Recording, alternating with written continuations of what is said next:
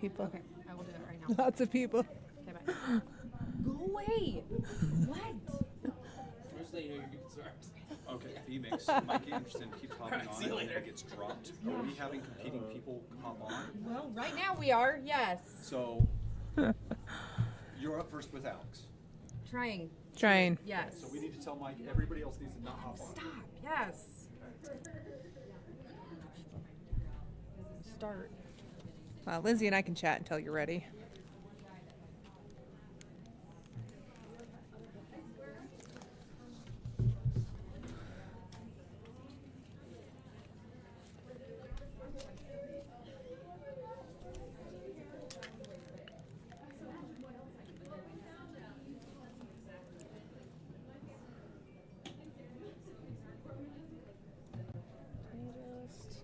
Mic check 1 2 3 4 5 6 7 8. Mic check 1 2.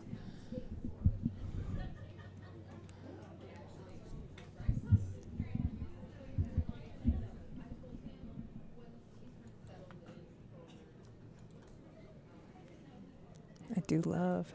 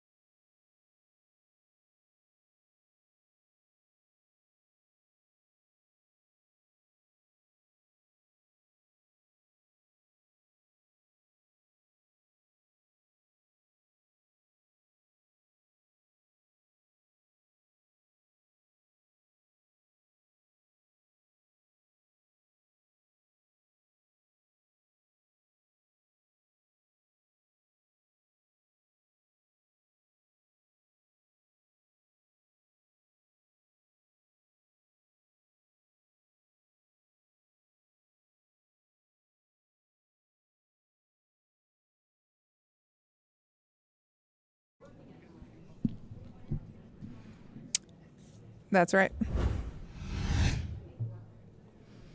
Hey everyone, good evening to you. Welcome to the KSL Stream Center on this historic election night. I'm your host tonight, Shara Park. So glad to be with you. We have a lot happening. We are launching this KSL Stream Center tonight on one of probably the busiest nights in our newsroom. And we're doing that because there are a lot of issues that are important to you at home that are being voted on right here in Utah and across the country. And so we want to be your source for those things, those election results, to talk about those races and to bring you information as the night develops and unfolds. We have KSL reporters that are positioned throughout the state. They're going to bring us live election coverage of polling locations, again, those local races, and we will check in with them often. I'm going to be joined throughout the evening by Boyd Matheson, our host of Inside Sources. He has his pulse on politics here in Utah. Will be able to give us some analysis on the national race and what's happening here locally with our individual races as well. Lindsay Aerts is going to join me in just a few minutes as well. If you know KSL, you know Lindsay. She is all things politics. She has covered many of these races and will be able to tell us a little bit about the election cycle, safety, the process of getting your ballot into the mail or voting in person and having that ballot counted. So we'll be talking with her in just a little bit as well.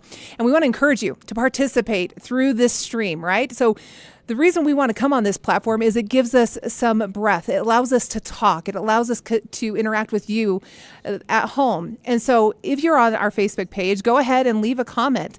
You could always use the hashtag #AskShara, and I'd love to be able to answer those questions for you throughout the night. But we want to just remind you, let's be civil. We all have a voice, right? We all want to use that voice. So whether you agree or disagree with someone, we want to hear your opinions, but let's go ahead and keep it civil. And remember that these are our friends and neighbors here in Utah as we have these discussions.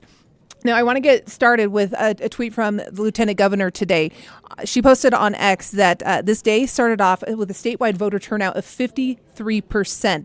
Total ballots processed as of this morning, 952,157. By mail, 915,107. And in person, 37,050. We have seen major turnout throughout the day here. And I'm actually going to go to one of our reporters, Alex Cabrero. He is standing by live in Utah County to give us an idea, hi Alex, of where he's at, what he's been seeing throughout the day. Take it away, Alex.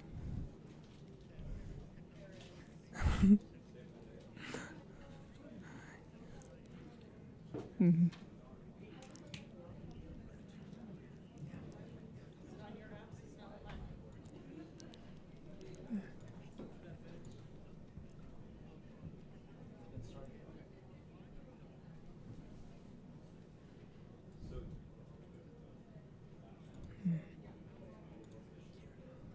Hmm.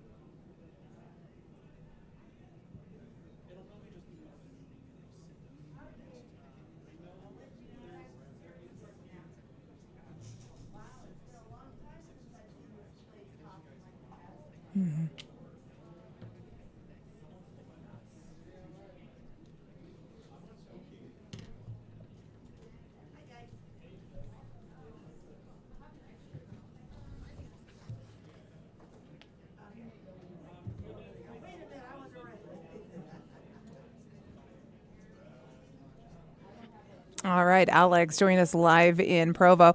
Alex, thank you. Appreciate it. It's great to see people out, to see people voting and being civil about it. So that's great. Thank you very much. We'll check in with you a little bit later throughout our broadcast here in the KSL Stream Center.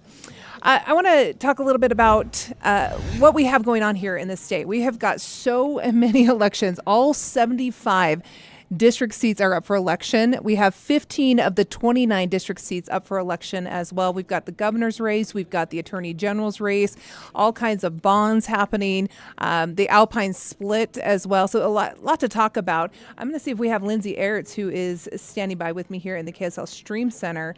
As we, again, this is the first time we've ever done this, so there might be a few little hiccups along the way as we are figuring things out. But we have guests that will be joining us throughout the evening. We've got Lindsay. Lindsay, can you hear me okay over there? Okay, we're going to bring Lindsay into this conversation as well. All right, Lindsay, let's talk about these big races. Hi, first of all. Good to be with you. I don't think my mic is on, so. Okay, we're going to work out real fast. There you are. There okay. you are. I've got you. I've got you. Do. Okay, I just can't hear myself. That's okay. We'll be okay. We're going to figure this night out. We're going to be fine.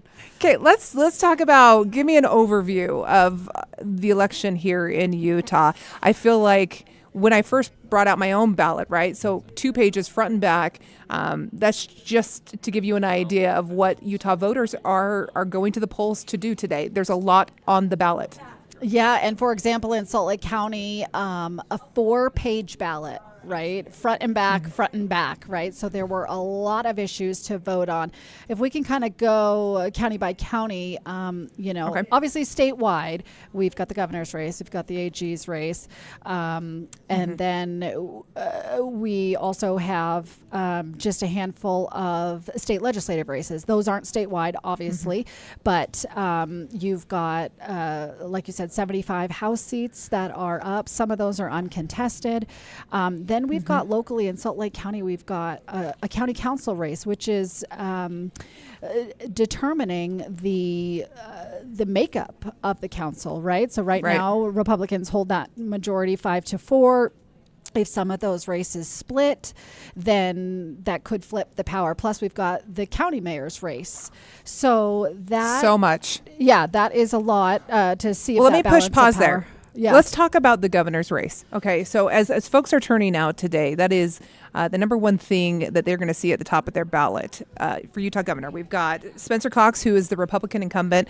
We've got Brian King, who is the Democrat. And then we've got the write-in candidate of Phil Lyman. Very controversial race, if you will. Is that the right word, Lindsay?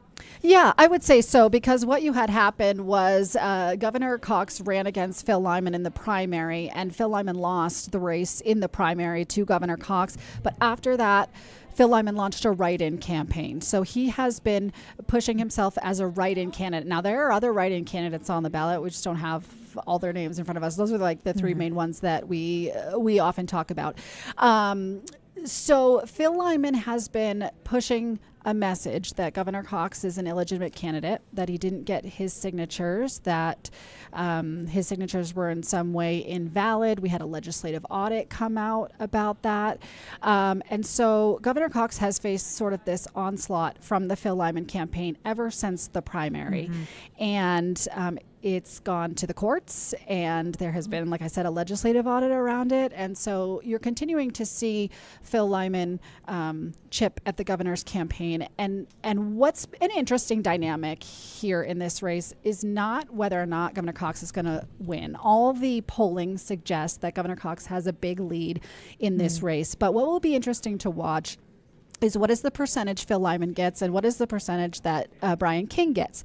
Because basically, the King campaign is hoping that the Republicans cannibalize themselves, right? If Phil Lyman is pulling voters from Republicans from Governor Cox, then it dilutes that Republican vote and it allows Brian King to potentially amplify himself. Right now, in the latest polling we saw, I say all that just to say in the latest polling we have, it doesn't show that Brian King has a large enough margin to really succeed here. Okay. However, that polling does suggest that Phil Lyman is pulling some of those Republican votes. We're just going to watch at how many, because in a typical race, a traditional race where there wasn't this kind of write-in candidate, we would see Governor Cox probably run away with this. So for him to get, his latest polling numbers were about 43%, with Lyman at about 15%. For Governor Cox to not soar above 50, even close to 60% is surprising, right? So it does show that the Phil Lyman camp and that faction of the Republican Party is chipping away and pulling votes from there. Now, again, I don't think it'll make a difference, but it is just an interesting dynamic to watch. It's been very interesting, and you drive around, you see the signs for Phil Lyman with write-in on the top of it. So I think there is a group there that is really going to make a push today, and so we'll have to see what comes out with our numbers. Those numbers, let's talk about that briefly and explain to folks when we're going to see results, because I have here an election night notice from the lieutenant governor that went out to everybody. And essentially it says here, Lieutenant Governor Deidre Henderson warns that long lines at polling locations could delay election reporting of results on election night, and that she has advised county clerks, correct, to hold those numbers until what, Lindsay? Yeah, so polls close at 8 p.m. and what she's saying is according to Utah law, anyone who's in line at 8 p.m. is legally allowed to cast their vote. And so the Lieutenant Governor's office, and I spoke with her about this yesterday, has a pulse on the entire state. They've got liaisons for every county who report back to the state. And so they are, anyone that is in line at 8 p.m., they are legally allowed to cast their vote. Likewise, if they're in line for a ballot box, they're legally allowed to cast their vote. And so what she's saying is until every person in those lines have had a chance to cast their vote, we cannot push, here are the results. We can't push play, right? So we're looking at what, like 9, 10 o'clock? Well, it depends. It depends how these lines. Now, we've seen some reports from our colleagues of lines already forming. The question will be, how long are they at 8 o'clock, right? Because if there's still an hour and a half wait for the last person to vote at 8 o'clock, then we're looking at 9:30. But hopefully county clerks are managing these in a way that the last voters are getting in the door by 8 o'clock. So maybe by 8:30, 9 o'clock at the latest, we'll have these results. But we just don't know until it becomes time. Sure, and we could just at least get that first dump of results, and then those will be updated throughout the rest of the night. All right, Lindsay, hang tight there. I want to check in with Ashley Moser. She is in Salt Lake County, looking at how things are going there in terms of counting ballots and the lines that they're seeing in Salt Lake County. So let's check in with Ashley.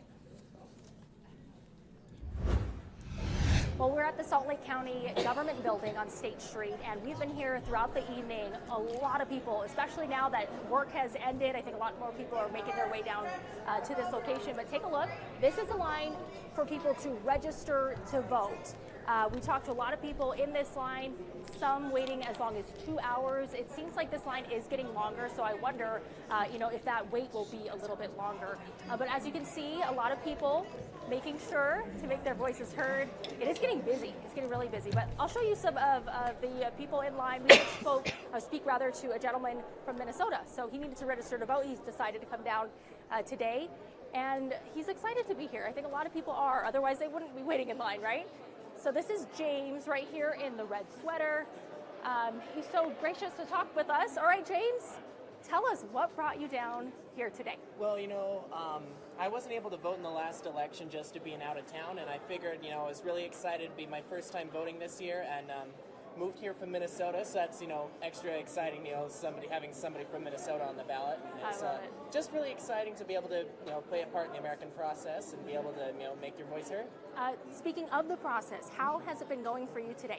Surprisingly well. You just come in the door. They told me, stand in this line. We'll give you a paper, fill it on out. I've been here about an hour, which, some people, they don't like waiting, but, it's kind of like exciting. It's like waiting for a ride at Lagoon. I love that. This is like a ride, right? Absolutely. How has the feeling been, with other voters here? Sometimes lines, people do get frustrated, but how have you felt in this line? I think so far people have been pretty calm. A lot of people have just been kind of chatting and just having a lot of fun, and so everybody seems to be pretty excited to make their voice heard, and I'd say I'm the same way. James, we're excited for you, and wonderful that you're keeping a positive attitude as you stay almost, an hour now About that, in this line. All right, James, For sure. welcome to our state. Appreciate Absolutely. it. Thank you. All right, thank you so much. Okay, we'll see you in a bit.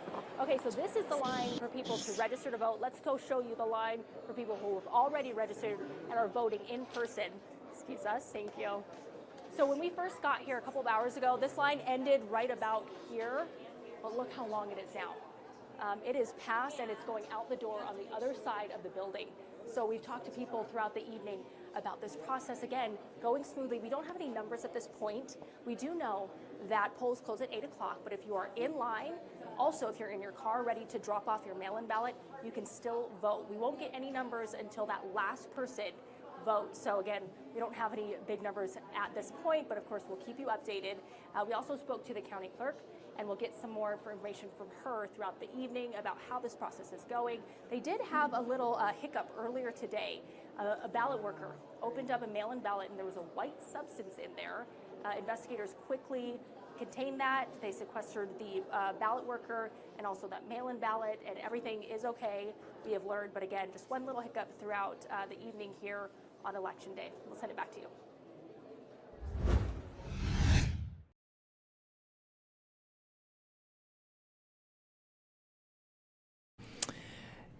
We've both been in that position, right, where we've been in those long lines watching folks cast their ballot, and it is exciting. It's exciting to see people to have that right, to be able to go and to perform that civic duty.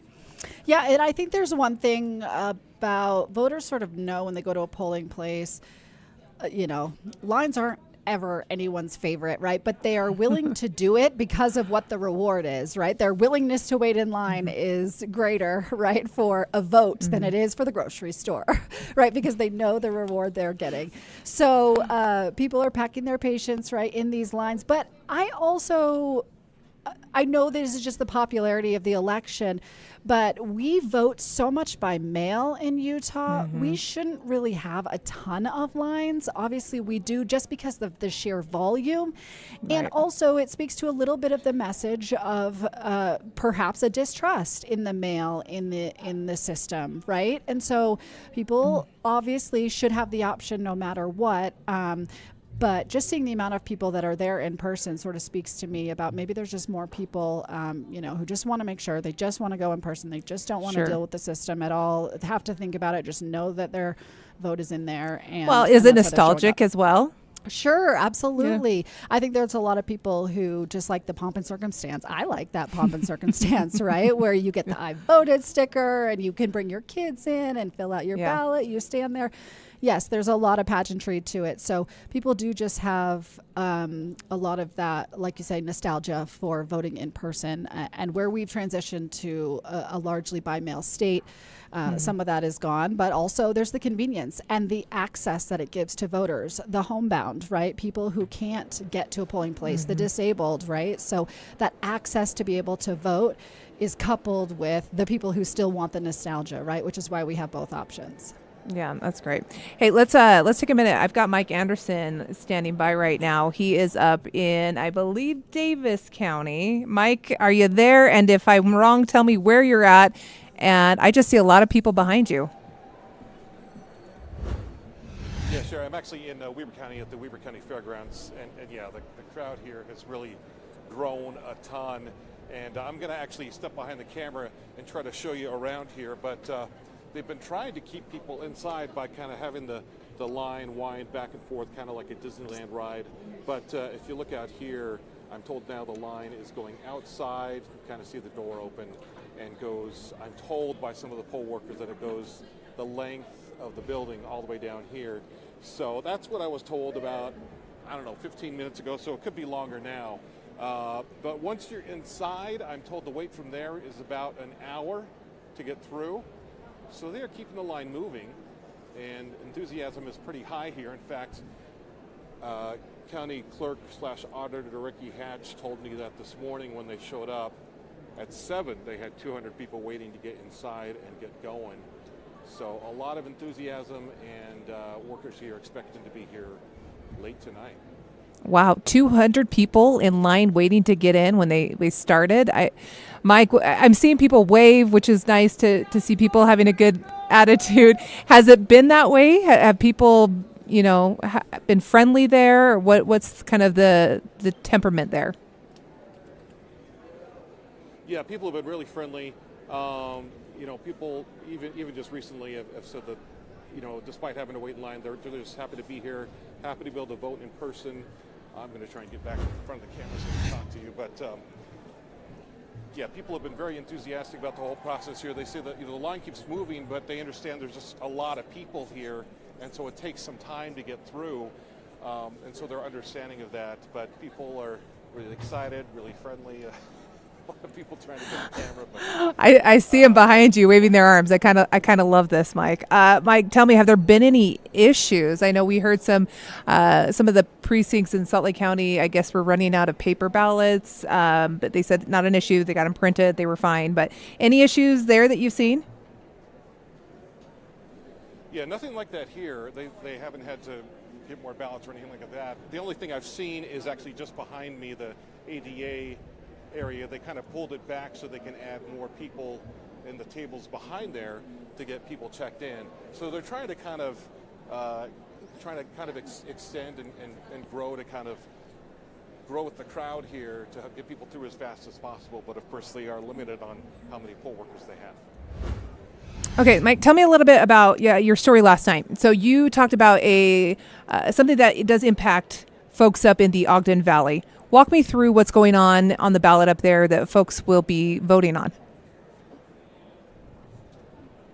Yeah, actually on the other side of the mountain in Ogden Valley, which is includes kind of that whole area around Pineview aside from Huntsville town. So pretty big area. I think it was 67 square miles is what it is, but that whole area is on the ballot to become a city of its own that would become Ogden Valley. And people that are really pushing for this want it because they feel like there's been a lot of growth in the area, a lot of construction, a lot of expansion at the ski resorts, which by the way wouldn't be a part of the city.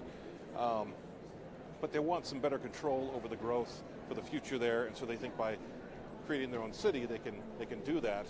The counter argument is by becoming a city, you tend to see more growth, and so the people that are against it are saying you'll have other issues like possibly more taxes. The other side argues that there's enough of a tax base, in fact a surplus, but there's some conflicting data there.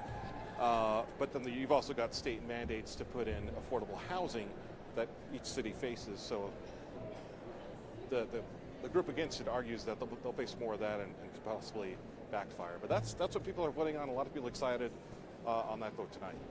Yeah, that'll be interesting to see what they decide to come up with. I think there's probably good arguments on both sides of that as well. Mike, I'm going to give you permission one more time to step behind your camera and give us a big, wide look at the fairgrounds there.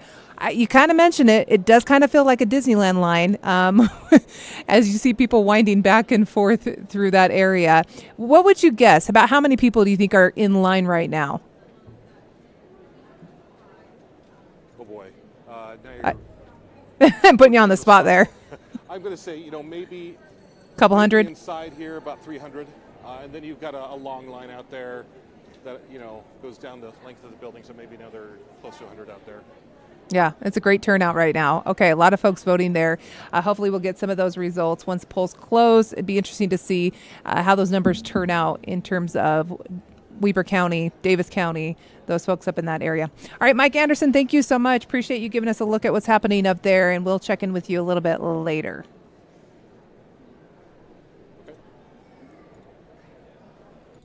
Okay. All right, welcome back in here to the KSL Stream Center. I'm actually going to bring Lindsay back in. She has been standing by with me, which I appreciate, Lindsay. Let me click over here on some of these video sources. Again, we're kind of doing this on the fly right now and learning this as we go. We've been practicing, but we are pretty much going full throttle on election night here with the KSL Stream Center. And so Lindsay has been gracious enough to help me kind of get through some of these beginning stages as we get folks into place. Lindsay, where will you be a little bit later today? Are you allowed to tell me about it, or where will you be covering our races? Yeah, I'm going to make sure I get you information on the governor's race. Okay. That is the one we're kind of watching, as again I mentioned earlier at the top of the show, and in case anyone is just joining us, the polling is showing that Governor Cox has a clear lead among his Democratic challenger Brian King, and then also a challenge from within his party, a write-in candidate named Phil Lyman.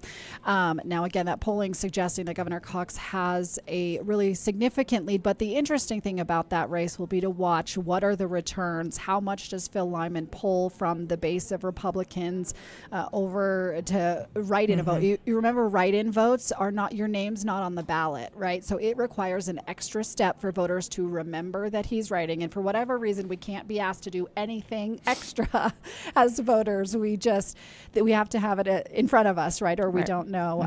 And so Phil Lyman's write-in campaign has been a little bit of a thorn for Governor Cox's campaign as I've covered this.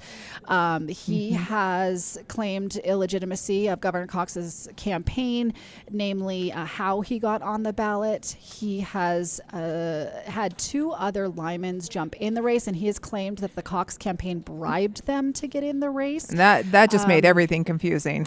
Yeah, it was really confusing. So at one point we had three Lymans in the race, but then it gets even more confusing when Phil Lyman decided to sue the two other Lymans in the race. And after that lawsuit, as part of a stipulation in that suit, they agreed to drop out of the race. And so at one point you had three Lymans, Carol Rich writing their own write-in campaign, and then Phil Lyman. Again, the Lyman campaign alleges that the Cox campaign again, they allege a bribe that has not come to be proven yet, right? But this is tied up in the courts right now. And so well, do you think that's going to deter people in terms of how they're voting in that particular race, just because of how confusing it got? And we've got the lawsuits. We had, what was it? It was the Utah Supreme Court dismissed his election case after he requested a preliminary injunction on that. Yeah, there just seemed like there was a lot happening in order to get us to where we are today. Yeah, but the faction that Phil Lyman speaks to sides with him, right? And so the people who are supporting Phil Lyman, they are questioning Governor Cox's legitimacy as a candidate. The legitimacy, now, Now, we have done reporting that two audits have come out on Governor Cox's signatures to get on the ballot. And the first audit from the state auditor found that it was statistically likely that he got his signatures. Now, the second audit was a legislative audit.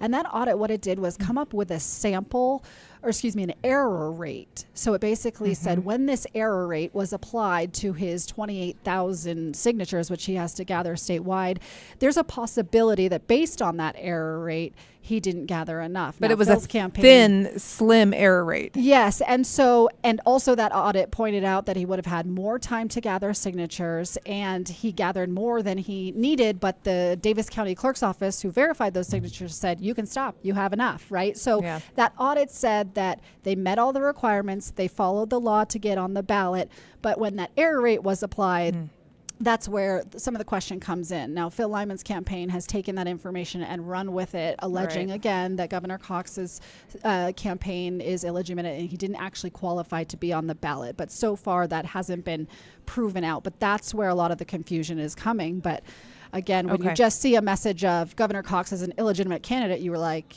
is he? You don't totally know all those details. Sure. So. Well, there's been a lot of back and forth on that one. I know even just Governor Cox's wife posting today on, I believe it was her Instagram account, just some photos of the family saying that this has been a really, really difficult year as a family because of some of the attacks and the things like that. So you'll be covering that race. One thing I want to take a turn here, Lindsay, and I want to talk about ballot safety. We talk about the signature process, and over the last couple of weeks, we actually saw some different safety issues in other states, not necessarily here in Utah, where ballots were set on fire in one of the ballot boxes. And so you just recently did a story about ballot safety. Set that up for us, and I'm going to play that story because I think it's important for Utahns to realize or to know that their ballot is safe. Yeah, well, first and foremost, I did this story on Halloween. That's the first thing you need to know, because the character in this story is the Weber County Clerk, Ricky Hatch, and he's dressed as the Count from Sesame Street. So don't be surprised when you see him. But that aside, the information that is presenting to you, we really wanted to take you from table to tabulation on how your ballot, show you the process of how it gets tabulated. And there are security features from the GPS tracking they put to get the ballots from the ballot boxes into the ballot center. And then along the way, each step of the ballot processing, there are security features at each step. And then results, basically what is happening right now as we speak is results are sitting on a computer that's not connected to the internet. They are waiting basically just to push go on the results. So they have been tabulating those as they've been getting ballots in, and then when the results are aggregated, then they get pushed out to us as the results once all the polling places close in that. So we wanted to just show you the process of what it looks like to take your ballot from your table to being tabulated. Okay, and I love that. And you already set him up. He is the Count in this story. Yes. So, and it was on Halloween, which is not that long ago, but I think it's a relevant story. Let's go ahead and play that now. I want to count your vote. Dressed as the Count from Sesame Street, the Weber County Clerk says voters need not fear that their ballots won't be counted this election day. And we pay attention to every detail at every step. And there's a series of steps with security features along the way. First, ballots are tracked via GPS from the ballot box to the clerk's office. The next thing we do is we come here, and this is where we remove the privacy tab from the envelope that exposes the voter's signature. Then this machine will verify it and sort ballots into batches. If it can't read your signature, it kicks it out for teams of poll workers to review. These machines are just very expensive scissors. Then the ballot is separated from the envelope and prepared for scanning. This scanner takes a digital image of the front and back of the ballot. Then it stores that in basically a line in a spreadsheet or a line in a file that says, here's this ballot, here's the precinct, and then here's how they voted for each of the races. Each night, those votes are fed into this locked-up computer using an encrypted flash drive. This machine is not connected to anything, any county network, any internet, any Bluetooth or Wi-Fi. It's also audited. And finally, after polls close on election night, results get tabulated. You click print and it comes up, and that's it. It's a complicated process, but one county clerks say has checks in place. Even though I'm Count Von Count from Sesame Street, every election official is your neighbor. We care just as much about your vote counting as you do. Count. I love that he could dress as the Count for that one. That was fabulous. Okay, we are going to head out to Garna Mejia, who is taking a look at some of the election lines as well, the polling locations. So Garna, as I toss it out to you, I believe you can hear me. Tell me where you are, set me up, walk me through what's happening out there. Shara, I'm out here in West Valley City, so we're at City Hall, and I'm going to just show you guys what to expect if you're getting ready to come out here. I'm telling you, it's exciting, but you have to pack a lot of patience. So, okay, this is the lobby, and so I would say that, Shara, this is easily your halfway point. Once you start stepping onto that carpet there, you're going to, have another 30 to 45 minutes wait. If you're a first-time voter, they're seeing a lot of first-time voters here in West Valley City, so it's exciting, but there is a little bit of adjustment that's going to have to happen with that. If you come back here, this is the hall. This hall will kind of wrap around the building, and I guess I'll just kind of come out and show you guys. Look, I got to show you. People are dropping off water, granola bars, because you know what? This line is getting a little long. You guys, how long have you guys been waiting right now? This is my group that was... How long, sir? About 35. 35. Okay, so I got to ask, why did you want to come out today? To vote. It's important. Wanted to come out. That's good. You guys. Okay, let's try, folks. I'm sorry. I don't know that I asked him. Sir, do you mind if I ask you a question? Go for it. How long have you been waiting in line? I've been waiting about 45 minutes. 45 minutes. And so you got here. Did you get here when the line had started to go outside the building? It was longer over on that side where these doors here. Yeah. As then we walk along. Okay, so it's been a minute for you to be out here waiting. Okay, now you guys, why was it important for you to come out today? Because it's the right thing to do. To vote is the right thing to do. It's what makes us Americans, right, you guys? I'm a veteran. Veteran. That means a lot to me. Well, thank you for your service, sir. Where did you serve? Navy. Yes, in Japan. Japan. Well, thank you very much. I appreciate it. My brothers are Marines. I don't know if that means anything. I didn't serve, but you guys, here's the line. It's wrapping around. I've seen families, I've seen children, and it's all just kind of been really exciting. First time voters, you guys? First time voters? Yes. Okay. Do you mind if I ask you why are you excited about this being your first time? Yeah. It's also his first time. We're siblings. Well, so. you guys, congratulations. I think that's something you. that I should say congratulations. Are you mom? No? Your mom. Are you proud? I'm not. Oh, yes. You're probably excited. You're like, let me show you what this process is like. You're going to wait in line. Well, you guys, congratulations. Have a great night voting tonight. Oh, we've got the family here, you guys. How cute. I love it. Okay, I'm going to show you. Hey, Garna, I'm really First quick time question. voting, 59 years old. Quick question for you.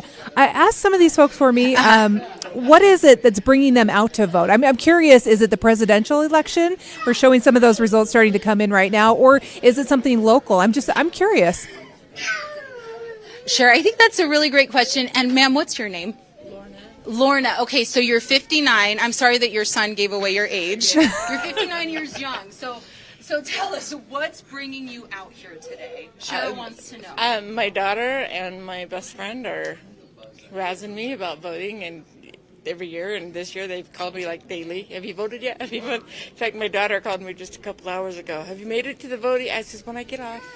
And Lorna, this is, in 59 years, this is the first time you're like, you know what, I'm going to do it. I didn't even get registered until he helped me figure it out last night, and so. You're a good son. I love it. Okay, so Cher wants to know, is it the presidential election that's bringing you out here? Yes. Is it local elections? What's kind of top of mind for you? The presidential election. And Cher, do you want to know who she's voting for? That's up to her. I'm not going to put her on the spot. Do you want to share? Do you feel comfortable sharing? You know? I'm fine with sharing as long as nobody gets upset at me. We're all good friends here, so we'll make sure of that, I hope. I'm voting for Trump. You're voting for Trump. So it was a good, important reason for you to come out. And I'm hearing some yays out there. So you're not alone tonight. Well, thank you for letting me just kind of, put you on the spot. Have a great night, you guys.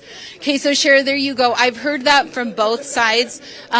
People that have said, I haven't thought about voting before. It's something that I want to do. And it's both parties, really, that are drawing people out here, which is always really exciting, right? This is what makes us Americans. You guys, how long have you been in line? 25, 30 minutes. 25, 30 minutes. Okay, so it's been a minute. So, okay, you can see way back there. Wow. Worth the wait. You brought your blankets. Okay, so that, this is City Hall, West Valley City Hall. You usually can come up the stairs at 3 p.m. today. You could come up the stairs right now. You can't do that.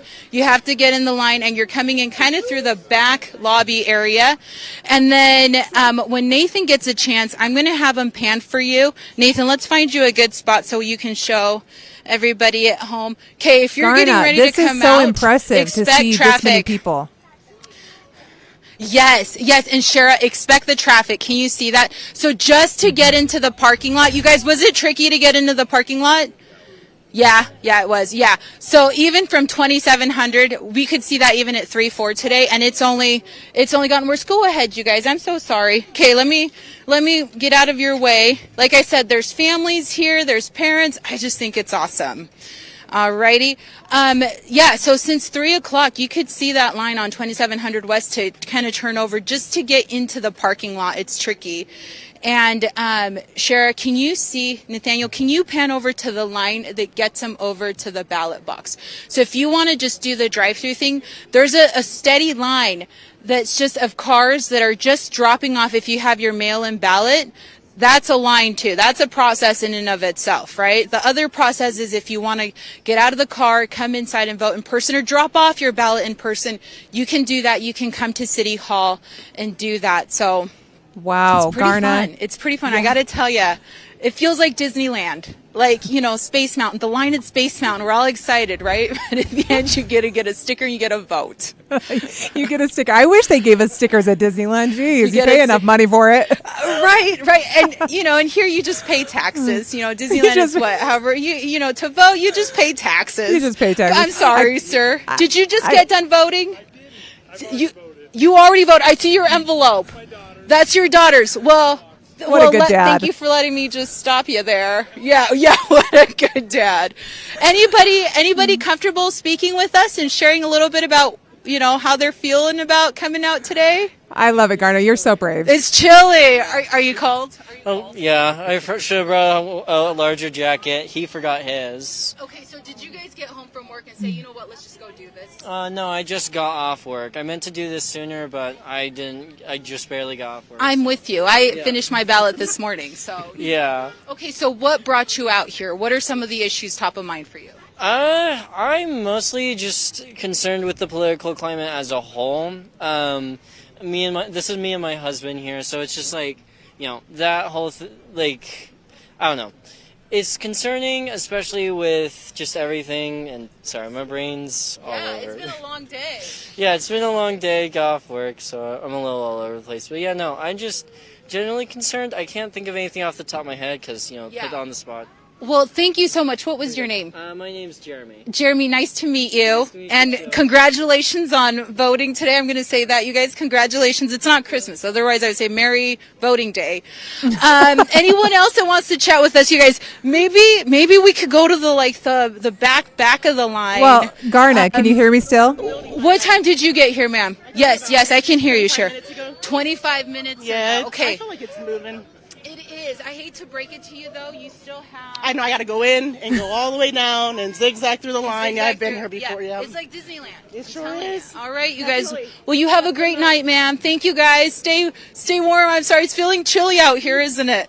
Shara, you were asking me something. I'm listening now. Sorry. No, you're good. I just wanted to tell you, you know, I'm from West Valley. These are my people. When we show up in numbers. And so I am so proud as somebody who is from West Valley to see this turnout right now. It's incredible. It's so fun. And I got to tell you, you also have great poll workers out here, Shara. So there's 9 ladies inside. Maybe there's a gentleman, but I saw 9 ladies inside. They got here at, did they say 3 or 6 this morning? 6 this morning. They got here at 6 this morning. Wow. They probably had like a little protein shake on the way out. And they told me they hadn't had lunch or dinner until, 5 o'clock. And that's when City Hall workers went and got them some Jimmy John sandwiches. And so they were like, you know what, we haven't been able to get up. So they went and got them the sandwiches and brought them to them so that they don't lose time and they can just keep helping people. Again, the big thing, I think the story here in West Valley City is a lot of first-time voters. Mm-hmm. They're coming in, they're registering to vote, but you're kind of essentially getting into 2 lines. This is all one line up until you get to the, 30 to 40 minute wait, and then it kind of splits into 2 lines. If you're registered, it'll get faster, but if you're not, you probably have like another 30 to 35 minutes to wait. Wow. Garna, this is fun. I think it's exciting. It's fun. It is exciting. And I don't know if I don't know if it's West Valleyan, if that's what we call ourselves, West Valleyans. I really don't even know, but I am very, very proud to see everybody out there. Garna, thanks so much. I'm going to let you go here for a few minutes. You've been running around. I appreciate it. And we'll check in with you a little bit later as well. Now, Garna mentioned it. She mentioned poll workers. She was talking about the dedication of these poll workers. And it really, some have been there all day long. And what we have found here at KSL as we've been talking with these poll workers is each and every one of them has a reason, a story behind why they do what they do. And I want to show you one of those poll workers from Utah County. Take a look. Oh, this is baby picture. This is a while ago, huh? Energy is in the air for Nicole Cornaby Hi already? as she makes the rounds, And what ID did you bring with you today? keeping the crowds moving. Is that your right information? At the Utah County Health and Justice Center in Provo, where lines of voters wrap around the building, the last day of early in-person voting. Very busy. No lunch breaks are happening here. We're lucky if we make it to the bathroom. Nicole, who is a poll manager, has been at this for years, and there is a reason for it. I love it. I love it. So much so, it brings her to tears. This is what it's all about. This is the dream. This is being an American.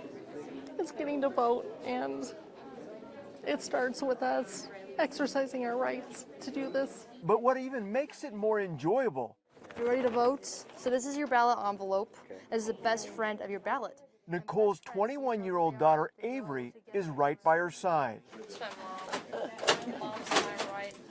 So did you put in your current address at the top? All right. She, too, is a poll worker. It's really honestly the people. The people are they're so kind. They're so thankful and so grateful. It's just kind of like the Energizer Bunny backpack on me. Just 2 of the 10 poll workers at this location today, I love my mom. It's really fun. and just 2 of the hundreds of poll workers across the state, Okay, I'm going to print out your ballot here in just a second. trying to keep the election process moving in the right direction. Ooh, it's toasty. There's plenty of pens. You're chilling. Have a good day. Welcome. I absolutely loved that story. I want to bring Lindsay Aerts back into this, our political specialist. Lindsay, when I hear stories of poll workers, they are poll makers. Yeah. When they are there and they're dedicating their time and have such a passion for this, it makes me impassioned, for what they're doing. I'm very thankful that they're out there doing this.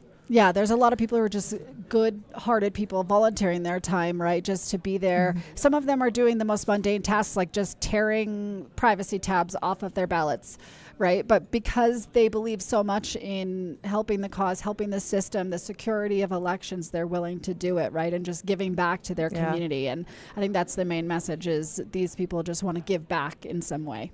Yeah. Hey, what's your reaction to seeing that line out in West Valley? First of all, the line, but then the cars in the parking lot, our numbers, this gives me some hope that we're going to have some good turnout numbers. Yeah, it definitely feels that way. It's so easy to see those lines on TV and be like, whoa, it's crazy out there. It feels crazy out there at all our different polling locations. We've seen lines in Weber County. We've seen lines in Salt Lake County. We've seen lines in Utah County, right? So there are lines out there, and I made the comment earlier that why do we have lines? Because we have a lot of voting by mail. Don't people just drop off their ballots? Obviously, there is an interest in in-person voting. There is an interest for some people perhaps who aren't registered, for some people who just like that pomp and circumstance, who find it more secure, right? So for whatever reason, there are a lot of people voting in person today. And I actually texted a couple county clerks to find out, are these numbers high?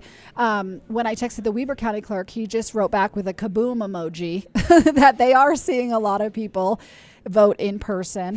And I love that was the emoji he picked. just a kaboom, and it was like fire, right? So he didn't give me any specific numbers, but clearly he's seeing a lot of people there. And then when I talked to the Salt Lake County clerk, I literally texted her as I was seeing that footage of Garna with her line wrapping all the way outside, asked her if she had concerns. And she said the lines go quickly. We'll get through all the voters, she said. She didn't say by 8 o'clock, but we'll get through all the voters, right, she said. And she did say that they have higher in-person turnout for this election than they did in 2020, but she did say they expected that, because you have to keep in mind 2020 was a COVID election, right? So a lot of us voted by mail because we couldn't be in person at that time. So it does appear that we're seeing a lot of in-person voting today for whatever reason, but we do have some lines out there. Hopefully they get through quickly, get dissipated by 8 o'clock so we can get results as soon as possible. I'm not sure if you were following along earlier. I think you and I chatted about this, but just in terms of safety with some of these locations. So when you do get a large turnout like this, you've got ballots coming in. We had an issue, one issue at the Salt Lake County offices. Walk everyone through what was happening with that. I want folks to know, though, that it's safe. Yeah. Everything's okay.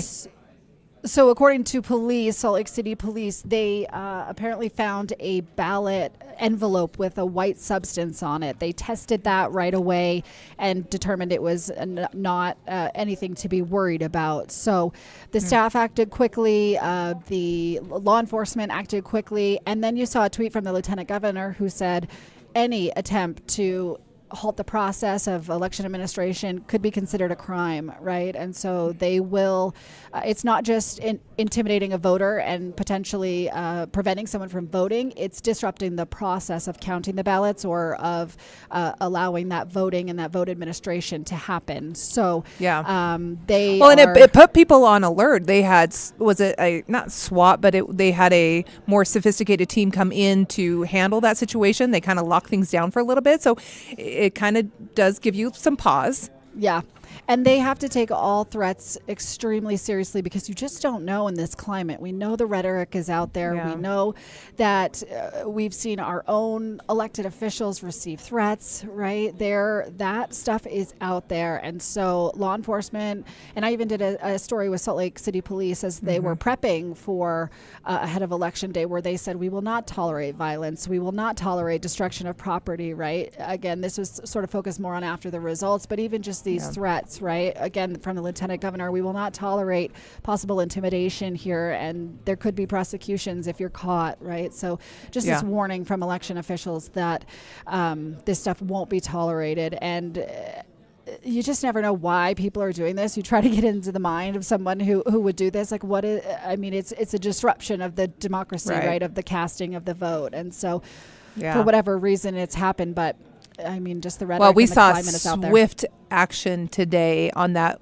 single envelope, and you mentioned here it was the statement from the Salt Lake City Police Department, but they put out earlier this week saying that they are preparing, they're coordinating with multiple agencies on all levels to help enhance public safety during this period, and they list here exactly what will not be tolerated: assault, blocking access to public buildings or election interference, blocking streets or vehicle traffic, intimidation, reckless burning, arson. I mean, the list goes on here. And so we know that is heightened. We know that cities throughout the state have all said that they are going to make sure that those election or those polling locations are a safe place to be. All right, Lindsay, thank you so much. Appreciate you stepping in here with us for a few moments.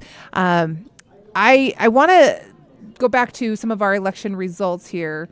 We're going to pull that up just to give folks an idea that this is going to be a constant stream that's going to be happening here in the KSL Stream Center. So as results are coming in across the country, both nationally and locally, these are going to update. We have polls that have closed in some areas of our country on the East Coast, and so you're seeing some of those numbers that are starting to come in already, but they will continue to tick in throughout the night. And so we will just keep this updated and give you as clear of a picture of what's happening as possible as those numbers start to come in. Now, we are facilitating another connection here that we want to jump in with one of our other reporters. So we're going to work on that here for just a few minutes. And once we do that, we're going to go to Debbie Worthen. I want to go back over to Lindsay real quick here. Lindsay, let's see, where are we at? Are you getting numbers on voter turnout yet? Well, not quite, Shara, but I did want to bring you some information from the lieutenant governor who just put this out on social media. She says that we're hearing reports of some long lines around the state, and right now they're anticipating an hour or more delay on election results. So that means about 9 o'clock. Right now is what they're estimating, but they are going to check in again with another update around 7 o'clock. So we just talked about those lines. We talked about the in-person numbers, whether there's more in-person this year versus in 2020. It's hard to know at this point, but clearly there are some long lines where, again, the state now announcing they're anticipating at least an hour delay on the results, and they'll update us again as we get closer. Okay. All right. That's good to know that. Hey, why? Whoa, let me stutter here for a second for you as I'm going through all my stuff. I want to talk about the Salt Lake County Mayor's race with you. Can you chat for a few minutes on that? You bet. Okay, we've got Jenny Wilson, who is the Democrat incumbent, first appointed mayor in 2019, elected full term in 2020. Are we calling that the COVID election? Is that what we're just calling it these days? Well, in 2020, it was November of 2020 and everything shut down in March, right? So we were just early in the process of COVID trying to figure out what it was, right? And we didn't know whether we could be in person at that point, right? We were all still kind of in the thick of it at that point. It feels like a blur. It feels like a blur.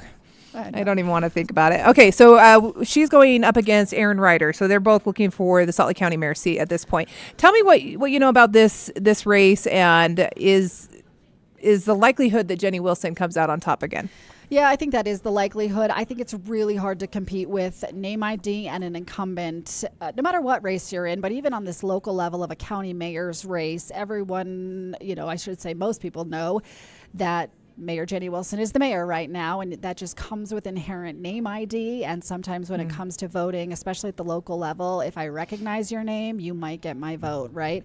And that's not to take away anything from the merits of either candidate, right? Because obviously they're both legitimate candidates. I think the makeup of Salt Lake County is so interesting. I think there are more Republicans in Salt Lake County than we sometimes think about, because oftentimes we just think about Salt Lake County as being this liberal and this Democratic county, right? Compared to the rest of the state that leans heavily Republican, and especially in some other counties in particular.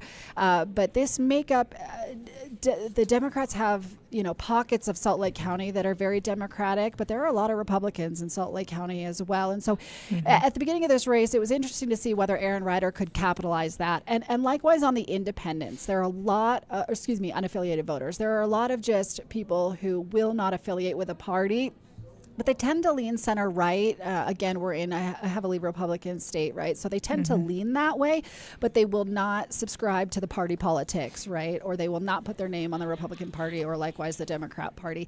So that's the voting block that you're really trying to get a hold of to kind of pull them to one side or the other. I think Aaron Ryder just didn't have, and again, we don't have results yet, so I'm speaking hypothetically, we don't know. based on internal polling and stuff like that. But if Aaron Ryder can't pull this out, she hasn't had the name ID, she hasn't had the finances to really overcome the incumbency of Mayor Jenny Wilson. I wondered how much name recognition played into this. I think Jenny Wilson has appealed to a lot of people, both Democratic and Republican, and people tend to know some of the things that she's accomplished, right? I just off the top of my head, I know this is an easy one, low-hanging fruit here, but opening up our rec centers to 18 and younger, how many families looked at that and took advantage of that and said, wow, that's my mayor doing something for me.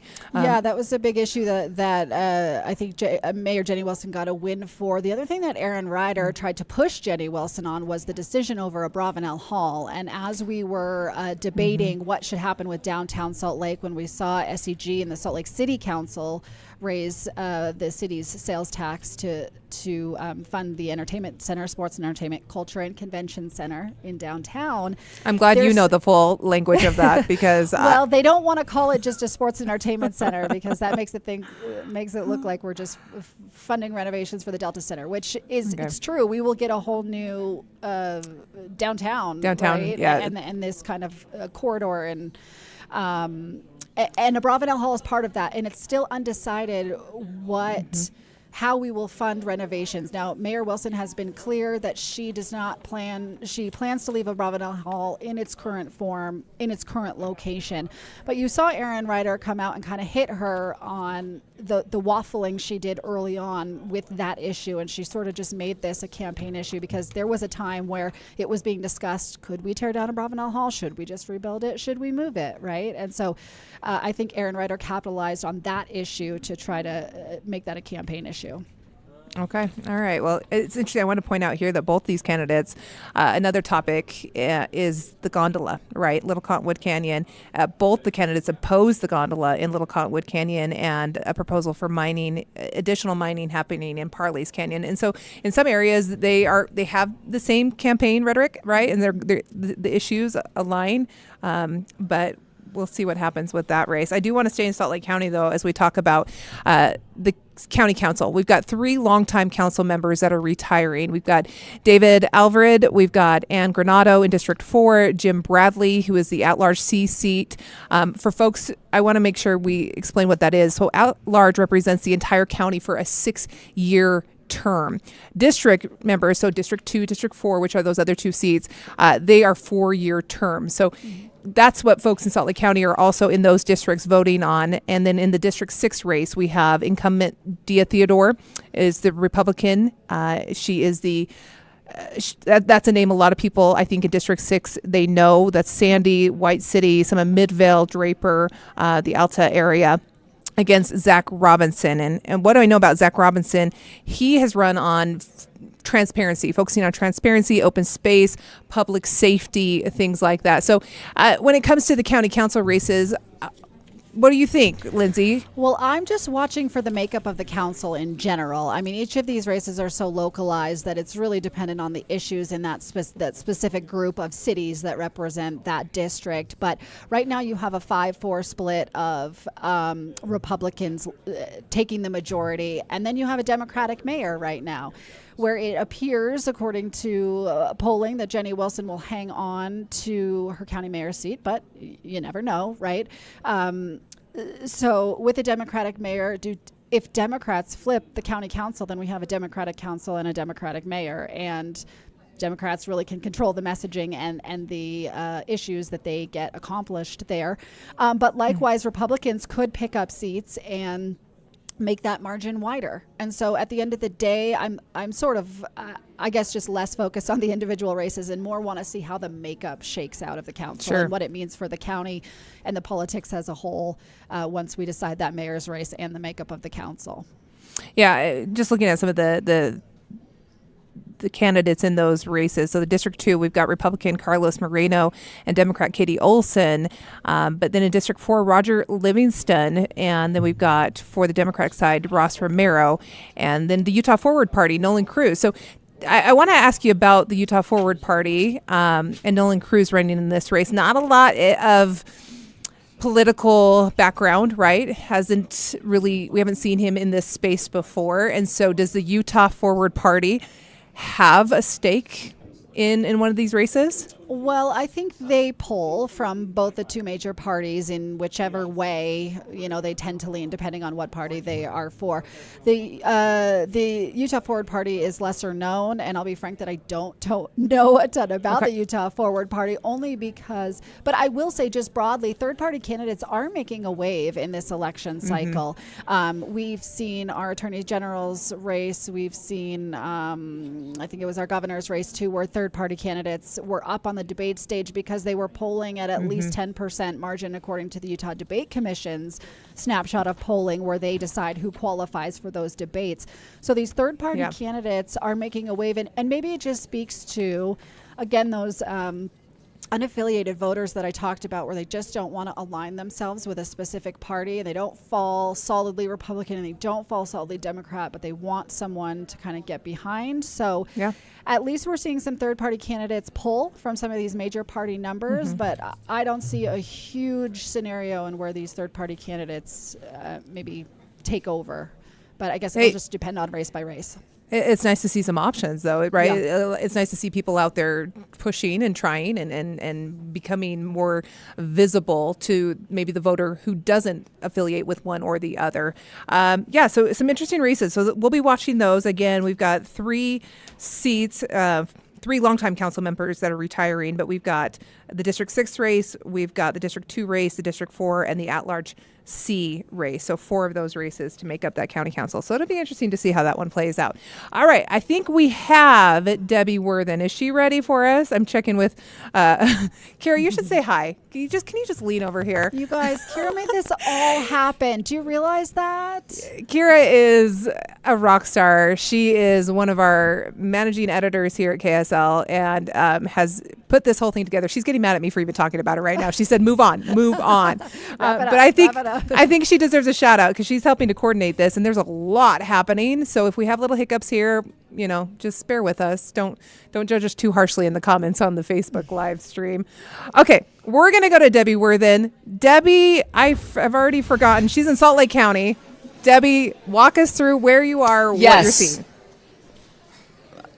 Right. We are in Herriman. So we are at Herriman City Hall, Shara, and this place is absolutely packed. So we had to come to the far end of this lobby because people really just keep showing up, and which is exactly what we expected as people got off of work and made their way to the polls. So this right now is the end of the line. But I want to show you what it does. It's almost like Disneyland at this point. We don't have a sign saying how long it'll be until you make it to the front, but this goes all the way down, and then it starts to wrap around. And people still continue to come in. Our main thing here has been to stay out of the way. So all the way through, and then people are kind of weaving through before they make it into the polling center. Now, of course, these are people who are voting in person. So they're either registered and just want to do the voting in person, or they're not registered yet, because you can register once you get here.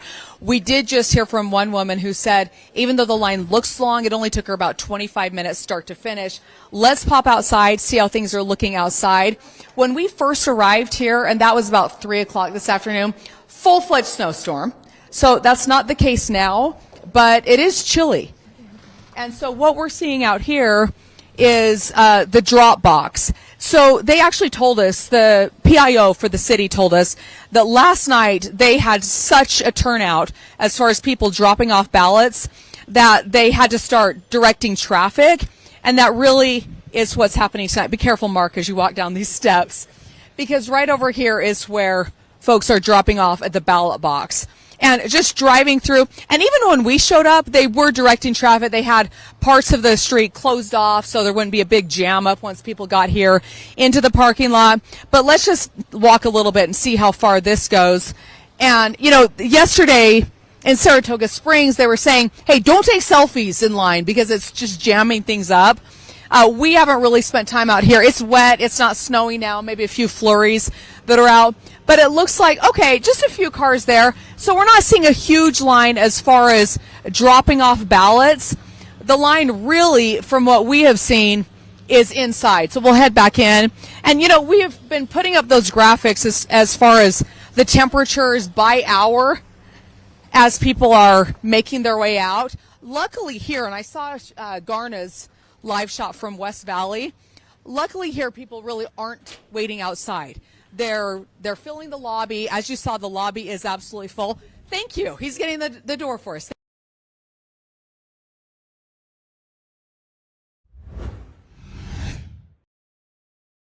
Just 1 second.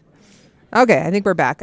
We lost Debbie, so we will jump back over here. All right, we're seeing some of the election results starting to come in. Obviously, you see South Carolina up there on your screen. They've got 60% for Donald Trump right now, 39%.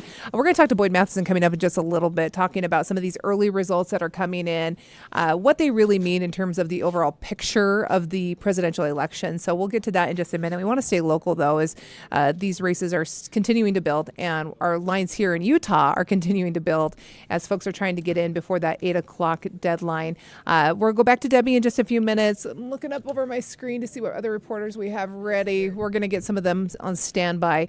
In the meantime, I want to talk about the ballot safety. I'm going to have you go back over to that story that okay, so Debbie mentioned it there. A lot of people dropping off their ballots, and earlier in the week, last week, we saw some issues with ballot drop boxes in other states.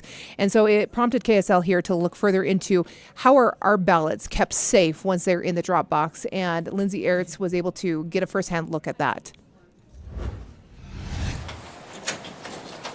Inside this Salt Lake County drop box, one might expect to find ballots. But each ballot box also comes equipped with our fire suppressants. Salt Lake County Clerk Laney Chapman says, unfortunately, this is something they've had to think through. We have contingency plans on top of contingency plans to make sure your vote is safe, secure, and we're able to accurately count it. Chapman says fire extinguishing isn't the only safety measure for drop boxes. They're also monitored by camera 24/7 and purposely placed in well-lit, populated areas. The slits where you drop your ballot are also very thin, a deliberate effort to prevent things from being put down them. On top of the fact that I have law enforcement patrolling and picking up from our drop boxes every single day, including Sundays, helps guarantee that we are safe, Chapman says in the rare event there were a Dropbox fire. So as soon as it detects smoke, it will extinguish it. It uses a fire suppressant material. And she believes that could save the majority of ballots. However, if ballots were destroyed, Utah also has thought through how to make sure your vote still counts. Our by-mail ballots have a unique 9-digit code and a barcode that's associated with it. And that code is unique to the voter and the election, allowing county clerks to tell whether someone has already voted. We are very, very much on top of making sure one voter, one vote.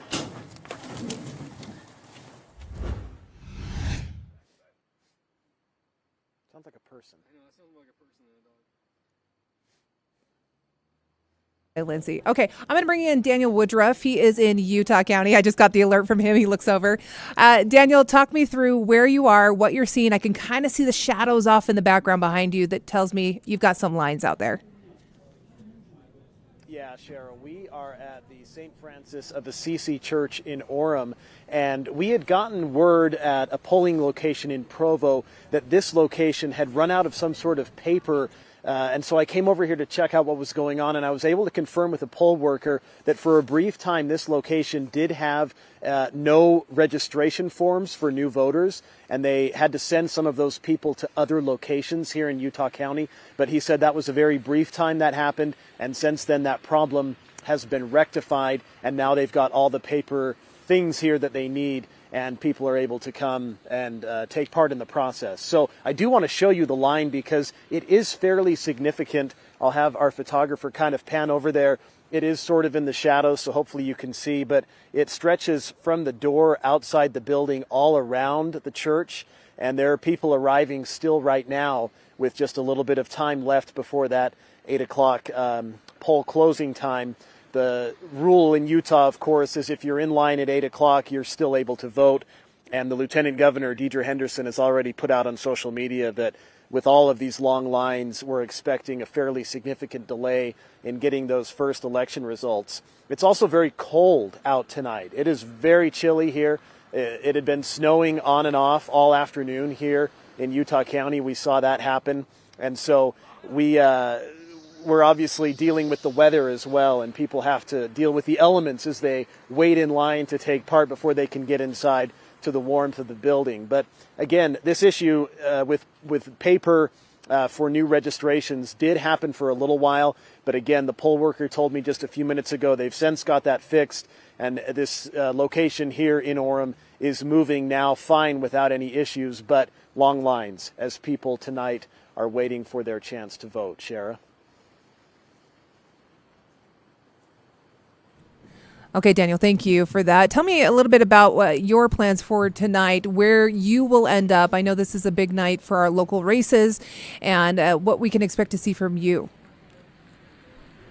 Yeah, especially here in Utah County, we've got two major candidates that are rallying with supporters later tonight in Provo. So the first race that I'll be following is the race for U.S. Senate to replace Mitt Romney. Republican John Curtis, current congressman right now, he is going to be with his supporters at the Provo Rec Center, and that starts at about 7:30 this evening.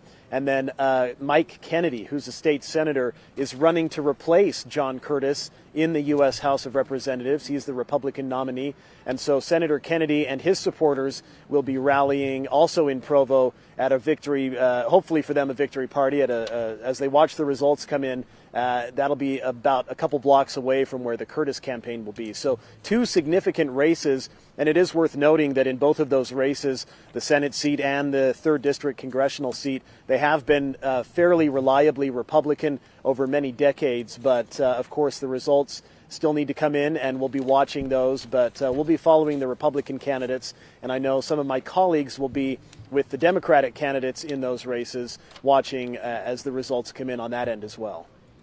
Yeah, that is a District 3, that U.S. Congressional District 3 race is a very interesting one, that representing eastern Utah, major cities like Orem, Provo, Price, Moab. It's unique in the sense, too, that you've got some really populated areas along the Wasatch Front, right? But then you've also got some of those more rural community areas as well. So as you've looked into that race, tell me a little bit about who has appealed, if you can, Dan, to which areas? Yeah, well, it's interesting that you bring up the rural-urban divide. Congressman Curtis has been in that seat for 7 years. He got in 2017.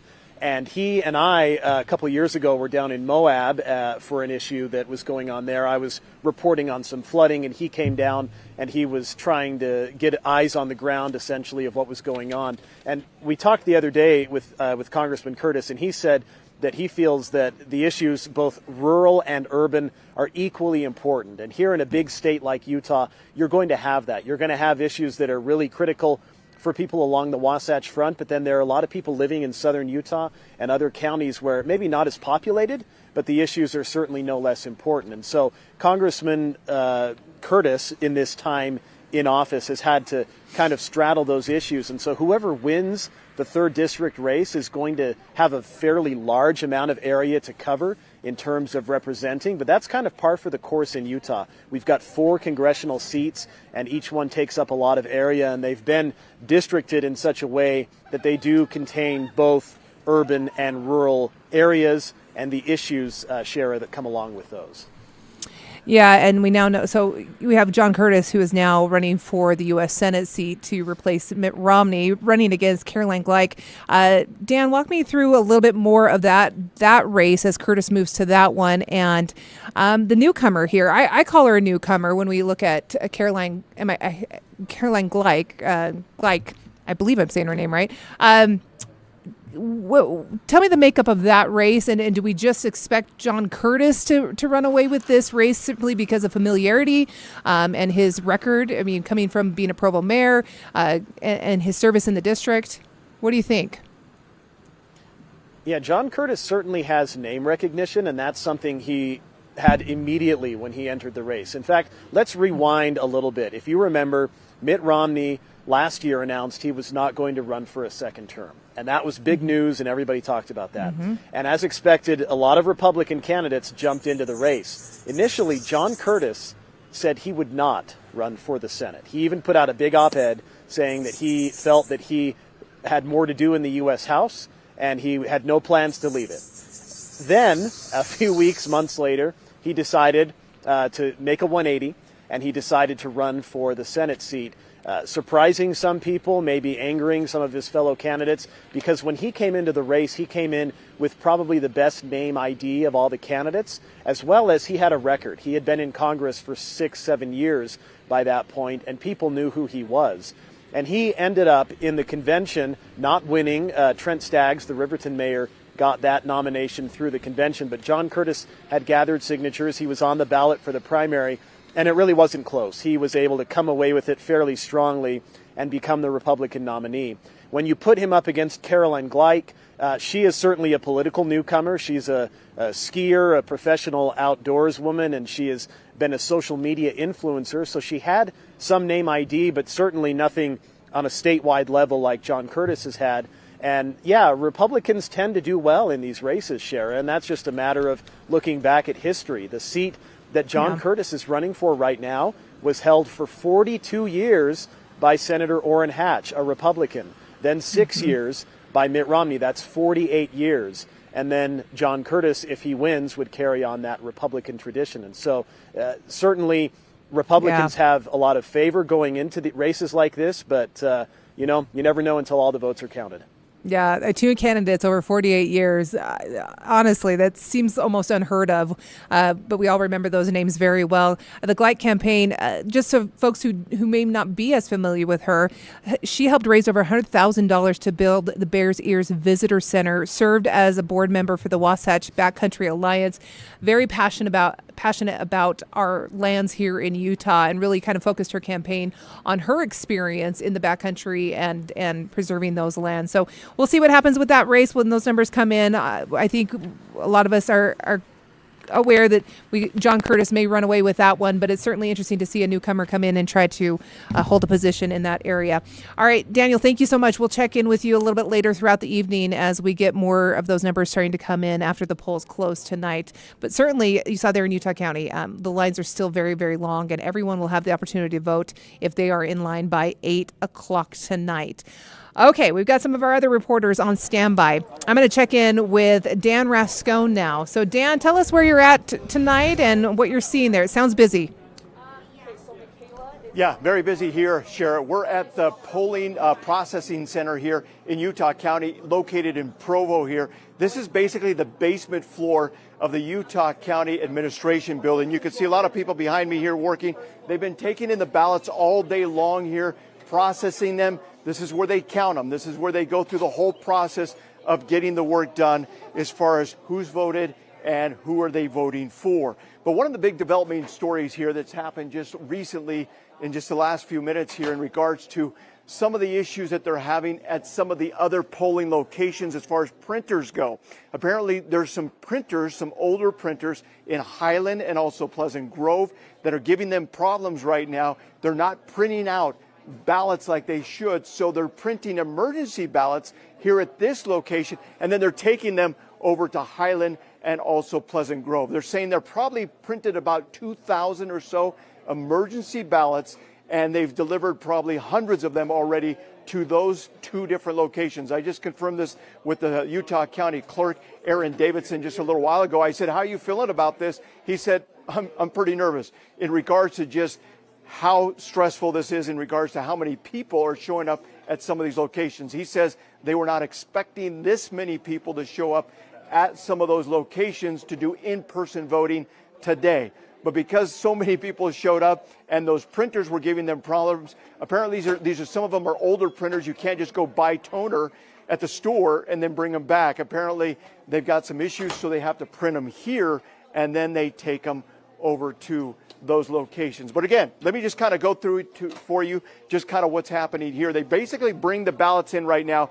Kind of a quiet period right now. We saw a lot of activity just a short time ago, but they're kind of a little bit more of a standstill. But they bring the ballots in, they kind of sort them, they go through them, they decide if they are correct, if they're filled out correctly and everything like that. And then eventually they'll take them and they'll put them in these processing machines right here. These are pretty slick. What happens here is all the ballots go through this machine right here, and that's where that machine right there tallies the votes. That decides who they voted for and everything, but they can't see who they voted for, at least the workers, until the basically Dieter Henderson makes that decision. Okay, now you can tally the votes. And as soon as that happens, there's a button right on there. They push that button and it tallies, okay, these are all the votes that went in for so-and-so or so-and-so. So basically that's how it works. All of these ballots right here have already been processed. These are thousands and thousands of ballots right here.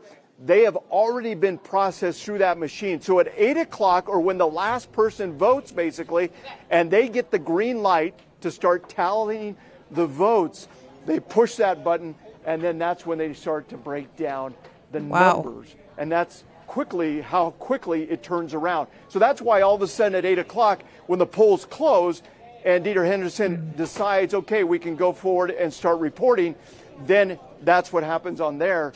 They're able to get those numbers pretty quickly. So a lot of things happening here, a lot of activity, but the big issue right now in Utah County is basically those votes coming in, or the printers that have been down, and that's causing some problems as far as getting those emergency ballots to those individuals. But according to the county or the Utah County clerk, he says, as far as I know, no one has not voted because of these printer issues. So we'll see what happens. We're keeping an eye on it. We'll be live throughout the night and kind of keep an update on that.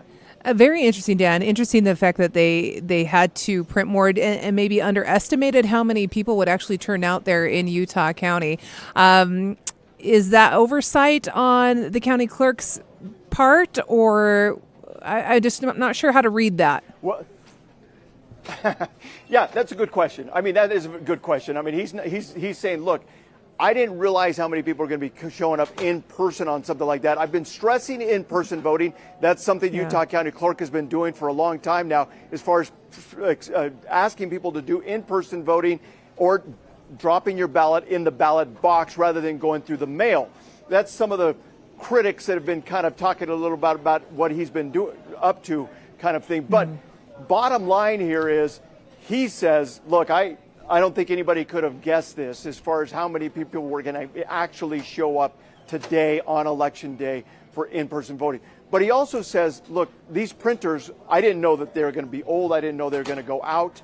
those kind of things. So it wasn't necessarily we weren't ready for the numbers. It was more along the lines of these printers were not printing like they should, and now we've got to make up for that. Yeah, and now we're in the recovery mode of getting all those back out and getting that done. Okay, Dan, thank you. That was interesting. Interesting to see how that all works. And man, if you're the person who gets to push the button at the end of the night, that's a little bit of a pressure button. That is pretty cool. Dan, thank you so much. We'll check in with you a little bit later. I don't know if I want to be the person who pushes that button. That's too much pressure for me. I've got enough buttons here doing what we're doing to try to maintain this. Okay, we're seeing some of the more of those numbers coming in for the presidential race. Again, with these numbers, they are populating as those numbers are being reported. And so these are up-to-date numbers. You're seeing Florida right now, but a lot of these areas will still have a lot of ballots to be counted and those numbers to be updated. So we'll just keep going on that. I want to bring Lindsay back into that conversation. Lindsay, you have a pulse on the Utah County situation and what that clerk has been dealing with down there. Give me your insight into that scenario, because I question whether or not we should have had more of those ballots printed to begin with. If Utah's county, those numbers were low to begin with in the mail-in ballot category. Yeah, well, there's a couple of things I want to point out. Oh, 1 second, hold on. Oh. Can't there you go. Okay. There you go. A couple of things I want to point out, just some context I think is important here. The Utah County Clerk made a decision back in January of this year not to pay for return postage on ballots. So that means that anyone who gets their by mail ballot, it doesn't automatically have a stamp in it. Now, the federal government is required, the USPS, a federal agency, is required to return those ballots, and they just charge the county for the cost of the stamp. Somebody is paying for the postage, whether it's the voter or the county. The county decided not to pay for return postage. At the time, Davidson cited saving taxpayer money, but also he is very clear that he prefers voting in person or putting it in a drop box as opposed to voting via the USPS. And to have some of these issues with the paper. He's had a paper issue where they didn't have enough paper to print these ballots on. And like he said, benefit of the doubt, right? He couldn't have known the printers were going to break down in some cases. But if he was pushing people to vote in person, there's questions. Well, being prepared for the in-person voting is important, right? They have, I think, 13 in-person vote centers for the second largest county in the state. They have 28 drop boxes, so that is large, whereas Davis County is a much smaller county and they have more in-person polling places. So perhaps if you were going to push people to vote in person, there should have been more in-person polling places for them to come to. Now, I'll also just add the caveat that this is a different election, right? This is the turnout for this election could be significant, and it's something we heard county clerks earlier saying they anticipated that there would be more in-person voting just based on this election compared to 2020. The other thing I wanted to point out was what you saw in Dan's story was some of the security features of these ballots. You saw poll workers kind of taking the ballots out and like flattening them. I want to be clear that once the ballot gets separated from the envelope, you can't tell whose ballot that is. The only identifying information on that ballot is a precinct number. And so it's important because you're seeing all those ballots and you're seeing poll workers handle them and you're kind of like, can they see how I voted? And no, they can't. Yeah, no. Once the ballot is separated from the envelope, that's where you can't tell who the voter is. Now, you could triangulate it if you had a really small precinct, right, and like 2 houses in that precinct, right? Which there are, which is why some of those records, that machine that Dan pointed out creates a record of those votes before we hit tabulate. A judge has deemed that those records can't be released either because some campaigns like the Phil Lyman campaign and others via a lawsuit were trying to get a hold of those records in order to basically see what those records are called, a cast vote record, right? And so they were trying to see some of those. They have been deemed election materials, right, that can't be released. And so all of that just to say that there are security features in place to make sure that those votes get stored that way, so we can't see them. So they can't be triangulated with those precinct numbers. Now, again, you can't tell that just by looking at a ballot, so those poll workers aren't able to identify how someone voted. But that is why those records can't be released, and also some of the security features you're seeing on those in our mail-in process. Well, I want to ask you, as we're talking about, ballot, I don't want to say anonymity, but we had an issue in Utah County where the county clerk tracking a ballot, Senator Mike McKell, and that raised some red flags. So maybe give our viewers an idea of what happened there and why this is a topic that needs to be discussed. Yeah, it's sort of this issue of we have a constitutional right in Utah. Our state constitution provides the right to a secret ballot, right? So no one can see how you voted. So the issue that happened in Utah County, the clerk was doing an interview with the Deseret News, and he revealed that he knew that Mike McKell didn't put a stamp on his ballot. And the reporter asked him, well, how did you know that? And he said, well, I track it, and I track him, and I have a list of politicians, right, who I track it. And so as I've done a little bit reporting after that initial report from the Deseret News, what he had to do was sort of separate and sort the ballots via a stamp. He is wanting to know who put a stamp on their ballot and who didn't, because of that decision earlier in the year not to pay for postage.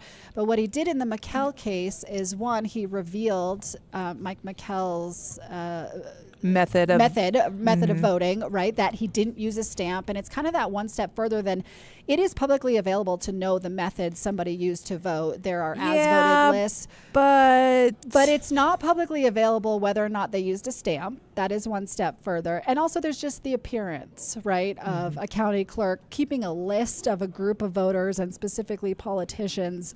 Right. That I think rubbed some people the wrong way. Well, it's one thing, Lindsay, if I'm just taking numbers, right? Like I have this many numbers, this number of people who used a stamp and this many who didn't. But when you start to single people out, that's where it gets questionable, I think. Yeah, and that's Davidson's defense as we did interviews with him was, again, this information is publicly available. The only thing I did was track whether there's a stamp. Well, in order to track that there's a stamp, you had to specifically have your human poll workers pull those out. There's no machines that track who used a stamp and who didn't. And then he took that one step further and criticized McKell for not using a stamp online. And McKell is feeling like it's political, right? Making it political, like he's singled out. Yeah. Okay. It was interesting. It was a kind of a curveball that was thrown just this last week that everybody went, you can do that? It kind of opened that up for discussion. And you saw the Utah County Commissioner come out saying that she believed the clerk needed to recuse himself for this election, basically saying that he was biased. He has made some other public statements where he's aligned himself with a certain campaign, and so she called for his recusal. So it really stirred things up a little bit and sowed a little bit of discontent in Utah County. Yeah, it's interesting. And it's interesting to see how the lines are forming down there right now. Makes me wonder if it has generated more interest in this election. There's obviously a lot already. We'll touch on the Alpine School District split in Utah County coming up in just a little bit, because I think that is one thing on the ballot down there that is really driving people in this thought of the biggest school district in the state. 98,000 students attend in this district, and how could this be split up into two sections or three? I mean, it really has an impact on so many people down in that area. So we'll get to that in just a few minutes here. So stand by, Lindsay. I'm going to go to Ashley Moser, who is giving us a look at the process happening right now in Salt Lake County when it comes to our ballots. We're in the Ballot Processing Center in the Salt Lake County Government Building, just north of where we were earlier today. I'm with Salt Lake County Clerk Lanny Chapman. A busy day for you. You guys have been anticipating this, obviously. How's it going so far this evening? So far, so great. We're seeing a lot of voter participation, which is exactly what we want to see, both through the by-mail ballots. We're having officers pick them up from the drop boxes continuously all day. They started at a little bit before 7 a.m. today, and they're going to keep going out until we close those drop boxes at 8 p.m. tonight. Yeah. Talk about the feeling here. I mean, just getting here, there is some type of buzz on Election Day, right? Absolutely. It's one of the best feelings, just to know that we all in Salt Lake County have that ability to have our voices heard and have representatives that represent us. Tell us about this room specific and what work is being done right now. Sure. So this is our ballot processing center. You see behind us all of the drop box bags. They've been sealed. There was a chain of custody for them. They were brought into us by the sheriff's officers. We are processing them. We're getting them ready to continue processing signature verification through scanning. And where are these ballots coming from? Because I see different cities. Absolutely. All 28 locations throughout Salt Lake County, from Salt Lake down to Herriman, over to Draper and Sandy, up to Elta and Brighton. I know we don't know the exact numbers right now, but are you seeing, compared to years past, are you seeing more mail-in ballots or more people coming in?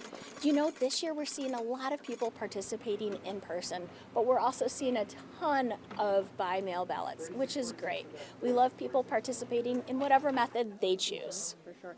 Tell us about being in line when polls close. What does that mean for people? Sure. So as long as you're in line by 8 p.m., you will have your ability to have your voice heard in this election. Same with drop boxes. If you're in line at the drop box in your car, you will still have that opportunity to put your ballot in that drop box. Wonderful. You guys had a little bit of an issue earlier with, a mail-in ballot having some white substance in it. Could you tell me about that? Yeah, exactly.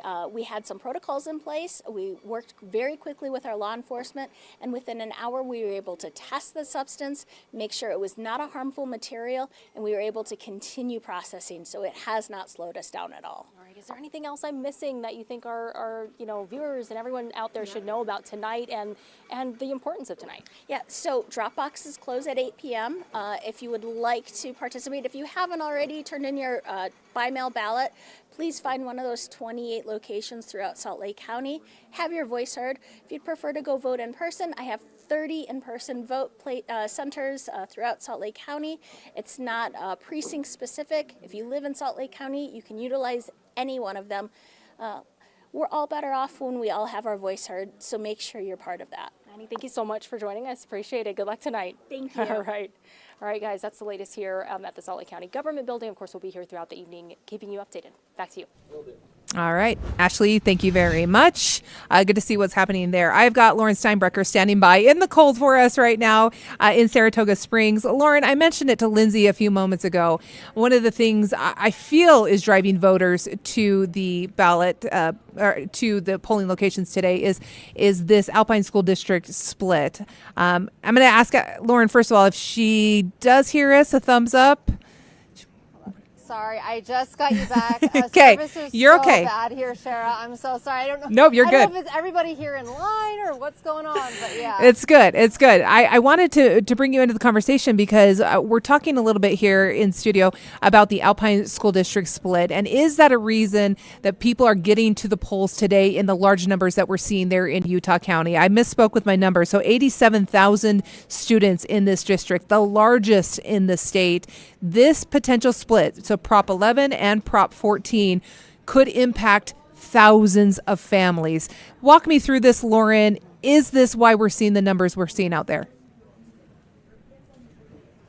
Absolutely. It definitely is one of the reasons, kind of in talking to some of the cities I've talked to today, talked to a Saratoga Springs council person who told me they've had a massive turnout this election.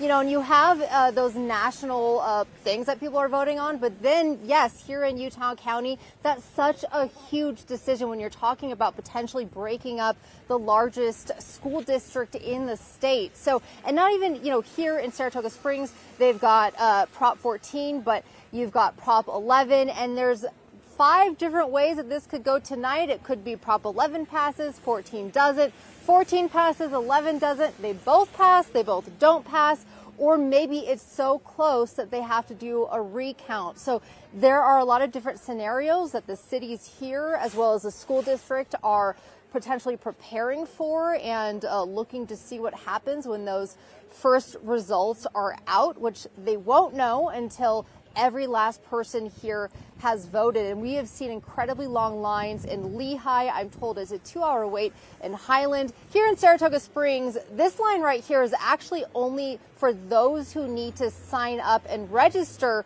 to vote. This isn't even for people who are all ready to vote. That line is even longer. That line is inside of the church here. It actually goes around the hallway, around the building, double backs around again. People waiting for over an hour. So again, those issues so important. But when you're talking about dividing a school district, where these kids might be going to school, what I'm told, of course, you're going to have a big turnout. Yeah, for sure. And it's nice to see people who maybe got to this point in the evening and said, well, I'm not registered, but I'm still willing to go and get registered to vote. And a reminder, you can do that. You're seeing that happen right there.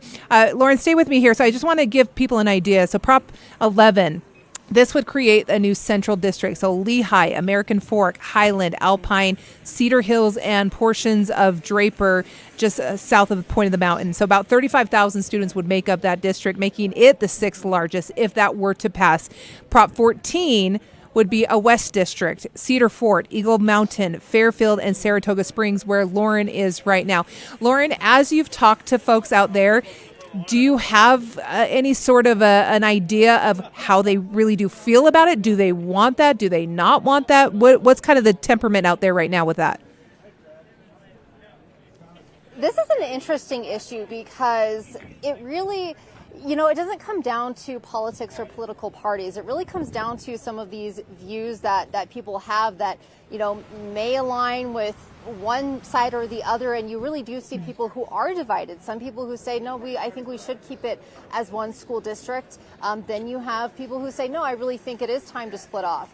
In talking with Saratoga Springs, their residents here have been talking about this for at least 2 years since the bond failed in 2022, and wanting to potentially head in that direction.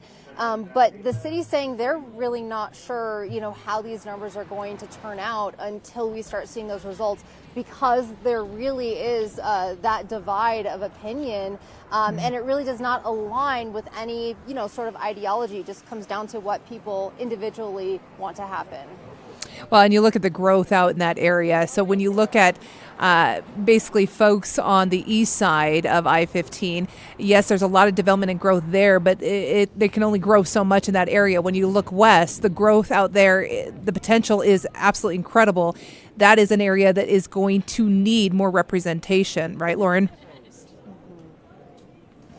Yeah, and I think that's why a lot of residents in Saratoga Springs started bringing that up, was you have cities that are so far apart and communities that are so far apart that when you're voting for a bond, potentially building a new school, but the school is, 45 minutes away, that's not in your community, do you want your tax dollars to go up for that? And I think that might be where some of this issue is. And, Saratoga Springs saying, don't get us wrong, we love Alpine School District. They're doing a great job, but we really want residents to decide, is it time to just split off and have, those tax dollars, all of that on this side, on this west side, or do we all stay together?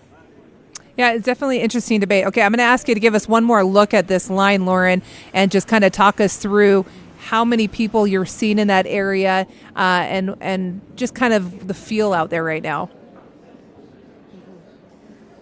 It is a zoo. I would describe it as a zoo. I was over in Lehigh, and there's a lot of cars coming and going. People are in line. Here, though, you have, again, the line here, which is these are people who are going to register to vote. So they want to come vote, but they're not registered. They're getting signed up. Then you have a separate line going on inside, and people are walking in. They're like, wait, where's the line? Where do I get in line? What's going on? It goes all the way down the building inside, around the corner to the other side of the building, all the way down, and then back around again on the other side of the hallway and back down. So it's an incredibly long line, and the parking lot here has been full. There's been cars coming in and out the whole time, cars waiting for each other. And actually the road outside of here is also full of cars parked up and down. So we've got hundreds of people here who are showing up. And, as we get to that last hour and, 15 minutes, more and more people showing up, and they're willing to wait. All right, Lauren, thank you so much for giving us a look there. Saratoga Springs. You got some curious folks behind you. I wish I could wave to them, let them know that we appreciate them being in line as well and participating today. Okay, let's bring it back in-house here. We're going to talk to Lindsay one more time as we prepare for another big race here in Utah, which, Lindsay, I want to talk about the Attorney General's race. So we have Derek Brown, who is the Republican candidate, and we've got Rudy Batista, who's our Democratic candidate here. I want to set this up and explain to folks why this race, A, is controversial, B, is so important in terms of the office itself. This has been an interesting spot here because we've got Sean Reyes, who is not running again for another term, and there's been a lot of controversy with his office. So getting some fresh faces in there was probably pretty key into restoring the strength of that office. Lindsay, would you agree? Yeah, well, and not only the issues that Sean Reyes dealt with, but the two predecessors to him also left the office in different scandals. And so you've had almost a decade of scandal coming out of that office, and now the office is poised to have a new leader. And what does that mean? With Sean Reyes leaving, I had a conversation today with the Republican candidate who polling is showing that he is likely to win this race. And he stopped short of sort of explaining what is it about the office that has led to this. I had a conversation with a political scientist a few months back for some reporting I was doing on this, and she said to me it was sort of the absolute power that the office comes with, right? You have, he is, or she would be a member of the executive branch, and there isn't really a check on that person in particular besides the voters, which, don't get me wrong, is a very important check, but it only happens once every 4 years, right?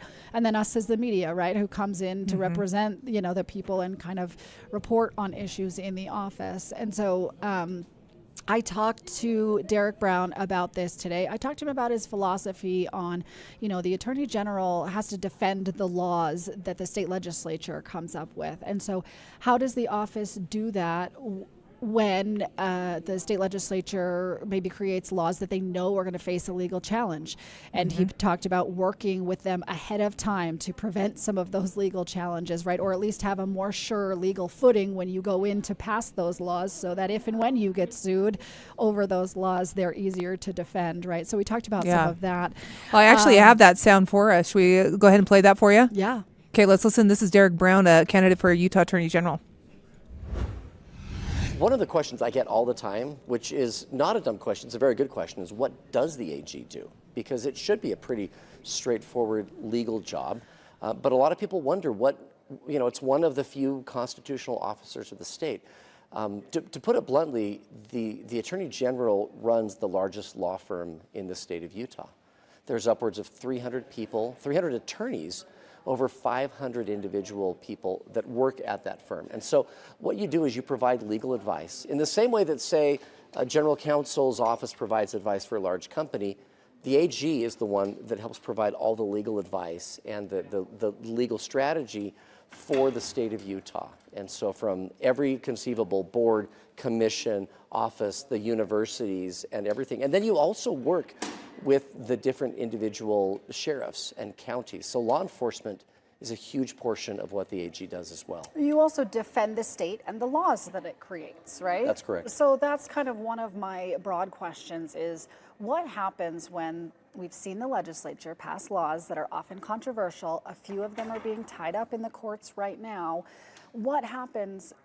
Do you always have to defend the laws that they create? What happens if you disagree with them? How do we get some checks and balances? Is that your role? Yes.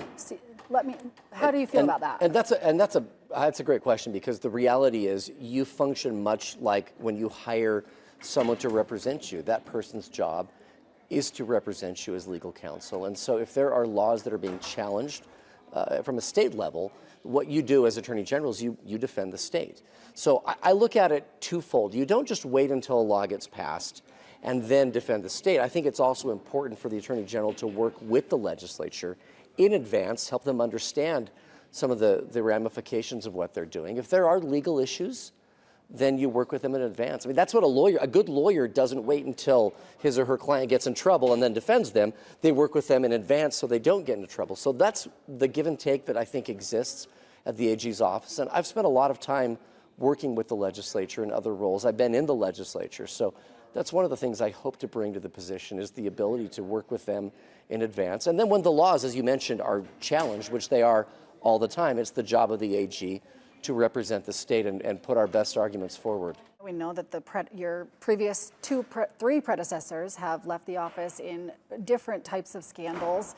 I just think about how those men didn't start in the office with scandal. They started just like you are now, getting elected, in Reyes's case, appointed, in Shurtleff's, whoever was appointed, right? But they got put in the position. And then they got embroiled in scandal. Why do you believe that's happened 3 times in a row? And how do you prevent yourself from going down the same path? That's a great question. And my answer is that there are inadvertent bear traps you can step in, so to speak. And what I believe is the best thing we can do is create a series of standards, ethical standards, that the Attorney General should follow. So for instance, one of the things I will do if I win is immediately I will roll out a transition team that specifically is focused on issues involving ethics.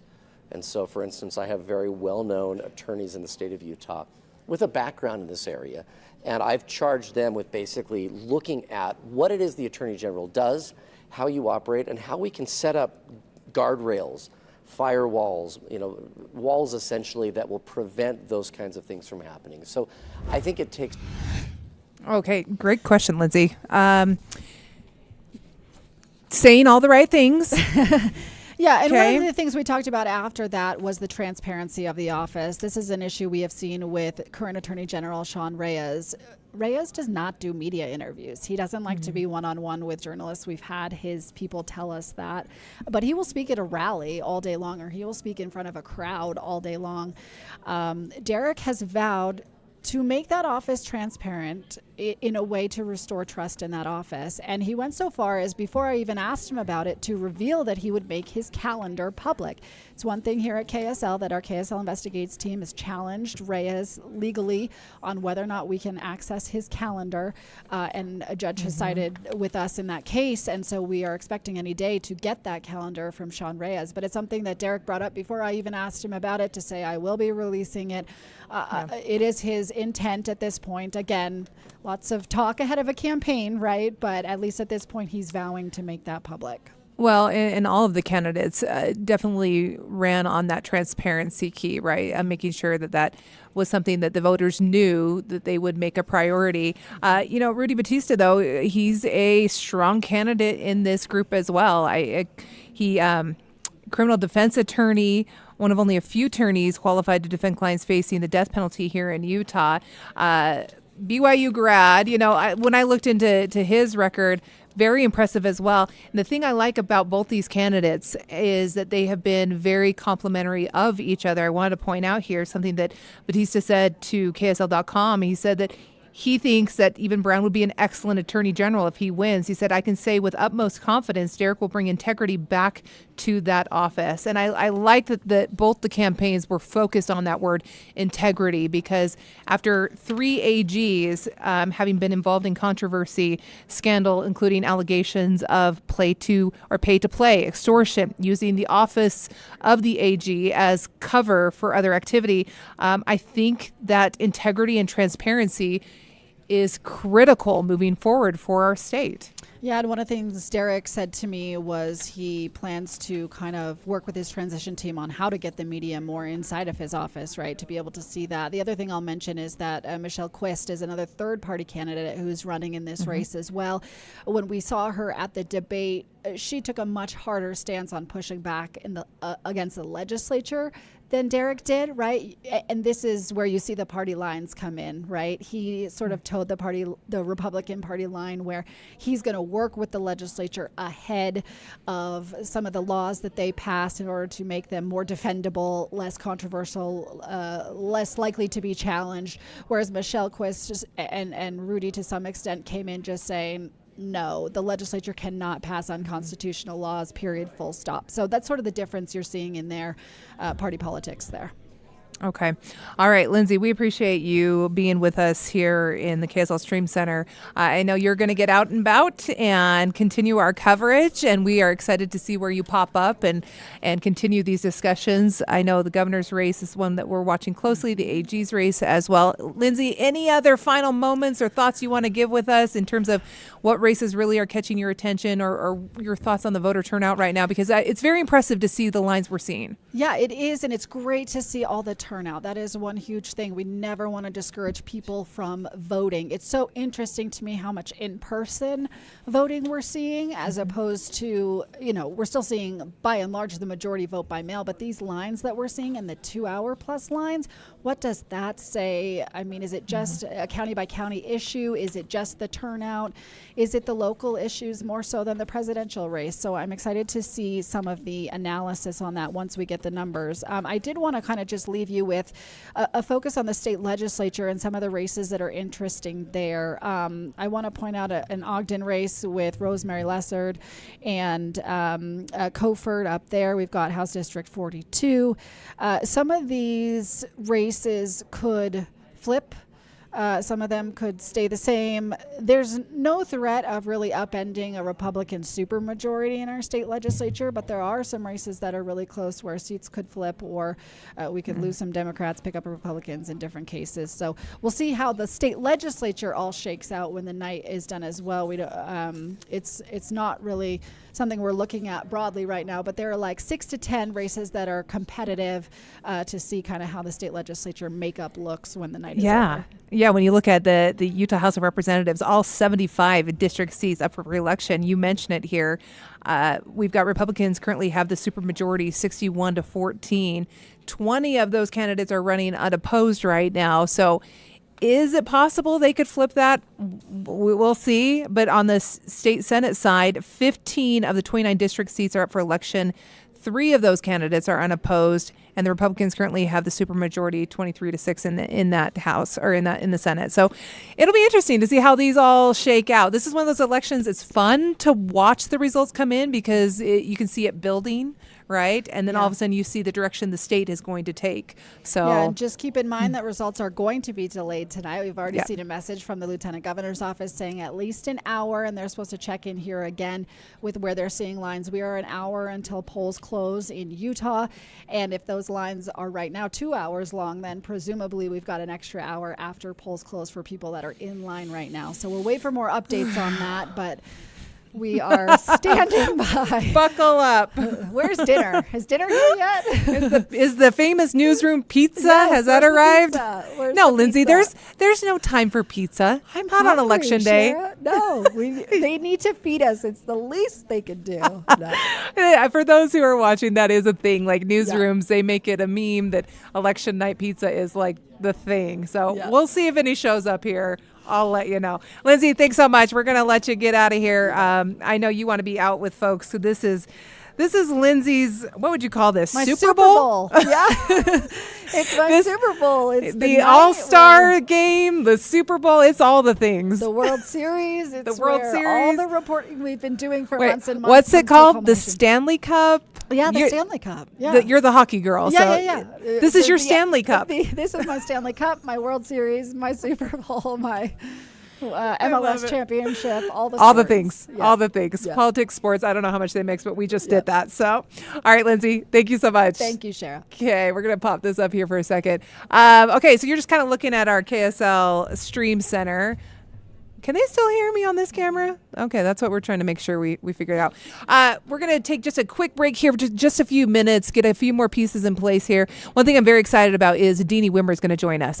We have had this campaign here in Utah that is the Roads to Understanding, and we have gone all over the state. Lindsay was one included, right, Lindsay? You can wave to folks up at the big camera. Lindsay was one of those reporters out across the state, finding out what Utahns are going to the polls for. Why are they voting? What is happening in their community? What is important to them? And look, I've got Deanie actually standing by. So Deanie, I'm not even going to give you a break. Come on over. Come on over here. Lindsay will help get your mic going as I kind of set this up for folks. This was a very important series for us here at KSL TV because we wanted to get all across this state. We wanted to find out from folks what really matters to them right now. We've had a lot of issues with the economy, inflation, shrinkflation, all the things, affordable housing. It's been tough for a lot of families here in Utah, and we wanted to give them a platform. We wanted to give you a platform, a voice. So as we jump in here with Deanie to talk about this Roads to Understanding series, I also want to encourage you, if you're watching on our Facebook page, I would love for you to leave a comment. What is it that is driving you to vote this year? Is it housing? Is it the economy? What is it that has made an impact on your life that you want to see change? So if you're on our Facebook stream, leave a comment. I will be reading those throughout the night and sharing those. So I just want to know what was important to you. Okay, let's bring Deanie into this conversation. Deanie, you have been first of all, we're twinning today, which I love. I know. You got the white memo. But let's talk about set up the Roads to Understanding, because this was I want to say a passion project, but it was for the entire newsroom because we wanted to get in touch with people all over the state leading up to this big day, right? Walk me through where we went, what the intent was. Okay. So we, like you said, wanted to get out into the community. We wanted to hear from people, talk to people, engage. And I'm going to take these off because I can't hear myself. You're fine. We partnered with Utah Policy. Every 4 years, they poll people to see what are the most important issues. And they got a top 5 list. We talked to people about some of those items on the list were discussion points. But we headed out. We started down in Cedar City. We went for 4 weeks and tried to hit as many places on the state as we could. And I'll tell you, the one thing that came up in every single place that I was at was how much things cost. And it looks different depending on where you go. For instance, housing costs were a big one for a lot of people along the Wasatch Front. And even in outer areas like Brigham City, like Richfield, places that didn't used to be that way. People used to be able to get homes and they were affordable. And people in those areas were worried even if they had homes for themselves, then they were worried for their kids. Are their kids ever going to be able to get a house? That's a conversation I hear all the time. Yeah, I was able to get into a home, but what are my kids going to do? Right. In some of the other areas we went to, it was affording basic needs. And I'll tell you, if it was an area, if I was talking to parents of small children, it was groceries were the killer. And I heard that in Centerville. I heard that in West Valley. I heard that in Herriman, where yes, housing costs, but it was the day-to-day basic needs that really were on their minds. And you mentioned that in the lead-in here, shrinkflation and grocery costs. In fact, we just saw that woman there in Salina and places like Green River, jobs and jobs that paid well, jobs with a future. That was their economic issue. And how does that look in the future? You want to keep your kids to be able to live in the community. And so not only a house, but what kind of pathway do they have for a prosperous job? So those were some of the things. In Cedar City, it was rent. It's a college town.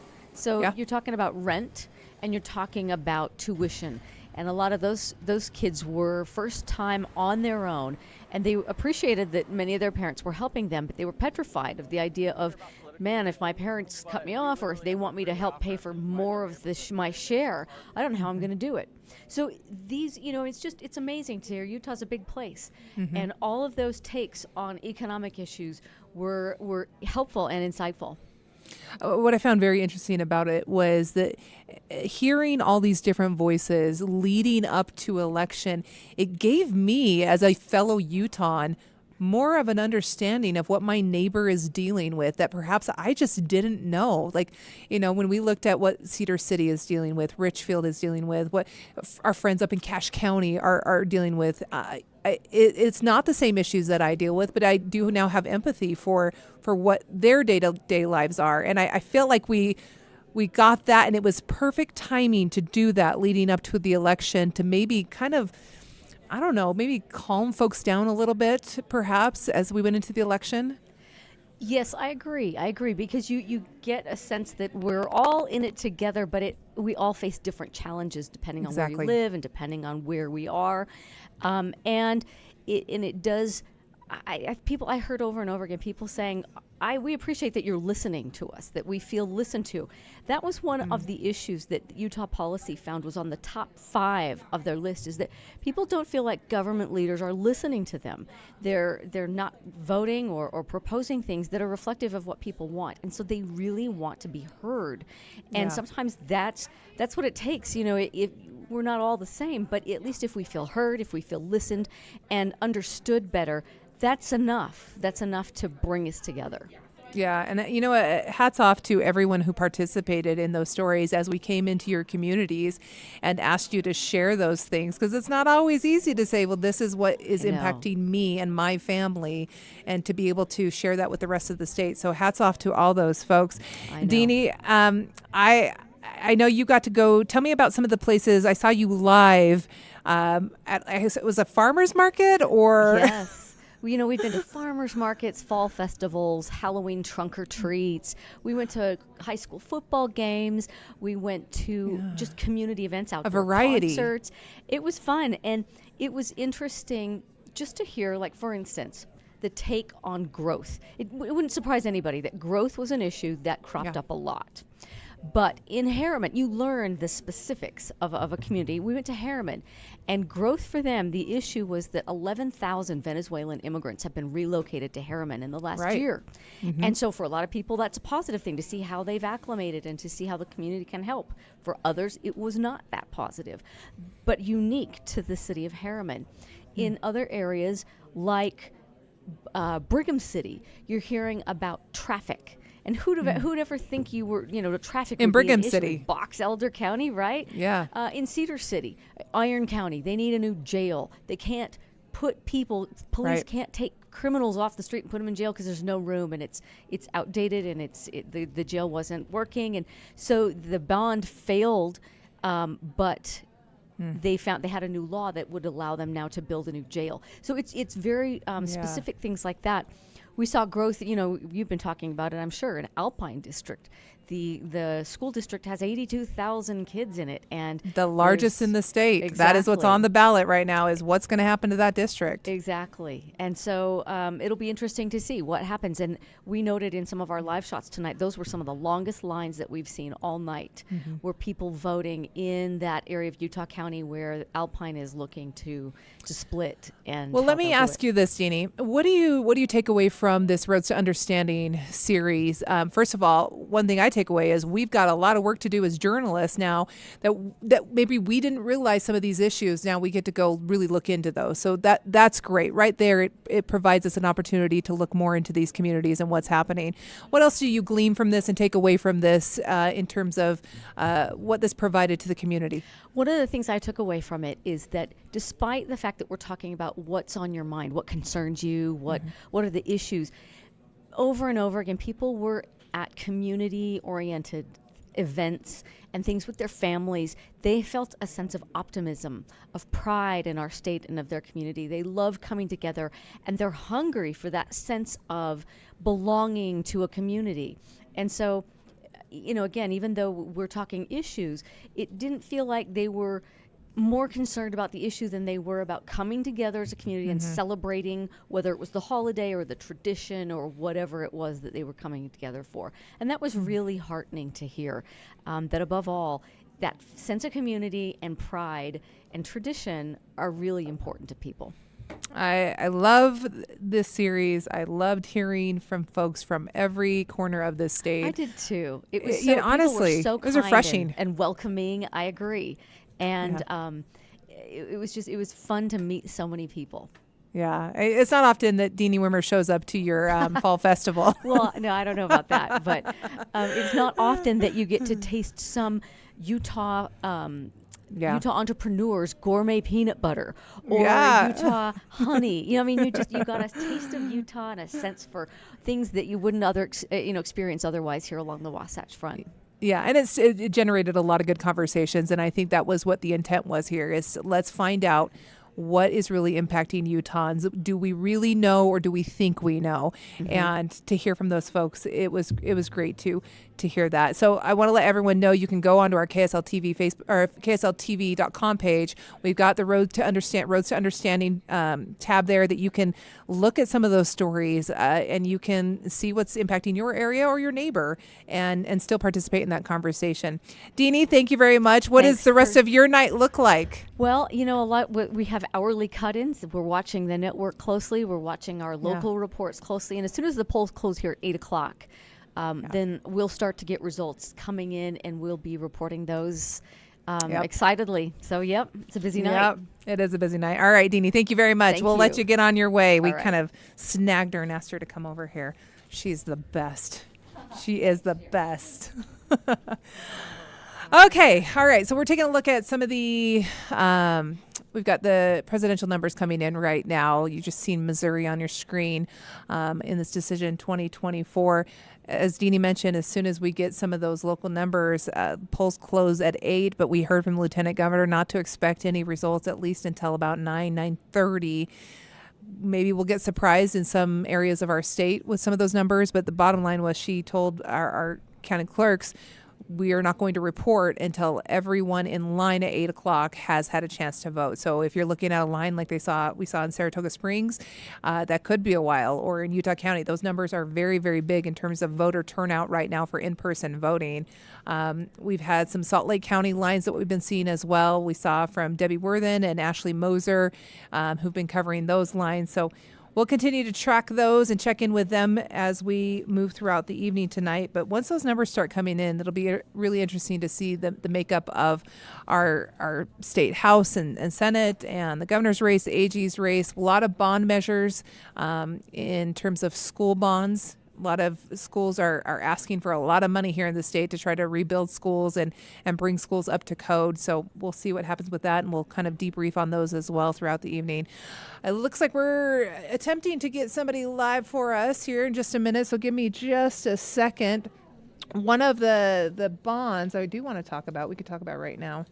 Let me pull it up here. We've got, let's talk about the Midway bond. So in Midway, they've got an open spaces bond. Just so you know, this is a $5 million bond that they're talking about. This is to use to pay for land development rights and conservation easements to preserve open spaces. They've had a bond like this in the past up in Midway. It's the second one. They had the first one approved in 2018. $5 million essentially is set aside. It would be a little over $16 every $100,000 of taxable value on a home or a property there. So that's a bond I foresee probably be passing in that area. It had had a good response when it was talked about. Another bond is the Cottonwood Heights City Bond. This is a general obligation bond, $30 million bond here. This is for the Heights Town Center Complex. This is for building a retail area, restaurants, community gathering place in the area of 2300 East and Fort Union Boulevard. About 10 acres of land there. Those who've lived in the valley for quite some time, you'll remember the old Hillside Plaza shopping center that was torn down, and then they had this land trying to figure out what to do with. So this would be for a new town center for Cottonwood Heights. In terms of how would this impact you? So we're looking at an $11 to $12 increase on your property taxes on about a $770,000 home. About $134 a year you would additionally pay if this passes. So we'll see if that one passes. Let me pull up some of these other bond issues I've been looking at. So many. Oh, it looks like we've got somebody ready to chat with us. But right now I'm just seeing a ceiling. So Kara to my left here is saying, we got somebody. I think it's Ashley Moser. Ashley, if you can hear me, I want you to know we're going to try to come to you, but right now I'm looking at a ceiling, so I'm not going to go there yet. Just one second. I got to pull up my other issues. I've been talking about these other bonds.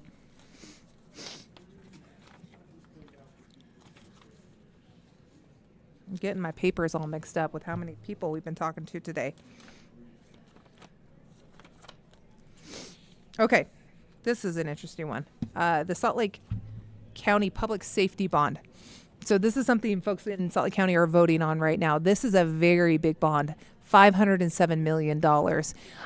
This is part of the county council voted 8-1 to place this bond on this ballot. It's been endorsed by Governor Cox and Aaron Mendenhall.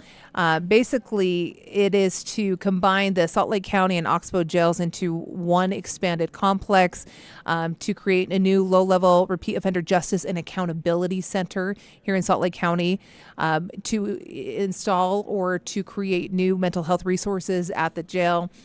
Really taking a look at repeat offenders, looking at mental health and how it's impacting our jails, and trying to also look at the homeless situation in Salt Lake County and who's ending up in the jails, why, and are there better resources we could be providing to those individuals. So it's looking for the funding to do that. So $507 million. So how does that break down for you at home if you're voting on this? So it's about $60 a year property tax increase on a home of about $600,000. An average business would pay about $107 on that. So that is the Salt Lake County Public Safety Bond. Let's see. I know that's one that people have really talked about. Looking at one of our KSL articles here, it says the bond would raise funds for the construction of a new Justice and Accountability Center, as I mentioned, which would primarily house repeat offenders who have underlying issues such as mental health or substance abuse disorders. The center would help connect those people with treatment and employment services, permanent housing opportunities, and support services. So that's another big bond. Kira's tapping on the mic. I can hear you. Oh, it looks like we've got Ashley. Hey, Ashley, are you standing by? Okay, let me get her up here. We have Ashley at one of our polling locations here in Salt Lake County. All right. Can you hear me? Okay, it is very loud where you are, but I can hear you. Can you hear me? I can. Okay. So take it away, Ashley. Tell me where you are. All right. Okay, Shara, I'm here at the Salt Lake County Government Building. We've been here throughout the evening. Happy to say I got some stickers. I did vote mail-in because I was thinking, you know, at a polling location it's a little crazy. We've seen that throughout the evening. We've seen long lines, but I will say in the last hour they've kind of shortened. They were out the door. Now everything's inside, probably because it's cold. Also, we did notice that people dropping off their mail-in ballots in the drop boxes while they're driving in cars, no longer a line, so that's good to know. But here you can see this is the registration line, people that are registering to vote tonight.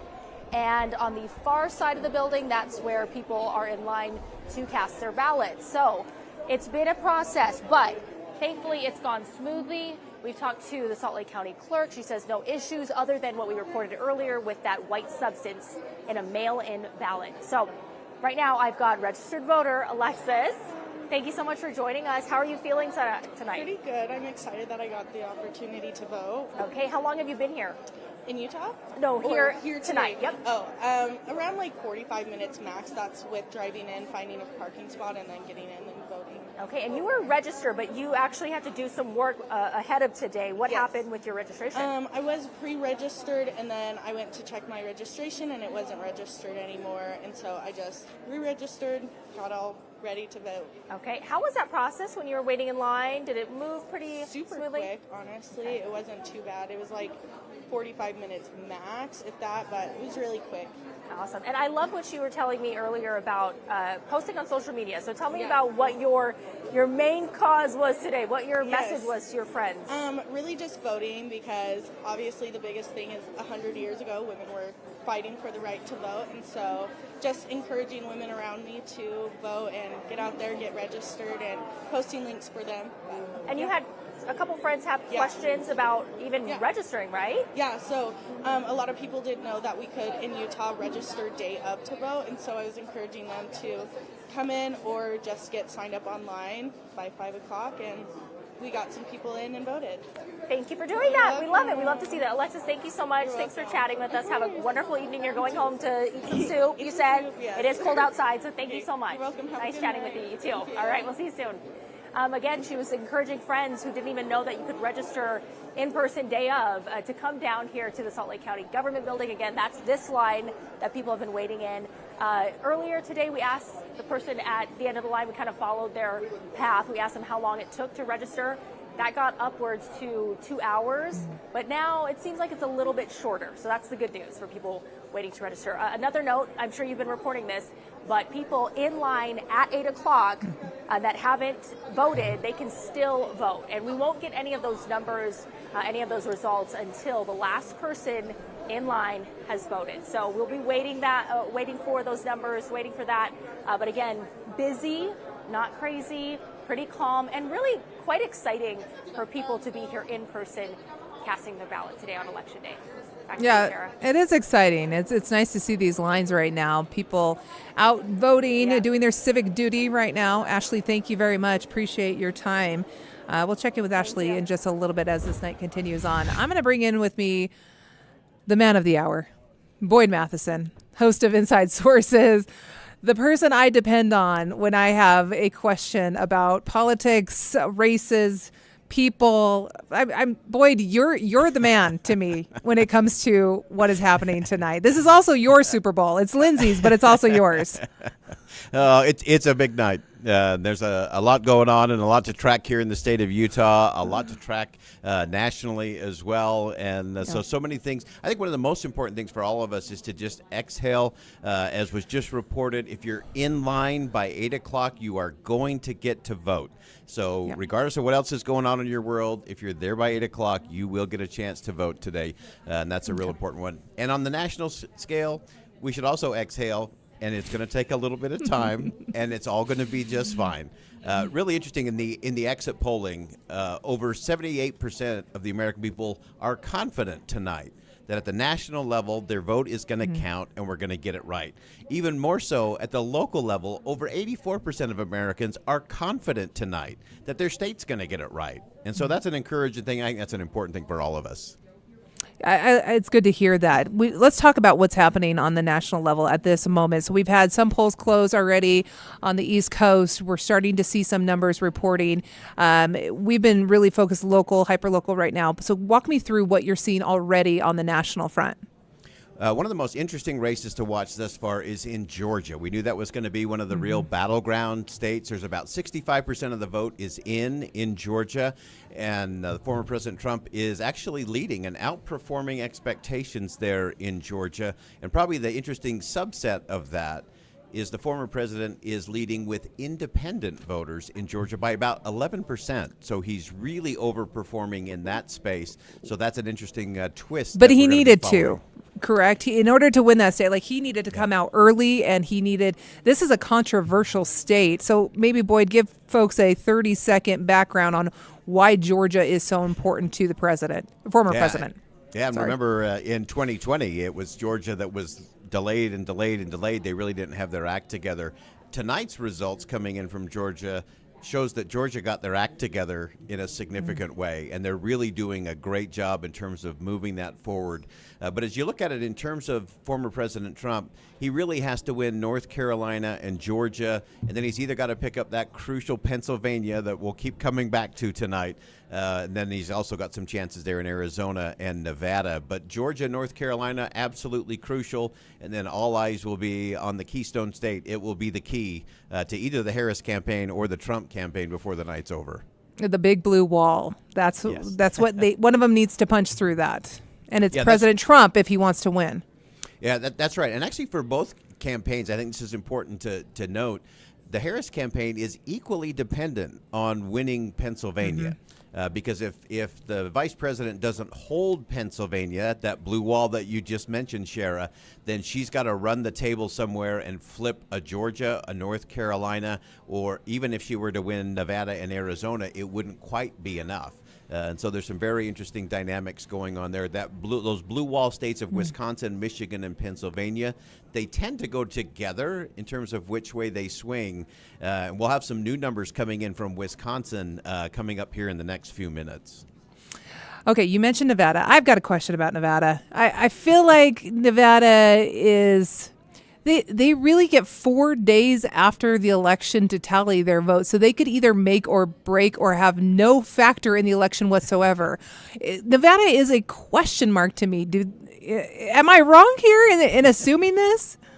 Yeah, it's really interesting that they do have this bigger window in terms of how they tabulate their votes and when the cutoffs are in terms of mail-in ballots. And don't they know we need results now?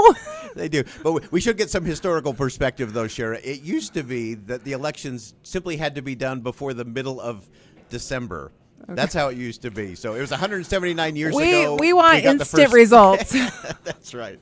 Now we have the first Tuesday of November. It was 179 years ago when that actually began. Wow. And it used to be solely dependent on the harvest. It was the agriculture. It was the farmers of America who I'm not knocking Nevada. If you're from Nevada, I appreciate you. I just question why we have to wait 4 days for your numbers. And really, it could come down to maybe some really tight races in some of those states. So, okay, looking at Utah, is there really any question to where Utah falls?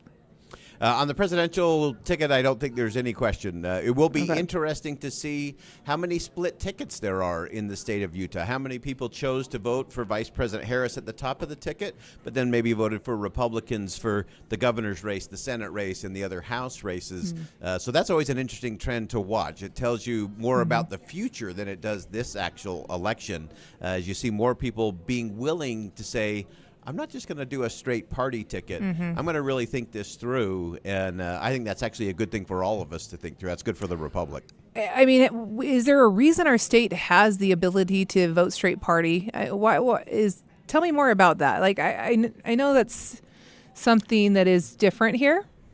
Yeah, and actually, most of the states have gotten rid of that ability to do just the straight, just push one button and have then it it goes through. Oop. Yeah, and so most you do have to go through and actually tally all of those.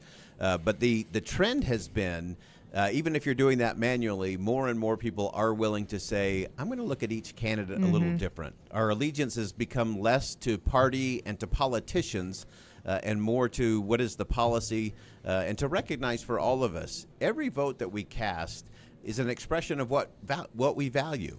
And I think an important thing on a night like tonight that will be tight in a very contentious election cycle is to recognize I can look at my neighbor who chose to vote for former President Trump, and I can say, okay, I see what they valued, I see how they prioritized, I see how they landed on that vote. And I can look at my other neighbor and say, I see what they prioritized, I see how they landed on Vice President Harris, and I can look at some of my friends and neighbors who wrote in a name on the ballot, and I can say, they were expressing something different, and I get it. And I think having that understanding helps us have better conversations when it comes to our politics. Yeah, I think we heard it from J.D. Vance, so I appreciate him coming out in the last few days saying that, like, look, if you're my neighbor and you're voting for somebody else, like, we can still have that respect for each other. I don't hear a lot of that from the other candidates. Kind of give me your take on the pulse of the country right now in terms of what happens after the votes are in. Are we going to have a level of respect? Are we going to have rioting? What are you thinking at this point? What are you feeling? Yeah, so I think one of the important things, there were a lot of predictions about things that would happen during the course of the voting day today across the country, that we would have some violence break out, we would have some upset kinds of things happening, and it just hasn't happened. Right. And that's a testament to the strength of the nation. is that people are saying, you know what, I know it's a little hot, so I'm going to leave my verbal sword at home today, and I'm going to go cast my vote, and I'm going to do it the right way. I'm not going to yell at anybody. I'm not going to get angry. And so that's a good indicator for the country, that everyone's willing to say, I will cast my vote, and we can do that in a peaceful kind of way. So I think that's a good trend. I think it's an important one for us. Yeah, that's good. Tell me about voter turnout. What's your take on what we're seeing in Utah County? They underestimated in-person voting, and yet we are seeing really long lines there. Yeah, it's one of those good problems to have. Yeah. We were a little slow this year in terms of those that were sending them in through the mail and at the drop boxes early, so a little less than we did in 2020. And so more people said, you know what, I do want to show up and actually do it in person. And we should have, especially in some of those counties, we should have been better prepared for that for sure. But again, important. I know we've heard some things about ink running out in Payson and a few places. But again, remember, here's the thing to keep in mind. If you're in line by 8 o'clock, you will get to cast your vote. And we also have what's called the provisional ballots, the emergency ballots. And so it might take you a little longer to fill it out, and it might create a little more work for the county clerks to be able to process it and certify it. But everyone is going to have a chance to express their vote and their values tonight, regardless of some of the inefficiencies and some of the mistakes and really just kind of dropping the ball moments in some of those places. Is there a particular race, Boyd, that you have your eyes on that piques your interest? On the national level, of course, we're also looking at the balance of power. This is going to be another interesting thing to play out. Regardless of who wins the White House, we are very likely to have divided government. The trends that we're looking at tonight so far indicate that the Republicans have a pretty good chance, a high likelihood, of taking control of the United States Senate. The Republicans could be in charge of the Senate for the first time in a while. And we're also seeing some interesting trends on those House races that are nudging it ever so slightly in the direction of the Democrats taking control of the House, which would make Hakeem Jeffries likely the next Speaker of the House. And so I think any way we slice it or dice it and who wins the White House, I think we're likely to have divided government in terms of Congress. And I also think that's a pretty good thing to have right now as well. Yeah, I think that just equals representation. When you're so lopsided that nobody's listening, you don't want that. All right, Boyd, thank you so much for stepping over. I know you've got continuing coverage going on. Tell me what's happening on the radio side right now. You guys are wall to wall over there as well. We are going wall to wall on KSL News Radio. Jeff Kaplan is playing Command and Control Central. He's air traffic control. Mara Carabello's joining us. Should we be worried?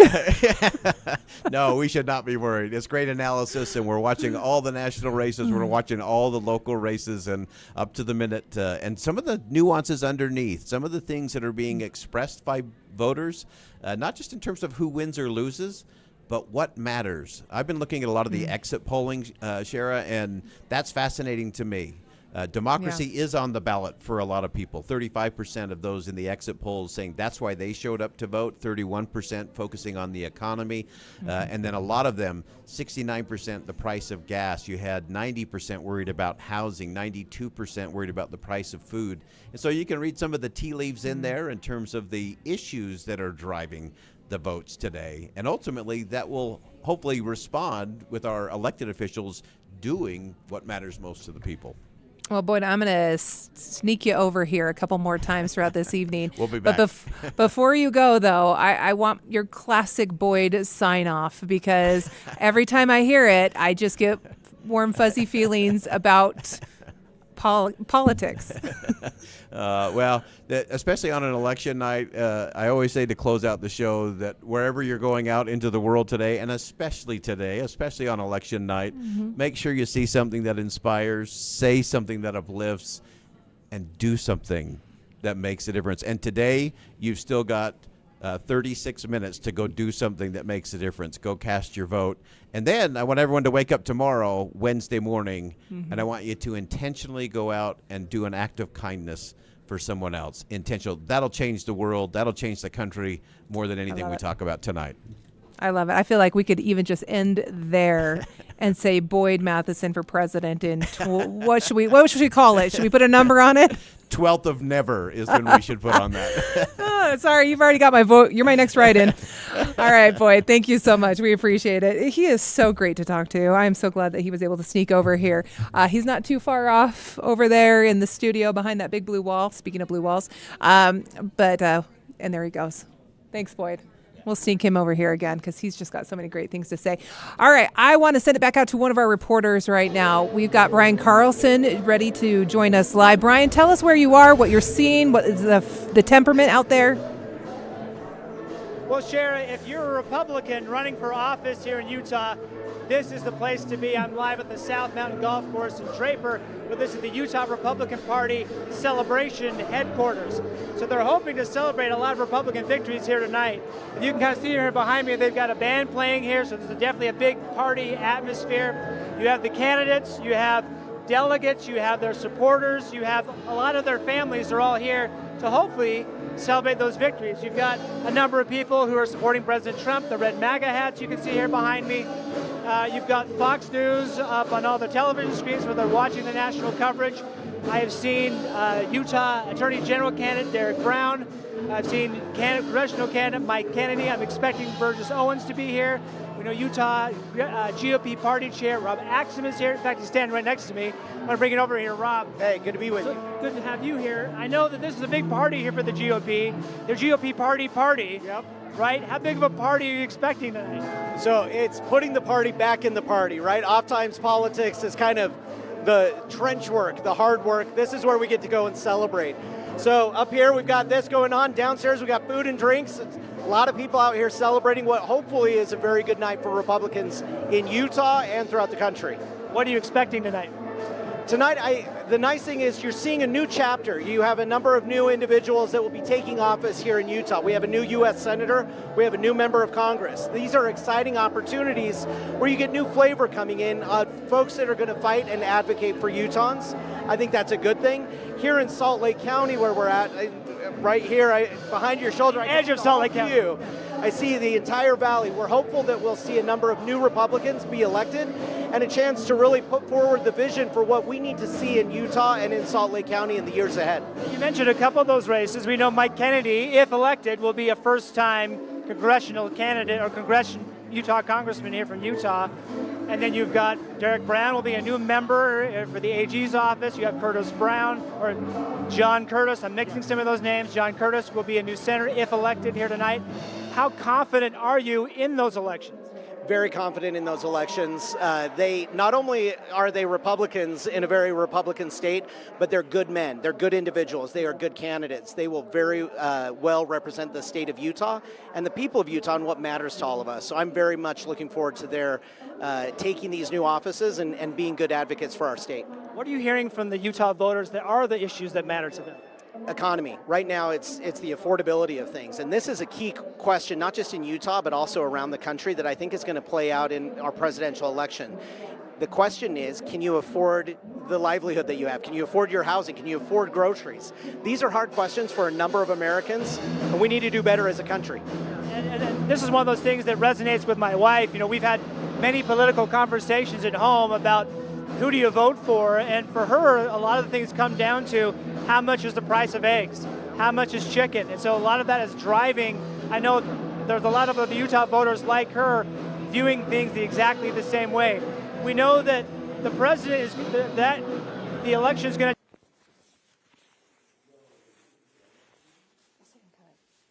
Republican Party can we do to solve some of those issues within the state? Core thing that I've always taken as I guess a key objective as long as I've been party chair is to go out and earn the support of voters. You can't just rely on people being Republican and hope that they stick with us. We have to earn their support. So there's new individuals that we need to bring into the party, and there's old Republicans who have voted with us for a long time.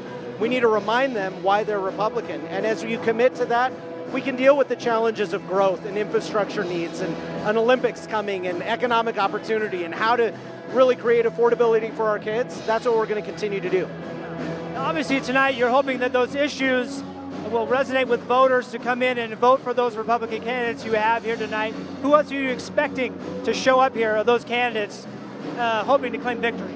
Yeah, so far we've got about a dozen candidates in the room, from legislative races to local county offices and federal races. Probably another 24 candidates will be coming, and then multiple hundreds of people downstairs and up here. Now, at what point do you guys turn the lights off here tonight?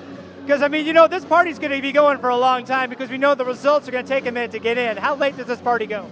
Well, luckily, something Utahns are very good at is caffeination. So we've got some caffeine, we've got a good band, and hopefully we get good news coming through the reporting in other states. I think we'll be able to keep this thing going a little bit longer than a normal wedding reception. What kind of issues give you pause where you think, okay, this is one of those issues where we may get hit as a Republican Party that may cause us some trouble when it comes to those election results? You know, I don't ever look at it that way. I look at it as a continued conversation. We have to continue to earn the support. Right now we're in that election where we're earning the support through votes, but thereafter you have to earn the support of the electorate. The folks that you're representing, and Republican candidates, Republican elected officials need to show that they can govern, that they can solve complex issues. So I think there's a lot of issues there, some complex issues that I'm sure as a party you're hoping that they can take care of. You know, and I wish you the best of luck tonight here as a Republican Party. I know you have other business to attend here too, besides myself. I know we have the band taking a break here. I almost want to keep going here, but I thank you for your time here, Rob. Yeah, absolutely. Thanks for being here. And anybody who hasn't voted yet, get in line by 8 o'clock and you're still going to be allowed to vote. Yeah, we still have some time before that comes up here in the next couple of minutes. Rob, thank you. We'll check back in with you throughout the night. Thank you, Rob. So that's Rob Axon, the Utah Republican Party chair. You know, it's one of those things where you have this party atmosphere here. You know, there's a lot of celebration. You know, there's of the 1.8 million registered voters here in Utah, nearly 1 million of them are Republicans. So you can expect a lot of Republican celebrations with all their candidates running here tonight. It's obviously a layup that we know for a lot of Utah candidates year over year. Utah hasn't elected a Democratic president since 1964. So you can expect a lot of Republican goodwill here in this room here tonight. And of course, this isn't the only time we're checking back in. We'll also talk with some of those candidates we mentioned who are here at the party tonight and give you a sense of what that's like. But we will be battling the band as they're celebrating a lot of those expected victories here, Sheriff. I know I heard you toss to me. I don't know if you can hear me toss back to you, but I'm sure we'll be talking again here soon later tonight. Hey, just rock out to Kelly Clarkson there behind you, Brian. Thanks so much. Appreciate it. Yeah, there's going to be a lot of discussion there at that GOP party when you've got a supermajority in Utah's House and Senate. So we'll see if any of those seats get flipped and how that will impact our state. So we'll check in with Brian a little bit later. I also want to check in with Dan Rascone. He is down in Utah County. So we've been talking about some of the issues that they've seen there, some printing issues. I'm running out of paper in some areas, but they are quickly trying to remedy those things. And it sounds like they have. So I think we've got Dan ready to go. He's standing by for us. So Dan, tell me, have things really smoothed out now that everything's back up and running well? Yeah, Shara, things are very busy here, of course, in Utah County. This is the Ballot Processing Center. You can see a lot of activity here behind me right now. A lot of things happening, but the big issue that they're facing right now, of course, as you mentioned, in regards to the printer problems at several different locations, which they had to print thousands of emergency ballots to get to those locations so that people can vote. I'm going to bring in Aaron Davidson. He is a Utah County clerk. I've been talking to you all night here. Tell us what the latest developments are on this. Are you still having problems right now? Well, they were problems, but every city that has called us and said that we need, either emergency ballots or we've actually ran out of the provisional application, so we've just been sending regular voter registrations and putting them in separate envelopes along with their ballots. So everyone that has called us, we've sent those out to. So we don't know the full extent because I'm not at every location, but everything that we've been communicated to us, we've been able to respond to it. It probably delayed the process a little bit, so people are probably going to wait a little bit longer, but we are actively making sure that everybody has what they need. So we have 13 different locations, basically polling locations in Utah County.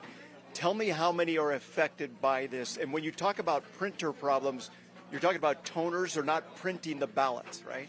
Yeah, so it's basically the magenta toner.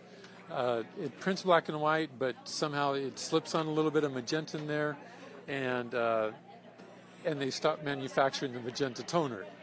So we were hoping we could make it through this election cycle with what we had, but we underestimated how many people were going to vote in person.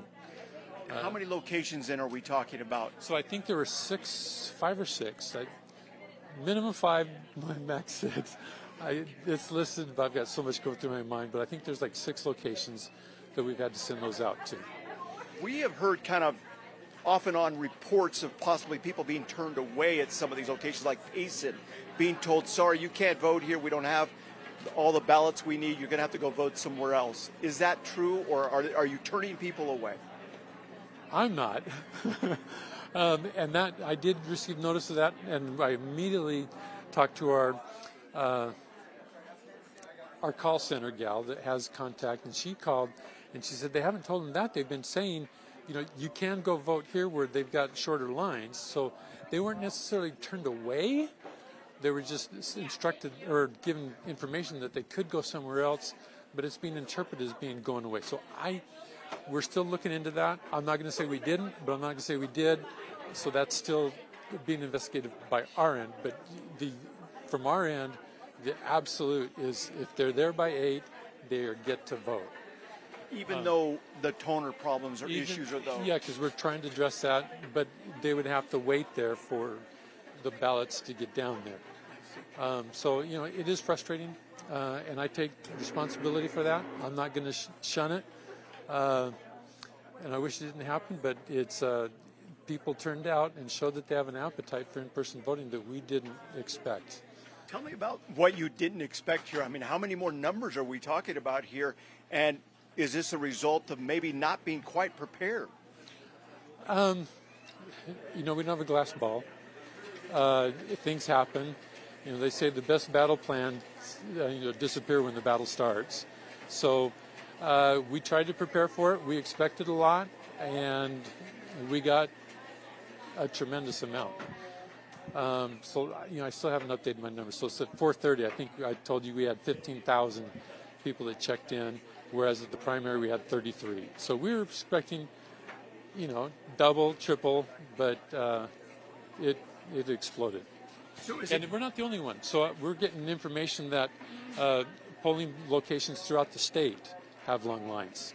So it's not just isolated in Utah County. It's in other parts of the state.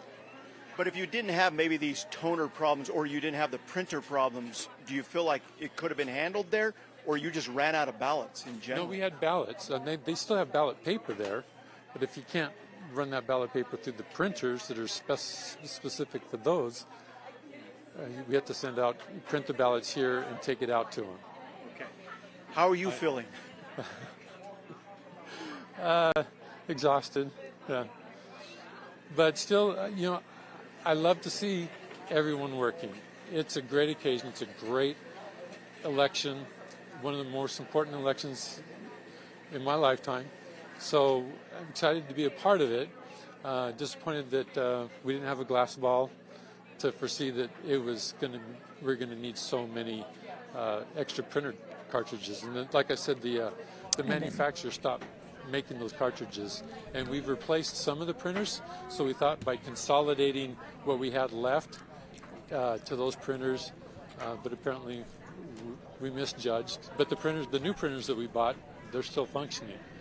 So the latest right now, I see sometimes election workers taking off to go deliver supplies or deliver the emergency ballots, those kind of things. The latest right now is, are you getting them to the right locations, or do you still have to deliver more to some locations? We still have some, and we haven't received any more calls, so we have it prepared to send out, but nobody else has said they need more, because we felt like what we sent out was more than sufficient. So hopefully it is, and I apologize to the voters that had to wait. I really do. It's just unforeseen. So yeah, I'm going to get my butt kicked for this, but it is what it is, and we're doing our best. All right. Well, I really appreciate you taking the time to talk to us. I know you're very busy tonight. It's going to be a very long night. Tell us really quickly, though, as far as the process goes, on this machine right over here, just behind us. At 8 o'clock, when the polls close, when do you get the green light to push the button to figure out who's voted for who? Well, we get the green light at 8, but we can't publish it until the lieutenant governor says we can. And when will that be? Do you have any idea when that will be? From some of the other texts that we're receiving from the other counties, they're saying as late as 10 o'clock.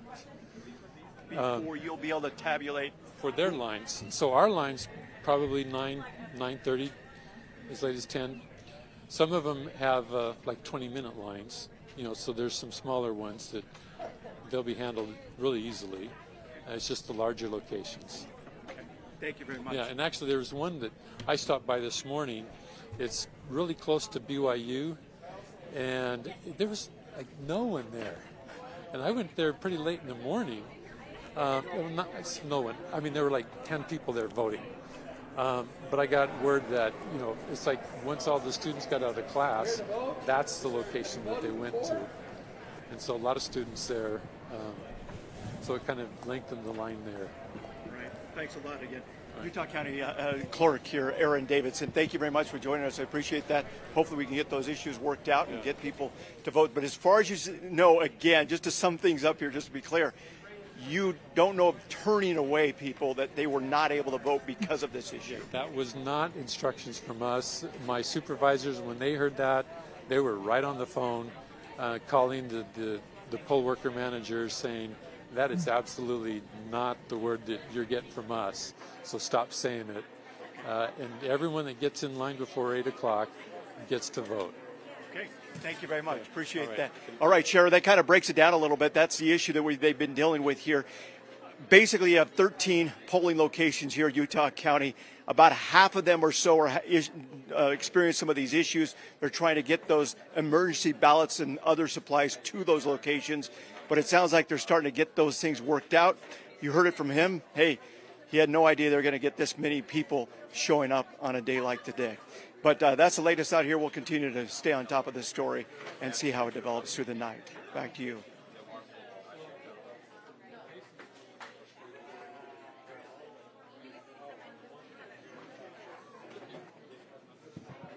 Sorry, Sheriff, you're trying to talk to me at all. I can't hear anything. And I apologize if you're asking me a question.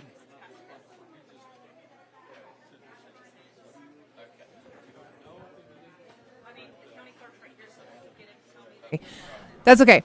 Appreciate you doing that work out there, Dan. I know we definitely had some questions about what was happening in Utah County, so thank you for that. I'm going to bring in with us now. Okay, now I can hear you. Okay, good. Well, my question was that is concerning, though. If you had anything else, I wasn't sure.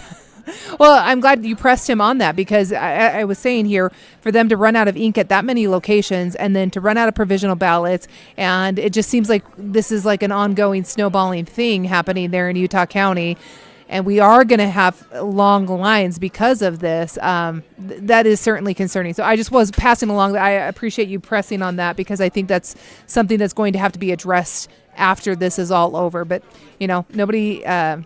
It's one of those scenes where you just got to get through the night. So, all right, Dan, thank you very much. I'm going to bring in, I've got a guest here with me. We're going to talk about Vote Watch here at KSL. I've got Danny joining me from our Investigates team. Danny, first of all, thanks for stepping over here. We're getting things lined up to chat with you.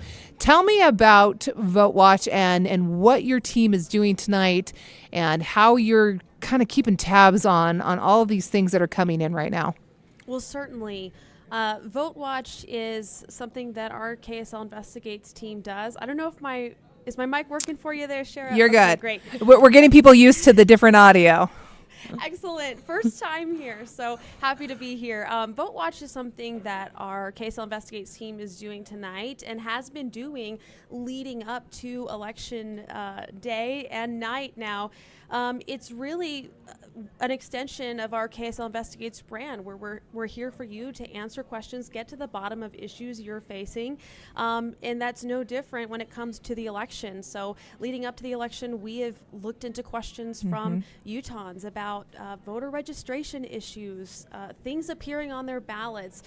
People, as they've had questions or concerns, have written into us, and we've been able to help get those answers to them. And so our KSL Investigates team is standing by tonight as part of our Vote Watch program, really here to look into any last-minute issues, questions, concerns that might come up. And as you've seen tonight, we have a KSL team spread out across the state at so many locations. Lots of our reporters there in the field, just like Dan and Brian just now looking at those issues. It has been relatively quiet on the Vote Watch end tonight. We haven't had too many people writing in with questions. But again, we've been working on these things leading up to tonight. And that job doesn't end for us tonight or when the polls close. You're in the thick of it now. Absolutely. The message here is we are here for Utahns who have questions, concerns, issues with the election process after the polls close and in the days to come as we're counting ballots and getting results tabulated. And ordering ink so people can cast their ballots. Absolutely. My goodness.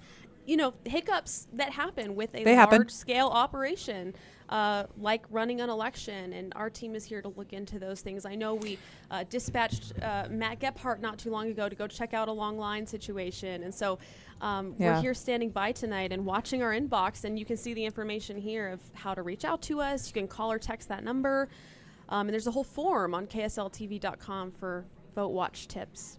Well, and I'm going to just put it out there. If anybody's watching on Facebook, you can use the hashtag AskShara, and I'll pass your question on to Danny and give her some time to look into if you're having an issue when it comes to your election experience.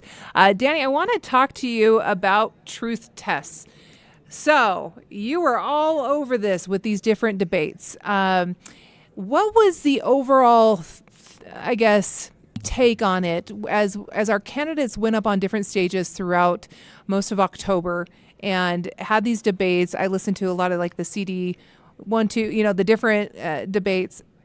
Were our candidates truthful? And when you did these truth tests? There we go. What did you guys find? Because I found it to be very helpful to have somebody break it down and say, this wasn't so accurate, but this was. I found, in my opinion here, overall, people aren't coming out and trying to lie to voters. But sometimes we get things wrong. There's a lot of topics that they're being asked about during these debates. And we did find that we were fact-checking with every debate. A claim here or a statement here maybe isn't quite accurate. And so I think we found that throughout all of those debates, there were small things to go and look at, and maybe that wasn't quite right, and we were able to present the accurate information. And that was quite a lift for our team. Because you had to turn them around quick. Yeah, the debates would air from 6 to 7, and then by 10 we had to be on the air with a truth test. And so that deadline fact-checking, it's a true team effort. I want to say no less than half a dozen people touched each of those. Truth test is actually something we rolled out at the beginning of the year during the legislative session. We started fact-checking. It's a political fact-checking segment, so we started fact-checking things that we had questions about or maybe didn't seem quite right, and we've continued that throughout the year. And what I love about Truth Test is it asks one question: is that true? Yeah. And so that's been our guiding light is the truth in all of this. And I think it is a service to Utahns to be able to come back after that debate and clarify if something maybe wasn't quite right. And so it was a privilege and honor for us to be able to do that. And I think that we found there was value to that. And I'll say some things I would hear during the debate and think, is that right? And we would fact check it, and it would be true. And so I think part of that is just confirming for people if there's information they questioned, just understanding what's true, what's not, maybe what was slightly misleading or lacking context. At a time when there's so much disinformation and stories being circulated online, it is critical to have somebody being able to check the information that our politicians are putting out there. And I always loved when you'd get an answer that was like, well, this was kind of true, but this is what was mostly not true. Yes. Those are the hard ones to kind of to sort through the weeds.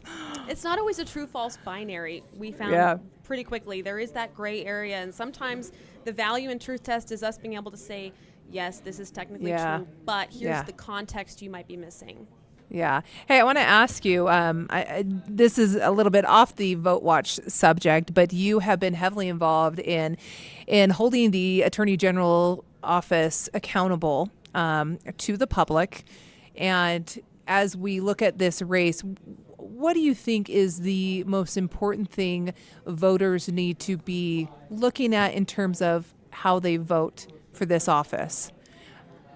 Is that a loaded question? That's a loaded question. It is. It's an office that has been embroiled in scandal. And so I think for voters who've been following that, one after another questions with folks in that office, I think something a lot of voters are looking for is who is going to maybe avoid that in their term, who's going Sure. to get in there and focus on doing the work for Utahns. And Yeah. I will note transparency has been a huge problem with that office. As you've seen for Yeah. nearly 2 years, our effort to get a basic record from them. And it was really interesting to me when we watched and fact-checked that debate that every single candidate on the debate stage said, without hesitation, yes, I will release my calendar to the public if elected. That is a stark contrast to who is in that office right now.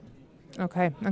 Well, I know that is one of the debates that a lot of people are watching to see how that one pans out. And I know you've done a lot of work behind the scenes trying to bring transparency to that office as well. So, Danny, thank you for that. If people have questions, if they're having concerns right now about, hey, this isn't going the way it should, or my ballot doesn't look the way it should, or I have an issue tonight, where do they go? Yes, please reach out to us. The number on your screen, 385-707-6153. You can call or text that number. You can also go to ksltv.com, hit the Vote Watch ribbon at the top, and you can type in your tip or question there, and those come right to us. I'm going to walk back to that room that is full of investigators ready to help if you have questions or concerns tonight. So those tips will come directly to us immediately. Yeah, let's put Danny to work. She wants to dig into something right now. Yeah, let's go. You guys are awesome. Danny, thank you so much for stepping over for a few minutes. Appreciate it. Thanks for having me. That Investigates team, they do a lot of work behind the scenes trying to make sure that you, the voter at home, is prepared to cast your ballot. And Danny does a fantastic job at that. And those truth tests are still on ksltv.com. So if you still are in line right now and you want to hear some of the things that we discussed in those debates and then fact-checked after, jump on to ksltv.com and just put in the search bar truth test, and you will find those answers. All right. We're going to go to Lauren, right? Okay, I'm getting a nod that Lauren is ready. Let's bring her up. Lauren Steinbrecher joining us live. Lauren, are you still in Saratoga Springs, or tell us where you are? But regardless, I see a line behind you everywhere you go.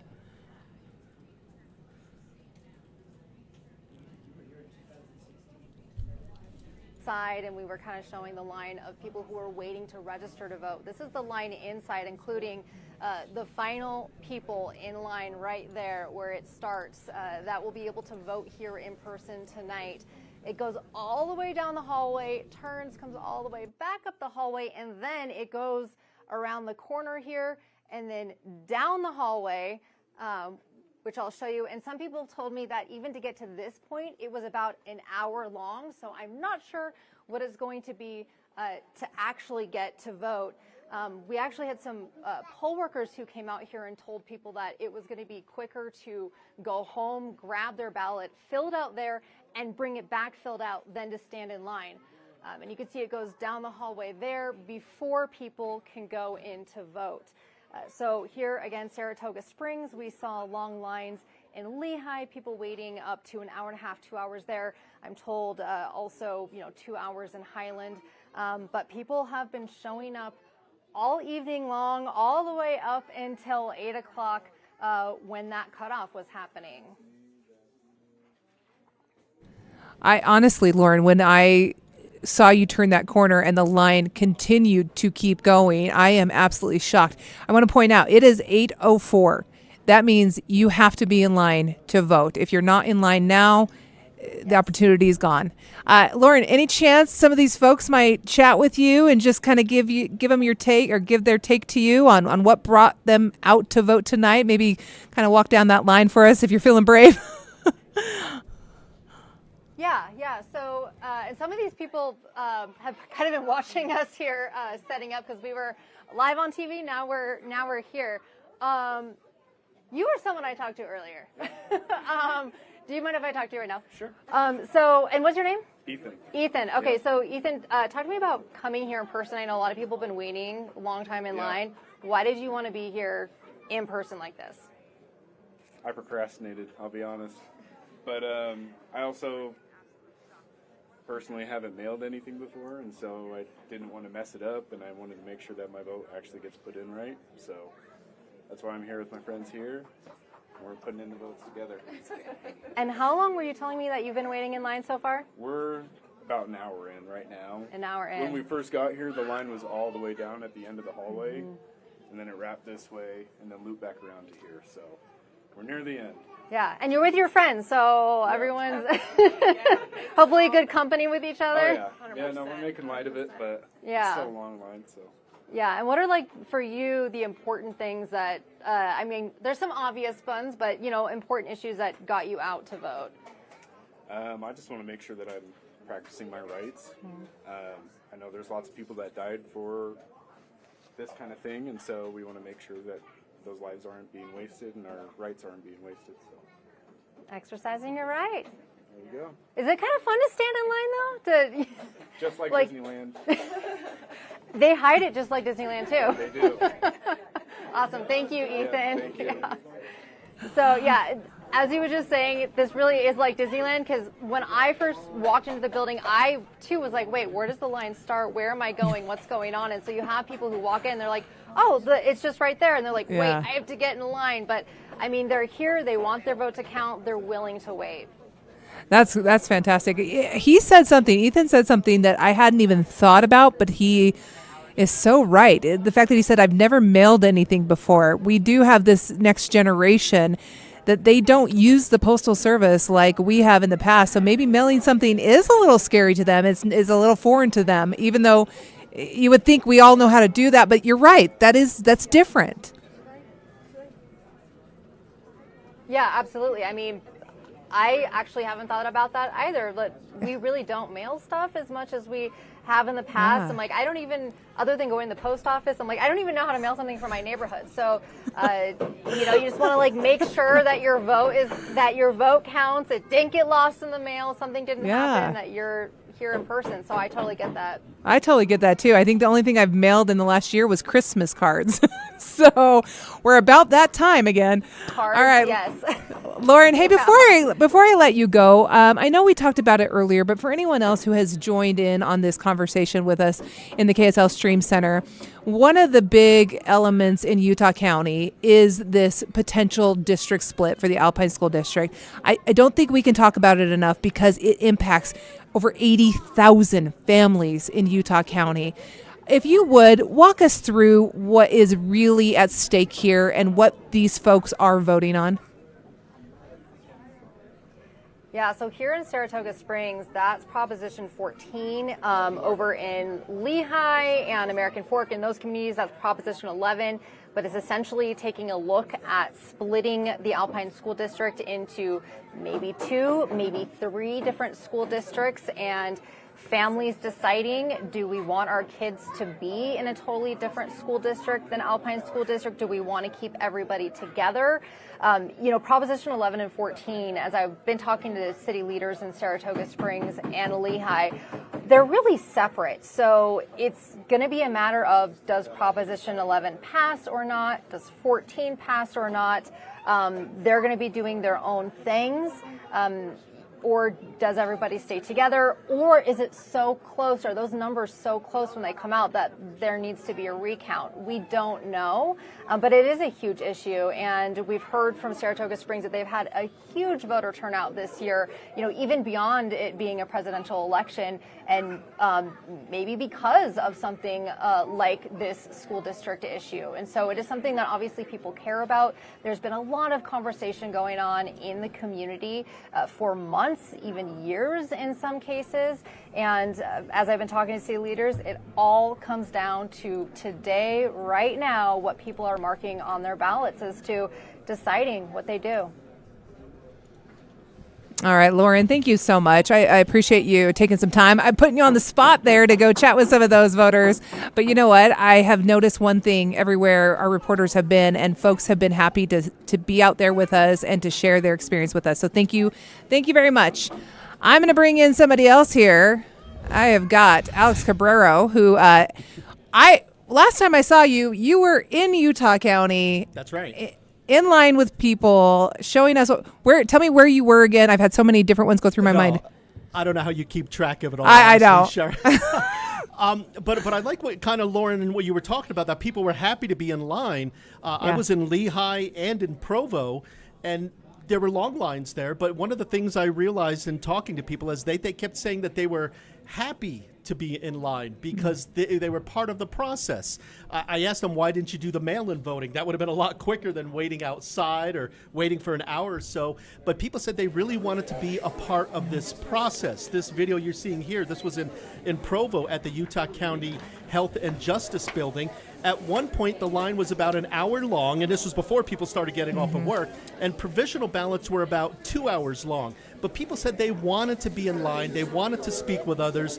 They said that they wanted to just be a part of the process, especially when the presidential election only comes around once every 4 years. They just felt this was an important election to be at. No matter which side you're on, they wanted to be a part of the process. Did you notice? So we were with Dan a few moments ago, Rascone. He was talking with the county clerk in Utah County, talking about the hiccups that they have seen running out of ink. They had 5 or 6 ballot locations where they had some issues trying to get ballots out to people, but they're figuring it out. They're ironing out those wrinkles. Did you ever get a sense at your locations that people were frustrated by that? Not frustrated, but we didn't really get into that when I was there. I was more on the day shift, the early into the afternoon. Okay. But I was wondering, as the day went on, with so many people showing up, that eventually you might start getting some of those hiccups. So when we were there, no, we didn't really have those issues when I was in Lehigh or in Provo. But Dan talking about that now, sure, as the day went on, you were probably going to get a little bit more of that kind of stuff. Yeah, it is. There is a different feeling on election day, right? When you're out there, Alex, and you're covering these things. It is nice to see people performing their civic duty. And it seems like everybody's kind of on that same page right now, at least here in Utah. I've been really impressed with A, our turnout, and B, people's attitudes about this. Tell me, over the last few weeks, you have been around the state. I brought Deanie in earlier. I'm going to take a turn here. We talked about the roads to understanding. Right. And KSL's effort to get out to understand the issues that people are having throughout this entire state. And you, my friend, were one of the reporters that went all over. Yeah. So talk me through where you visited and what you gleaned from people in terms of what was driving them to the polls. Yeah, and there are so many different issues, and Utah is such a large state, Shara, and there are so many different issues depending on where you are in the state. For example, I started the Road to Understanding. I was in Delta, and a lot of people there are worried about their town is shrinking in size. They're worried about the Intermountain Power Plant there switching over from coal to, I believe it was natural gas, they were telling me.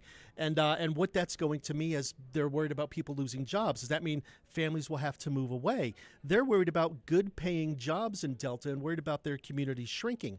After that, I went down to Price, Utah, and that's a big place in Price where, a lot of people are wondering where the job's going to be after the coal mining. Coal mining isn't as big there as it was 15, 20 years ago. They're looking for high-paying jobs as well. After that, I was down in Moab. Look, we all love Moab. Moab's a pretty cool place, a lot to do out there. But is Moab growing too fast? That's something they're worried about, particularly as it costs a lot to live in Moab, trying to find housing. When you're the city trying to hire a police officer or a school district trying to hire a teacher from out of the area, where do they live? you know, with the cost of housing so high, they're having issues out there. Even some businesses are having some issues. I remember I chatted with the Moab Adventure Center, the owner there, Jason Taylor, and he was just telling me that what they had to do was they have about 70 to 80 workers that they hire in the summertime. They had to build their own housing and get their own housing just to bring workers there, so they had a place to live. And that's something that cities, I think, are going to have to take a strong look at, particularly those expensive cities where housing is an issue. It's unaffordable in some respects, and what are they going to have to do just to house their basic workers? So not only that, but I was at Montezuma Creek, I was in Green River, the Navajo Nation. They're having some issues down that way as well. And you know, we were at a place where they're trying to help kids with mental health issues on the Navajo Nation, on the reservation down there. They got some grants to try to make things work. They think it's working, but it's an area that is often neglected. They feel not only from their leadership, but from state leadership as well. There are some roads there that aren't paved. There are some houses that don't have running water. Those are very basic things that so many of us take for granted, that some communities on the Navajo Nation is so important to them, they would like to see. So there's an issue there. And then following up, I know I'm taking too much time, but Green River, that's a place that they're kind of positioning themselves to be an alternative to Moab. With Moab so busy, maybe people could go see Green River. So we talked about elections, all these different communities, and depending on where you are in Utah, there are different issues that so many different people feel in the state. Well, I appreciate that your efforts and the efforts of all of our staff to get out and to talk to people leading up to this election to find out what really matters to them. Alex, thank you so much. We're going to go over to John Curtis, who is speaking right now. We're going to listen into what he has to say. We'll put forward those values that make Utah extraordinary and great. Now, let me end this end at the beginning with a principle, one that defined the important beginnings for the Curtis family, and a principle that will be first, last, and always as they serve as your senator.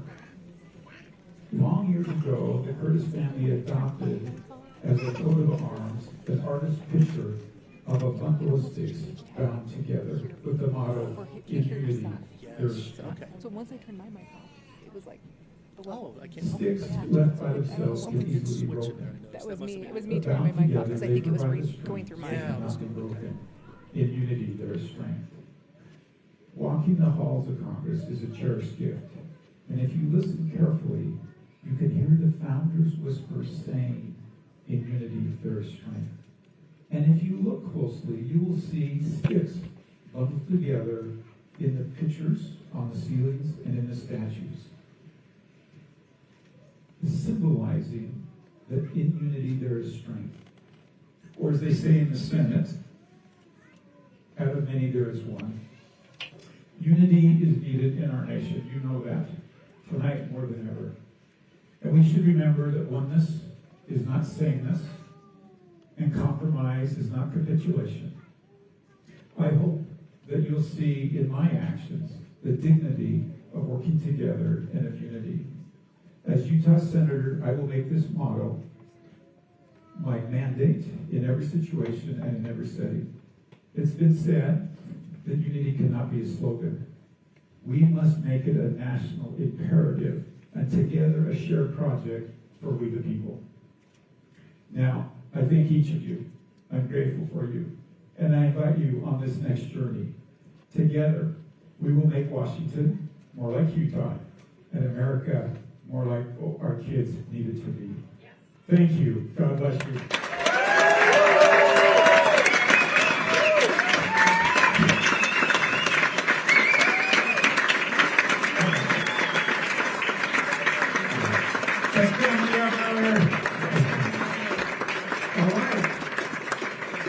We'll stay around for those of you who want to watch the returns come in. There's still a lot of suspense for tonight. And I love you too dearly. Thank you all for being part of this special evening with us. Thank you very much.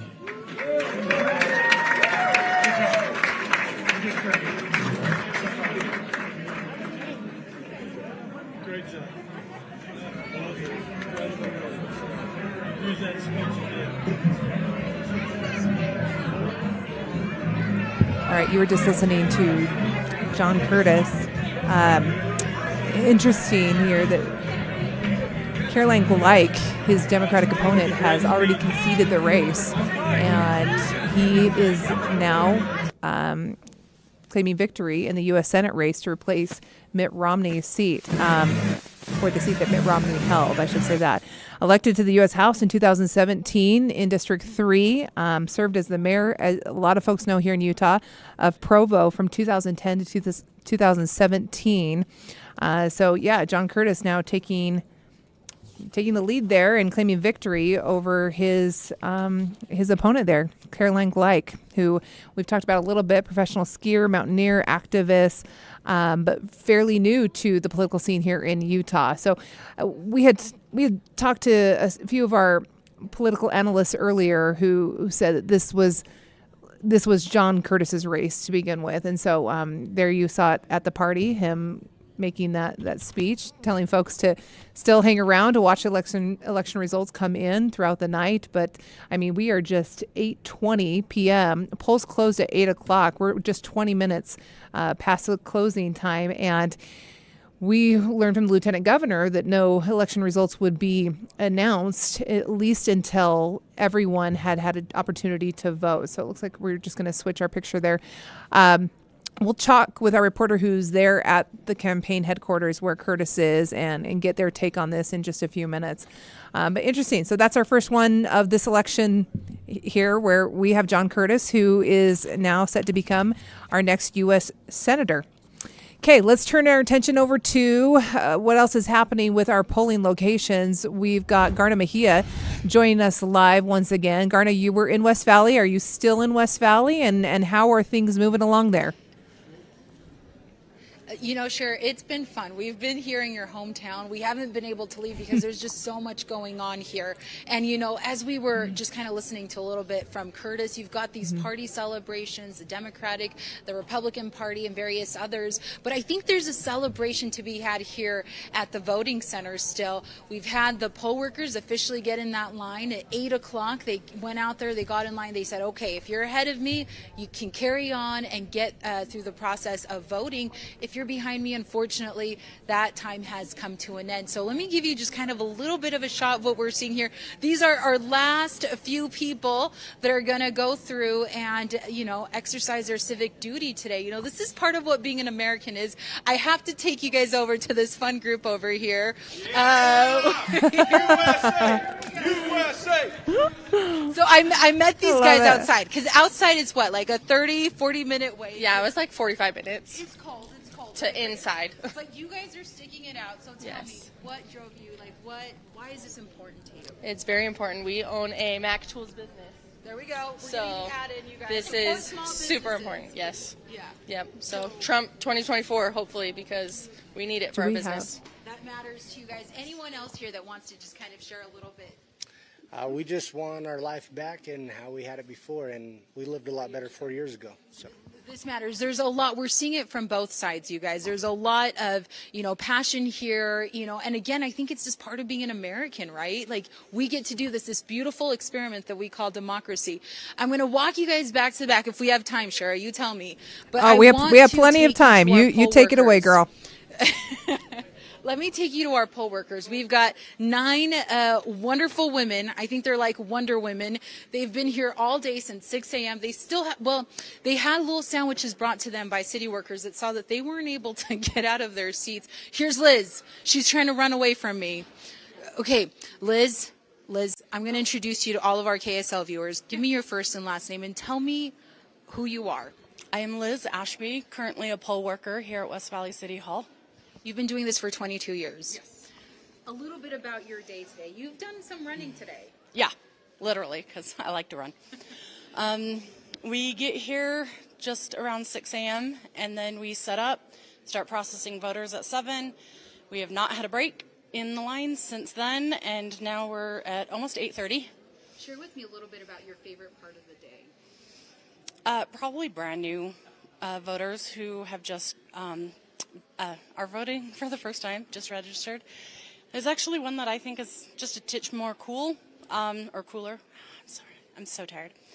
These people just became citizens last month and are now voting. So I thought that was cool. And here's the thing is you guys have had a lot of first-time voters. That's kind of what's added to the wait times a little bit this year. Tell me what that's like to see them come through, to see them, go through this process. Well, usually they're pretty excited, and so then I just feed off of their excitement, and I'm excited for them. Okay, there was another part where I said when we were talking about running, you guys ran out of the provisional ballots. And you guys, here's the thing is when you come into West Valley City Hall, Sherry, you know this. There's this road, right? It's 3650. Well, to get into the road, there was just so much traffic just trying to get into the parking lot that Liz literally, what did you do? So I ran out to meet our rover who was in his vehicle, and he couldn't get into our parking lot to bring us the supplies. Since I needed them, I went out and got them myself. You guys literally, I literally saw this woman run out the building like a block away, come running back and give this stack of papers to the poll workers so that they could keep the line moving. I mean, these are the kinds of efforts that you guys are putting together so that people can get out here and just do this beautiful thing today. Exactly. Okay, what are you going to go do next? I'm currently counting people to see how much longer our line's going to be, and then I'm going to go back, process more voters, and then we'll be done. How many people do you think have come through today? Honestly, hundreds, maybe thousands. I have no idea. I think I would venture to say it's thousands, even since we've been here, because we were trying to count earlier today, and it was like 300 at any given time. So you just kind of times that. You're good to go. Thank you, Liz. She's gonna go run back to doing her thing. I'm gonna walk you in, Shara, just to kind of give you a little bit of a sight. Now it's kind of been the same thing. Everyone's been pretty cheerful, right? You guys have been waiting. And you look cheerful. Is this your first time voting? Yeah. How do you feel to be voting? I feel really lucky to have the chance to vote, and I'm actually voting with two other generations, my mom and my grandma. Oh my gosh, so this is like a family tradition now. Yeah. Oh, that's What cool. is your name? My name is Allison. Allison, how long have you been in line at this point? I got off work at 5:30, so we've been here for about 2.5 hours. 2.5 hours, Shara. I wouldn't even do that for Space Mountain. Well, you did that today. Yeah. To come out here and do that. That's awesome. Thank you. How does it feel to know that you're going to go through and just perform the civic duty? I feel like I am doing my civic duty. It makes me really happy, especially to experience this with my family. Well, thank you so much. Good luck, you guys. You've got this. We're so happy. Well, it's nice and warm now, right? We were saying you've got this when it was cold outside, and that's when we weren't sure. Cher, I've seen babies here. There's couples here with their babies. Let's see if I can. I think they're Darna, further back in the line. I love that interview. Uh-huh. I loved hearing that this was a family thing, that they felt passionate about this. I love that family. That was great. Well, and Cher, if you go back to earlier today when we were talking with Lorna, the 59-year-old woman that was out to vote for the first time, her son had motivated her and gotten her out here and said, Mom, we have to go do this, right? I think that's part of what makes this just so awesome. Let me keep walking you through, Shara. Keep walking, you guys. You've got a book. That's smart. You're the first one I see with a book, you guys. I love your planning. We've got a little family here. How are you guys tonight? How's it been going? You've got 4 kiddos. Yeah. Were you guys cold? Were you out there for very long? Yeah. Yeah? How are you doing now? It's nice and warm, huh? Are you ready for your parents to finish voting? Yes. Yes. This is important. Okay. Mom, Dad, tell me, why did you bring out your family? Other than maybe you just needed a babysitter, right? Yeah, also we wanted them to see that we have a civic duty and they need to be able to be ready when they're 18, so. Love this. Okay, did you spend time kind of looking through the candidates, kind of deciding A how little. you felt about different issues? I probably should have done more, but yeah, a little bit. But here you are. You guys came out, and that's awesome. Do you guys want to say anything to Shara? Do you guys know Shara? Oh, he wants to say something. What's your name, bud? H-N-R-Y. Okay. Say, my name is Henry. My name is Henry. Henry, can you turn around and look at the camera so Shara can see you? Say hi. Hi. Okay. Hi, Henry. The sticker. Are you excited about the sticker? Shara says hello. Okay, well, that's Henry, you guys. Man of few words, but strong presence. You want to say something? What's your name? My name is Mavis. And I think that voting is a really important civic whatever word my mom said, civic duty, because it gives people a voice, and it makes people be heard on who they want to have as their leader. Mavis, you just warmed my heart. Thank you. Thank you for being so well informed. And you know what? How long have you been in line, Mavis? About 2 hours. 2 hours. Okay. Wow. This is Mavis, you guys. If Mavis can do it, we can do it. I love her. I love her, Garna. Shara says she loves you, Mavis. She gave you a thumbs up, Shara. So here, you guys, this is it. This is where all the magic, I guess you could call it that, magic happens. We've got our poll workers, these amazing, I think there's one man. Yeah. Men and women who have been here all day long, and you can see someone brought them little Jimmy John's boxes. That's all they've had to eat. They haven't been able to get up, and you just kind of, here you go. Here, let me see if I can. I got to show you her hoodie. Miss poll worker lady. Yes. How are you doing? How's today for you? It has been a fabulous day, and I'm really tired. What time did you go? About 6:15. I just love the earrings. I love your hoodie. Is this a tradition? Is this something that you just... I come from a whole family of patriots. My grandfather retired military and then civilian military. My whole family is filled. I've got a nephew that did 4 tours in Iraq. I've got a nephew that just got back from Poland on the MP force.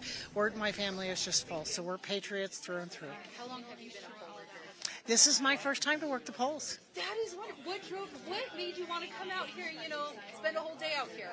Because we all just need to be doing whatever it is that we can do to make this thing work. Thank you. You're welcome. So much. Beautiful, you guys. I'm telling you, there's a celebration here. I mean, it's quiet, it's gentle, but there's something really special that's happening here. And of course, at the end of it, Sherry, you get your stickers. I do have to say, at the City County building, they have better stickers, but here they have, your traditional red I voted sticker. And those provisional forms, those are the ones that you're seeing for your first time voters. So I got to tell you, it's been pretty awesome. There's no lack of kids. There's kids everywhere because parents are coming out. Yeah. They're getting out of work and they're like, you know what, we're going to go and do this. And like we heard from that family, some of it is you do need a babysitter, but a lot of it is you want to show your children, what this means and how it happens. It's so cool. Right? It's so cool, sorry. Garna. I'm so sorry. I love how active. Pizza. Who brought the pizza, you guys? Someone just brought the pizza? Yeah. I'm telling you, it's a party here. It's a party. Garna. But you had to get in before 8 o'clock. Yeah, It's over there. I am. Anyone who is with you right now voting, they are lucky. You are hilarious. I love that you called her Miss Poll Worker Lady. I just love it. It's a party. It is. And Mavis, I feel like we've kind of become family at some point here. You're all in it together. All right, Garna. We have not moved from here because there's a lot. All right. Am I sending it back to you, Shara? Yeah, you can send it back to you. You are so fun. You're so fun, and you've made it fun for people there as well, and made it a great experience. So, Garna, thanks for checking in with us, and I can't wait to talk to you a little bit later. Once it starts to really wind down, I want to check back in with you to see how long it took for them to get everybody through, because I know that was a big line. So, thank you. Garna is just the best. We'll do that. She's so great. I adore her. And honestly, she will find the fun in pretty much anything that she needs to do. And I love that about her. Okay, let's take a look at our map right now as we look at the presidential election. So, of course, you're looking at our electoral votes here. And this is interesting. This is an early representation of what is happening.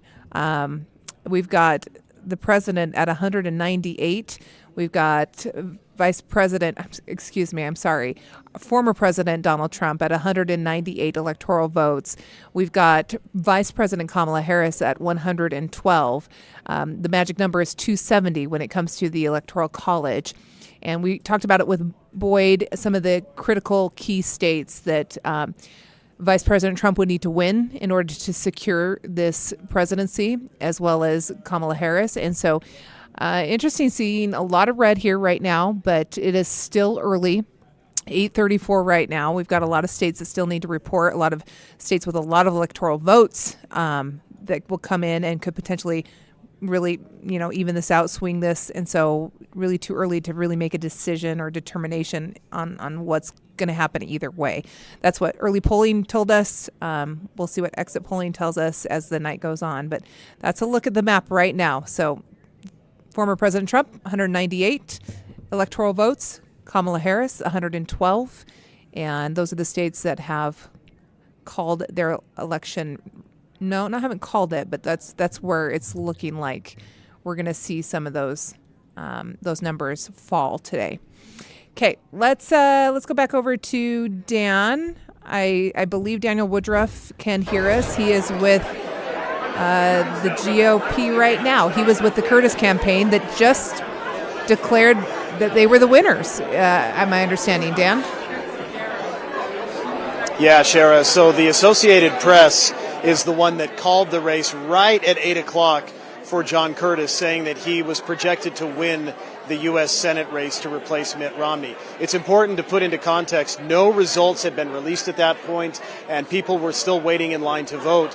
But the Associated Press nevertheless went ahead and called the race. So John Curtis, a couple of minutes after that, came to the podium behind me here and spoke to his supporters. He expressed his appreciation for their support. He talked about the type of senator he plans to be, and he essentially declared victory. He had not yet spoken to his Democratic opponent, Caroline Gleich. He just told us a few minutes ago they're still trying to arrange a phone call. So it's somewhat a little bit out of order. Usually they speak after they've spoken to their opponent to get their concession, and that hasn't happened yet, according to Congressman Curtis. But nevertheless, he still spoke at the podium here, declaring victory and talking about the next 6 years that he plans to serve in the U.S. Senate representing the state of Utah.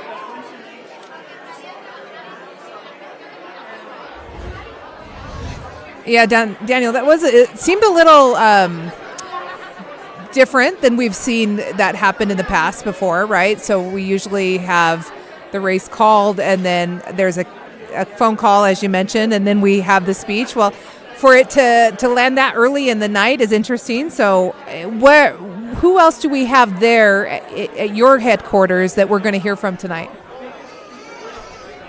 At this point, really, I think the party is essentially almost over. So after John Curtis spoke, a lot of people left. There had been a big crowd here in the room. There are still a number of people milling about, but we're not expecting to hear from anybody else at this point. He was kind of the main speaker. No other big candidates are here that are going to declare victory themselves. Others are at different locations. So at this point, really, some people are likely to stay around and watch the returns come in. They've got CNN and now changed to Fox News on in the background. But other than that, we don't expect any further festivities here besides maybe Congressman Curtis going around and shaking hands with supporters. Okay, Daniel, thank you for the update there. We appreciate it. All right, we'll bring it back here into the KSL Stream Center. We're going to take a few moments here. We're going to reset as we're starting to get some of these election results that are starting to come in, at least on the national front. We had our one race here locally. You just heard Daniel talk about it, the U.S. Senate race. John Curtis has been declared by the AP as the winner of that race, beating Caroline Gleich. And so we're going to take a few minutes. We're going to reset, and we'll come back here. We'll leave this election results stuff up and going and check in with some of our other reporters here in just a few minutes. So stay with us here in the KSL Stream Center. And again, if you're on Facebook, we'd love to have your comments. If you have any questions, put those in the comment link right there under the live stream. If you have had long lines at your polling locations, I'd like to hear how long you waited to cast your ballot today and where that was. I know we've had some issues with Utah County having printer problems they had 5 or 6 locations that were impacted trying to get more ballots printed and out to folks. But anyone who wanted to vote and it was in line by 8 o'clock tonight will have the opportunity to vote. It is now 8:38, and so we will see those kind of filter through. We've been told through the Lieutenant Governor's office that no local election results will be released until everyone has had an opportunity to vote. So that could be in the next hour, maybe even longer, before we actually see any of those numbers here for our local races. So that's when things will get really interesting as we talk about how many different races we've got. the U.S. House of Representatives, the Utah House of Representatives. We've got the Senate. Both are Republican.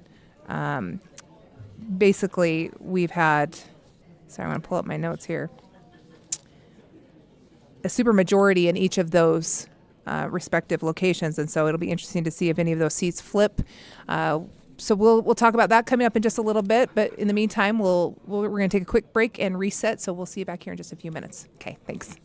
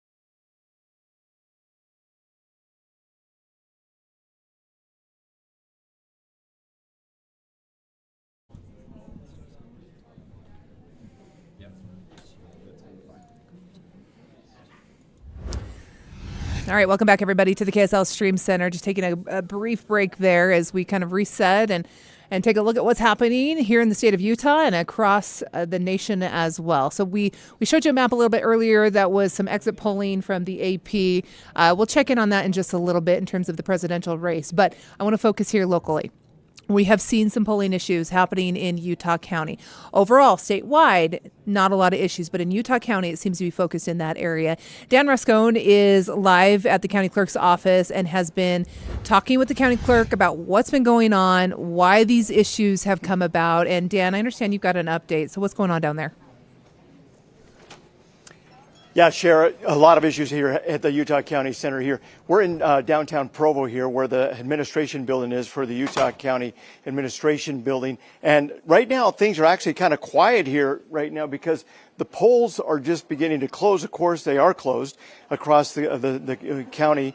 And right now they're waiting for those ballots to come from those locations to this particular location where they can start sort them. But as you mentioned, the big issue all day long here has been some issues with printers at certain locations. We've got 13 different voting locations here in Utah County. About a half a dozen of them are experiencing problems, which means they've got to get some emergency ballots to those locations. And it's taken them a little while to be able to print them out here and then get them over to that location. They assure us, according to the Utah County Clerk, he tells us he doesn't know of anyone being turned away necessarily, but at the same time, there were apparently some people that may not have been able to vote right away like they wanted, so they're going to other locations to vote. But he's assuring us that everybody that was in line by 8 o'clock will have a right to vote, no matter what the issues are there right there. So they're still trying to work out all of the issues as far as the toner. Apparently, they had to print the ballots there at those locations, so they run into some basically printing challenges there, and they weren't able to print those. And so that's where the issues were making some problems for voters to being able to get those ballots that they needed. Right now, of course, it's past 8 o'clock. The polls are closed, but at the same time, they still have people in line in different places, so they're waiting for those ballots to completely finish up, and then they'll be bringing them here. But this is quite a process. Basically, that back room right over there is where they bring the ballots in, and then they sort through those, and then they basically decide where to take those ballots next. And then those ballots, of course, are counted. And then eventually they end up right over here in this machine right here. This machine right here is pretty cool in the sense that this is the one that tells folks who they voted for. So once they run that ballot through that location, through this machine here, it tells everybody that they voted for, and then they push the button as soon as they get the green light from the lieutenant governor in regards to being able to count those votes, and then they can see who's voted for who. So that those kind of things, they haven't gotten the green light quite yet. They're still waiting for that. Of course, there's still a lot of people that may be still in line right now. As long as they're in line by 8 o'clock, they still get a chance to be able to vote. But again, the big issue here has been the printer issues there in some of the different locations, which has slowed people down in being able to vote as quickly as they wanted to. The Utah County Clerk telling me that he takes full responsibility. They just did not expect this kind of in-person turnout to be able to show up at those locations there. And then that's what the issue was there. He says it was double, triple, much more larger than what they were thinking and anticipating, and that's where they ran into this problem. So again, we've been keeping an eye on that. We'll go ahead and have more coming up at 10 o'clock tonight, but you know, it's one of those things where he is taking responsibility, but he says his staff has been very competent, making sure nobody's turned away, making sure everybody gets a chance to vote, and making sure everybody gets a chance to let their voices be heard. So that's the latest here in Utah County. Shara? All right, Dan, thank you for bringing us up to speed on that. Yeah, kind of interesting to see the long lines that they've had there, and then to find out that they've had these printing issues, and it kind of all just, it's a ripple effect that trickles out. But we'll get all the lines cleared through Utah County and start to get some of those numbers here shortly. Dan, thank you. Okay, let's take a look here. You know what? Let's pull up. We'll look at some of our totals coming in right now in terms of the presidential race. Yeah. Actually, I can see that. We're going to drop out Dan's audio. Oh, did she have the Facebook? Okay, there we go. All right, so you're seeing some of these numbers coming in for the U.S. president. We've got Rhode Island reporting some, South Carolina. A lot of these races are going to be very close, and the AP is reporting some exit polling data showing what states are leaning which direction. We're not going to be calling any of that until we have some hard numbers and it is declared by the AP who the winner of each of those states is.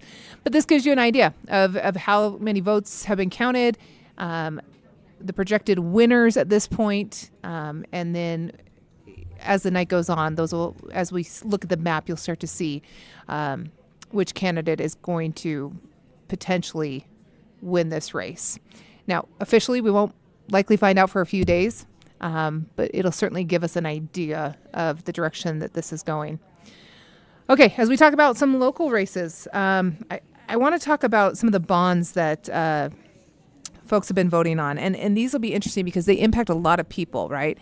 And so as folks made their way out to the ballots today here in Salt Lake City, we're looking at the Salt Lake City School District. They had a huge bond on this ballot, $730 million, and specifically to rebuild West High School and Highland High School, and then to put a field house at East High School, as well as fund some energy conservation projects and sustainability projects. So that bond, really a huge bond, $191 per year in terms of an increase on property tax for an average home of about $570,000. So that was a big one in Salt Lake County or Salt Lake City, I should say, that folks were voting on.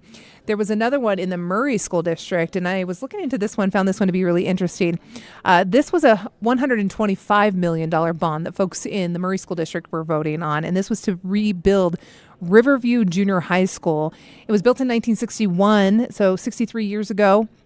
And when they looked at the school, it was more expensive to fix it than to try to rebuild it. So $125 million, as well as adding a classroom wing at Murray High School to incorporate the ninth graders that were moving over to Murray High School. So in this case, this is the first tax hike since 2019, 2020. The last bond they pitched out to the public was $41 million to rebuild Hillcrest High School in 2012. So very likely that both of these bonds, well, who knows? I'm not going to make any sort of judgment on that, but we'll see. So $125 million for Murray School District, $730 million, a huge bond for the Salt Lake City School District. Box Elder School District. So we're looking at a $220 million bond that folks are voting on there. This was to reconfigure grades K through 5, 6 through 8, 9 through 12, and they've got renovations they want to do at Lakeview and North Park Elementary School. So about $10 million of that to be spent on that. Then to build 2 new middle schools, Bear River and Box Elder Middle School. So $144 million of that to be spent in that area. And then incorporating ninth grade classrooms into the high school. So about $66 million there to bring in the ninth graders, update all the air conditioning in those districts. So the previous bond in that district passed in 2007. $70 million. So 17 years ago was their last bond. And so $220 million for the Box Elder School District. We'll see how that one goes. North Summit School District, $114 million in a construction bond that they're looking at. This is for the new North Summit High School that they'd like to be built with the capacity for 640 students. So in terms of how that impacts residents in that area, $590 in an increase on property taxes on about a $757,000 home. So that's an interesting bond there in that area, but it is a growing area, and they are going to have to continue to grow with it. Iron County School District down south, they've got a $66 million bond, a lot smaller compared to some of these other ones. And this is for a new elementary school, $36 million allocated to try to do that. And then some alternative program building at about $30 million. So in 2023, they did have this bond, a similar bond that failed by a narrow margin. So they made some adjustments to it, came back with this new plan. And so we'll see what happens there. And then this last bond I want to talk about, this one is Paiute County School District. This is a much, much smaller, $6 million. They want 2 elementary schools, Or Carson and Circleville. So the money required to fulfill a grant that they've already been given of $18 million and to finish with that work that they'd like to do there. So lots of different bonds. Looks like we're getting an update from our Lieutenant Governor, Deidre Henderson. She just tweeted out, this is an 8:30 update, looking like around 10 o'clock tonight. I know everyone wants results, including me. Thank you for your patience, Utah. That was her tweet. So, 10 o'clock tonight. It's going to be a hot minute, everybody. All right. I'm laughing right with you. I'm with you on that one. Okay, 10 o'clock. That's when we're going to get some of these results coming in. All right. I want to talk about some of our district races too. So these are races that super important here in our state. So Congressional District 1, we've got Blake Moore, who is the Republican incumbent. He is running against Democrat Bill Campbell. So that will be District 1. That's looking at like the area of northern Utah, Cache County. We got Logan, Ogden, Park City is part of that, Layton, some of Salt Lake. Think of that top portion of our state kind of down into the Salt Lake area. At this point, Republican Blake Moore is obviously the name people know. He's been in politics a long time. He was first elected to Congress in 2020. So we'll see what happens there. Too early to call anything. We don't have any numbers. Bill Campbell, what we know about him, graduated from Illinois State University, received a graduate degree from Utah State University in Finance, International Business. 2 years ago, he actually ran as a Republican, so this time as a Democrat. The one thing with Moore, he's coming out of a pretty successful year in Congress, created the Comprehensive Congressional Budget Act, requiring Congress to vote on every dollar spent, introduced in committee, pushing it forward into the next year if he continues on. So that's interesting. In Congressional District 2, we've got Celeste Malloy, who is the Republican incumbent. She is facing off against Nathaniel Woodward. He narrowly won the nomination in a ranked choice election after convention candidate Brian Adams dropped out of the race. So this is representing, if you look at Utah, it is the southwestern area of Utah, Salt Lake City down through St. George, over Tooele, Cedar City along I-15. So that section of our state, we'll see what happens there. Congressional District 3, Mike Kennedy, a Republican, versus Glenn Wright, who's a Democrat in this one, who was a former Summit County councilman. And he was the former Democratic Party chair as well. So a lot of folks do know his name. And Mike Kennedy as well. Mike Kennedy, Utah State Senator, District 21 in Utah County. Ran for the U.S. Senate seat in 2018, but lost to Mitt Romney in the primary. So both of those well-known political names here in Utah. And then we've got Congressional District 4. Burgess Owens, the Republican incumbent on this one, first elected in 2020 against Katrina Fallick-Wing, who's the Democrat. Fairly new face to the political landscape here in Utah. But this is the area in District 4 representing areas like West Jordan, Herriman, Sandy, Eagle Mountain, and Nephi. So when you think about our polling locations today, where we're seeing people get out, you've got races across the state impacting all of Utahns, and the congressional district races are very much a part of that. So that'll be interesting to see when we get some of those poll numbers. We'll certainly update you on who wins those races. All right, let's see if we have other reporters we're going to be checking in with here in just a minute. But right now, we're just going to continue looking at our presidential totals coming in right now. All right. In the Utah Senate, we have 15 of the 29 district seats up for election. 3 of those candidates are running unopposed, and the Republican Party currently has a supermajority, 23-6. So we'll see how many of those seats continue with the Republican Party and how many switch over to Democrat. In the Utah House of Representatives, all 75 district seats are up for election. That's incredible. 20 candidates running unopposed. Republicans currently have a supermajority, 61-14. So another one of those situations. We'll see how many of those seats can flip to the Democrats. All right. That's just some of the big races that are happening here in Utah. Of course, we've got constitutional amendments as well. We've got Amendment C, which is to establish the state constitution that every county shall have an elected sheriff for a 4-year term. And then with Amendment B, it's the increase on the limit of annual distributions from the state school fund for public education from 4% to 5%.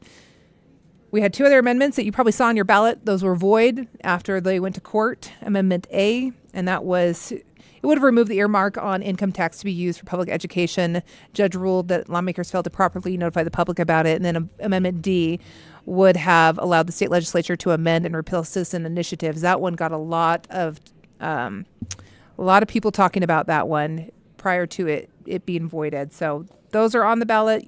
If you voted for them, great, or against it, whatever your vote was, they just won't count. They're void for this election. Okay, I would love, I know he's getting ready to bring in my friend, Boyd Matheson. And I think he can hear me now. I can hear you now. I can't hear him. Let's try it again. Can you hear me now? Can you hear me now? We're still working on it. Hold on. Just don't go anywhere. Okay, now we hear you, Boyd. All right. Boyd, host of Inside Sources and the man who knows all things politics in Utah and beyond. Boyd, first of all, we're seeing some AP exit poll data. I don't want to confuse anybody who's watching. These races have not been called. But as we talk about what we're seeing coming in, what are you noticing? We'll put up the map to show that exit poll data. Again, it's not an official call on the race. Yeah, so as we look at things across the country, it appears that Vice President Harris's path through the South, through Georgia and North Carolina, are really getting small. I wouldn't be surprised to see Georgia and North Carolina called for former President Trump in the next few minutes. They're getting up close to 90% of the vote in Georgia, and the lead there by former President Trump is enough, almost outside the margin of polling error. So it's likely that Georgia and North Carolina will both go into Donald Trump's favor. My eyes right now are on Pennsylvania, and that's getting very interesting. We're up to 69% of the vote is in Pennsylvania, and the former president is holding a lead of 51.1% to 47.9% there in Pennsylvania. And that is not only the Keystone State, it is the key for the night for both of these campaigns. It is very difficult to string together a path to victory absent Pennsylvania tonight. And so for the Harris campaign, this is really crucial.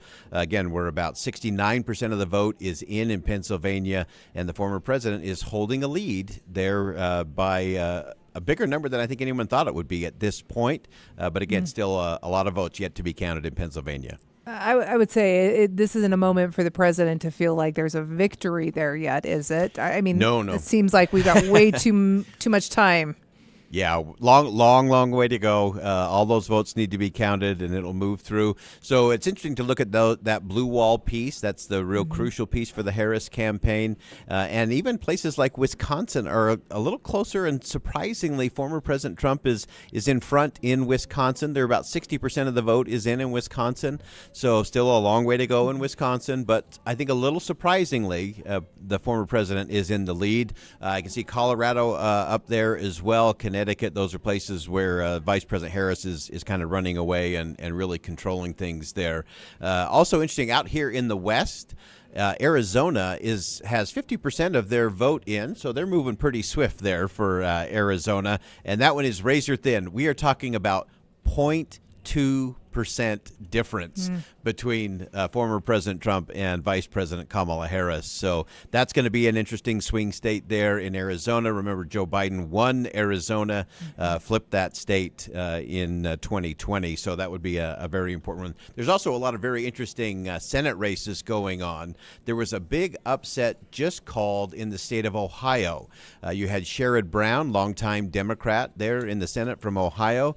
He has been projected as the loser tonight. Moreno, the challenger, the Republican, has been called as the winner there. So that gives the Republicans a significant win in their quest to take control of the House. This may be really rare, Cheryl. We may actually see both chambers flip.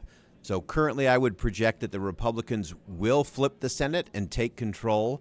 but I still think there is a high probability that the Democrats will flip the House of Representatives. And so we'll still have split government in Congress, but different than what we have tonight. Going opposite directions. So 34 of the 100 U.S. Senate seats are up for election. What's your take on John Curtis? We've already had the AP call him as the projected winner of that state. We have no numbers here in Utah. So again, we're not calling that. But apparently we saw him. We listened to it. He's already given the speech. Yeah, and really interesting. We've been talking a little bit on the radio side of things about how the Republicans tonight are in very different locations. You've got John Curtis holding his event down in Provo. An interesting shift, not doing it on the Wasatch Front right there in Salt Lake City. So an important thing there. And I thought the tone of his speech was also different. This was much more of a governing speech than a red meat rally. And sometimes you get these big election night watch parties, and it's a lot of the really passionate folks. And so the speeches end up being kind of the red meat, whether it's the Democrats or the Republicans. And I think the fact that we have smaller gatherings, more friends and close family and all of those kind of folks in the room, these are more governing kinds of speeches. And I actually think that's a nice and refreshing pivot. It is nice. It is refreshing. However, I have a question. Does that signal that the Republican Party is fractured if we're not all kumbaya in one room together at the end of election night? Yeah, I actually think it's a healthy thing. I think it's great that you've got Celeste Malloy, who's from Southern Utah, doing things in a smaller way. For so long, everything has been so centralized right in Salt Lake City. Not that we have anything against Salt Lake City, but the balance of power and the state is different. You've got such growth in the southern end of the state. You've got all of these rural communities. And I love the fact that we can say, you know what, we don't all have to be in the same room. I think that's actually a healthy thing. I think that's good for the parties. The Democrats have done something similar. They've had smaller parties around the state tonight. I think that's a healthy thing. It gets us to better conversations than just kind of the predictable stuff that you could hear at any other election night party anywhere else in the country tonight. Well, and it makes your local reporters work a lot harder. So. Which is good. We want to keep them busy. Just saying, we've been very busy tonight getting to all of these locations. Can we talk about some of these local races that have the impact on a national scale? So the Congressional District races. I just want to go through each of them because I know you've talked a lot to these candidates. So Congressional District 1, we've got Blake Moore and Bill Campbell. Give me your take. I think Blake Moore is in great position there, and Representative Moore has done a great job of building coalitions. He's become part of the leadership team back there in Washington, D.C. He's been a watchdog when it comes to the financial issues and is really building a reputation to be someone who's going to be serious about debt and deficit spending, regardless of party. He's actually brought some people together across the aisle to say, we've got to look at the dollars and cents because the math always wins. And right now we're in jeopardy with a lot of these programs that may just crush us on the dollars and cents. Yeah, I feel like as I've listened to him and watched his work over the last few years, he is really on top of trying to rein in spending and unnecessary spending. Yeah, and I would actually, can I just add to that, Shara? I think one of the other things has been really looking at all of these programs to make sure that, one, there's no waste, fraud, and abuse. I think that's the easy part. But then the more challenging thing is this actually producing the result that we want? Is it duplicative? Are there other agencies that are doing similar things? And I actually think that's really the important work. That's a lot of that hard work and heavy lifting away from camera stuff to really sharpen the pencils and say, does this program deliver what we want it to? Government has a role, and so whatever role it has, both parties should say, if we're choosing to do that through government, it better be really good, and it better produce the right result. So I think that's a healthy accountability thing, really follows the Utah model in a lot of ways. Well, his challenger, Bill Campbell, CPA here, businessman, finance, all the things, but no political experience. So really an uphill battle for him in this kind of a race?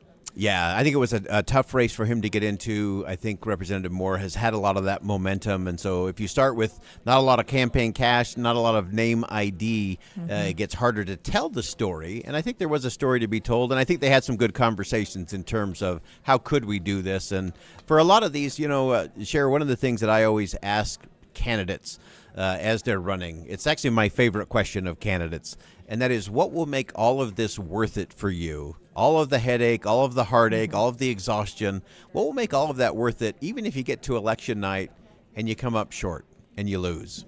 And if a candidate can't answer that question, you should never vote for them. Because sometimes it's not about winning and losing. It's about shaping a conversation. It's about asking a better question. And that can be just as impactful and have just as much influence and staying power as being in office and winning an election. All right, let's talk about District 2. Celeste Malloy and Nathaniel Woodward. Celeste Malloy, again, the name recognition is there. She's the incumbent, first elected in 2023, and this was to fill Representative Chris Stewart's spot. We've got Nathaniel Woodward on the other side, a lawyer. He narrowly won the nomination in ranked choice election after convention candidate Brian Adams dropped out of the race. So your thoughts on this race? Yeah, so really interesting. The hardest race to win is your first reelect. And, of course, for Celeste Malloy, remember, she just won about a year ago in that special election. And so she had a very hotly contested primary season, so that was a lot of tough sledding there for her. And remember, that one, you talk about every vote counts. That was down to about 100 votes made the difference in that primary election. So she's still working on that name ID. She's still working on people getting to see how she's going to govern. And so I actually expected this race to be a little closer than I think it might end up when all the votes are counted. Okay. Let's move on to District 3 here. Mike Kennedy and Glenn Wright, both two names well known, I would say, in the political world here in Utah. But it feels like maybe one has more of an edge over the other. Yeah, it seems the Dr. Kennedy has the strength rolling into the night. And again, he has some name ID from being in the state legislature, has built a good reputation there. And it may just be one of those where Utah County is such a big chunk of that district there for the 3rd Congressional District that I think that probably played into it a little bit as well. So pretty uphill battle for the Democrats in the 3rd Congressional seat. Man, Congressional District 3, that is a big district as well. You've got to be able to get all over the state of Utah for that one. A lot of miles, yep. Oh, my goodness. Okay, and then the last one here, Congressional District 4. So looking at like the heart of the west side of Salt Lake County down into Utah County, Burgess Owens and Katrina Fallick Wang. Burgess Owens, we know the incumbent here, elected in 2020. But Fallick Wang here, not a whole, I mean, she was a newcomer to politics, I think, and I don't really feel like we still know much about her. Yeah, and this was another one of those where I think the Democratic Party didn't choose to spend a lot of time or effort on that race either. I think they felt that Burgess Owens was pretty established there, which is pretty interesting, Shara, because remember, it's the 4th district that has really flipped back and forth between Democrats and Republicans over the last cycles. Jim Matheson was in that seat, and then, of course, Mia Love took that over. Ben McAdams back to the Democratic Party, and then Burgess Owens took it back to the Republicans. So the 4th Congressional District, of all the districts in the state of Utah, has been the most volatile in terms of swinging between Democrats and Republicans, and yet it just didn't seem like the Democrats put up as big a fight as maybe I would have anticipated in this kind of election year. Oh, well, I appreciate your insight into these races, because once these numbers come down, it'll help to know, where we were sitting going into the election today and how this is going to play out. Boyd, thank you for jumping over. I know you're playing double duty today on the radio side of things. So if you're in your car and driving off, listen to Boyd and the team over there as they continue the election coverage. Boyd, thank you. Thanks, Shara. Okay, I want to turn things over to Lindsay Ertz, who just spoke with the Lieutenant Governor. Lindsay, I saw the tweet. So we're 10 o'clock tonight right now? Yes, we are all waiting on results, and the issue that we're having is obviously the lines, right? There are multiple counties with lines, and there were some counties where the lines at 8 o'clock were about 2 hours long, and so that's why we're being told about 10 o'clock right now. Now, I asked the Lieutenant Governor, what is the issue? What is going on? And she chalked it up to provisional ballots. These are ballots where people have to go in and register in person, and then they cast a provisional ballot. And then after the election, staff goes and checks their registration, make sure they're a legal resident, able to vote, and then their ballot gets counted as we canvass the election over the next 2 weeks. And so it is the combination of a little bit of over turnout, right? And specifically, I asked her about Utah County because that's where we've been seeing some of the problems. They ran out of toner in Payson. They had another location where the paper wasn't the right size. They had to get it cut. They ran out of paper. And then on top of that, you have all these provisional ballots and more people voting in person. So it's just kind of the combination of all those things that are contributing to the problems, is what the Lieutenant Governor says. Now, she did maintain that it was not just Utah County that's having problems. She said we saw lines in Weber County and Washington County as well, some in Salt Lake County as well. We know some of our reporters have been out there as well. But just interesting, again, we've talked, Sherry, you and I earlier about the Utah County Clerk and some of the ways he's been driving people to vote in person. And she did say a little bit of this is lack of preparedness in that case, but also, the combination, again, of those provisional ballots with the lines, with the turnout, all of those things. And so when does she expect that we'll get results? Again, 10 o'clock is what we're being told right now, but obviously we have to wait until every last voter has had a chance to cast their ballot. Now, I did ask her specifically about the AP calling some of the races already when we have no results released yet in Utah. And she sort of laughed at that and said, yeah, I don't know what they're doing. Basically, those are projections versus actual results, right? So important to note the distinction there. She doesn't have any results. Nobody has any results yet of how these races actually turned out. Yeah, I think we've got to make sure we reiterate that to folks. So even though we saw John Curtis come out and give his speech. Sure, I'm having a hard time hearing you. If you are talking to me, I Lindsay think can't I hear have me. lost That's okay. your feed. That's okay. All right. I'm going to try to. That's okay. While Lindsay reconnects, I'll talk a little bit about that. So we saw tonight John Curtis come out and he made his speech as the winner of the U.S. Senate race to replace Mitt Romney's seat. Again, the AP was calling that. That is not something that we are calling right now. We have no numbers that are here in Utah that have been released at this point. The Lieutenant Governor has said they will not be released until everyone has had an opportunity to vote. Then we'll get a dump of those ballots and we'll start seeing some of those numbers. But the AP already giving that projection preliminary. And so John Curtis's campaign feeling comfortable enough to go ahead with that from the Associated Press. We have no numbers here. I just want to make sure we say that enough, that we'll get those out as soon as they come down. But right now, we do not have those. Looks like I might have Lindsay back with us. Lindsay, if you can, give me a nod. Nope, we're not ready for Lindsay. Okay. Looking at some of the numbers coming in right now, these are numbers from across the country on the U.S. president race. We've got Colorado we're looking at. Kamala Harris is the projected winner in that area.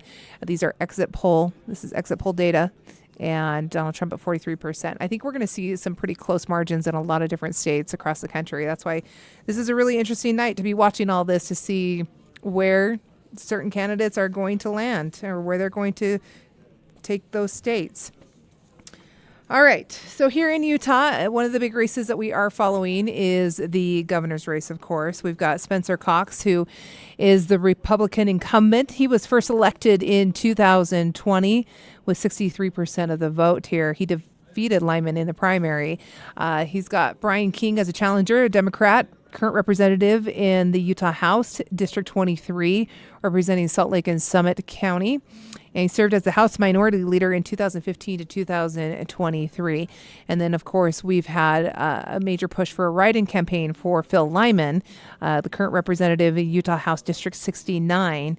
He lost to Governor Cox in the primary, filed a petition with the Utah Supreme Court to be named the GOP nominee after winning 67.5% at convention, but the Supreme Court denied his request. And so right now we're looking at Spencer Cox, Brian King, and a potential write-in Phil Lyman in that race. All right. One of the things that we have here in Salt Lake County is the Salt Lake County Council. We currently have 3 longtime council members that are retiring. We've got David Alvarez, who's from District 2, retiring, and Granado, District 4, which is our East Bench, Mill Creek, Holiday, Cottonwood Heights, Immigration Canyon, some of Murray and South Salt Lake as well. District 2, as I mentioned earlier, west side of Salt Lake Valley, so Magna, West Valley, Currens, some of West Jordan, and Herriman in that one. And then we've got a at-large C seat for Jim Bradley. And just to explain to folks again what that means. So our at-large seats represent the entire county for a 6-year term. The district members, so District 2, District 4 that I mentioned, those are 4-year terms. And then we've got the District 6 race, which is a big race as well. We've got incumbent Dia Theodore.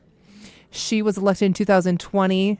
And then the challenger in that race is Zach Robinson, a Democrat, member of the Sandy City Council, and looking to unseat Dia on that one. So that covers areas of Sandy, White City, some of Midvale, Draper, and up in the Alta area as well.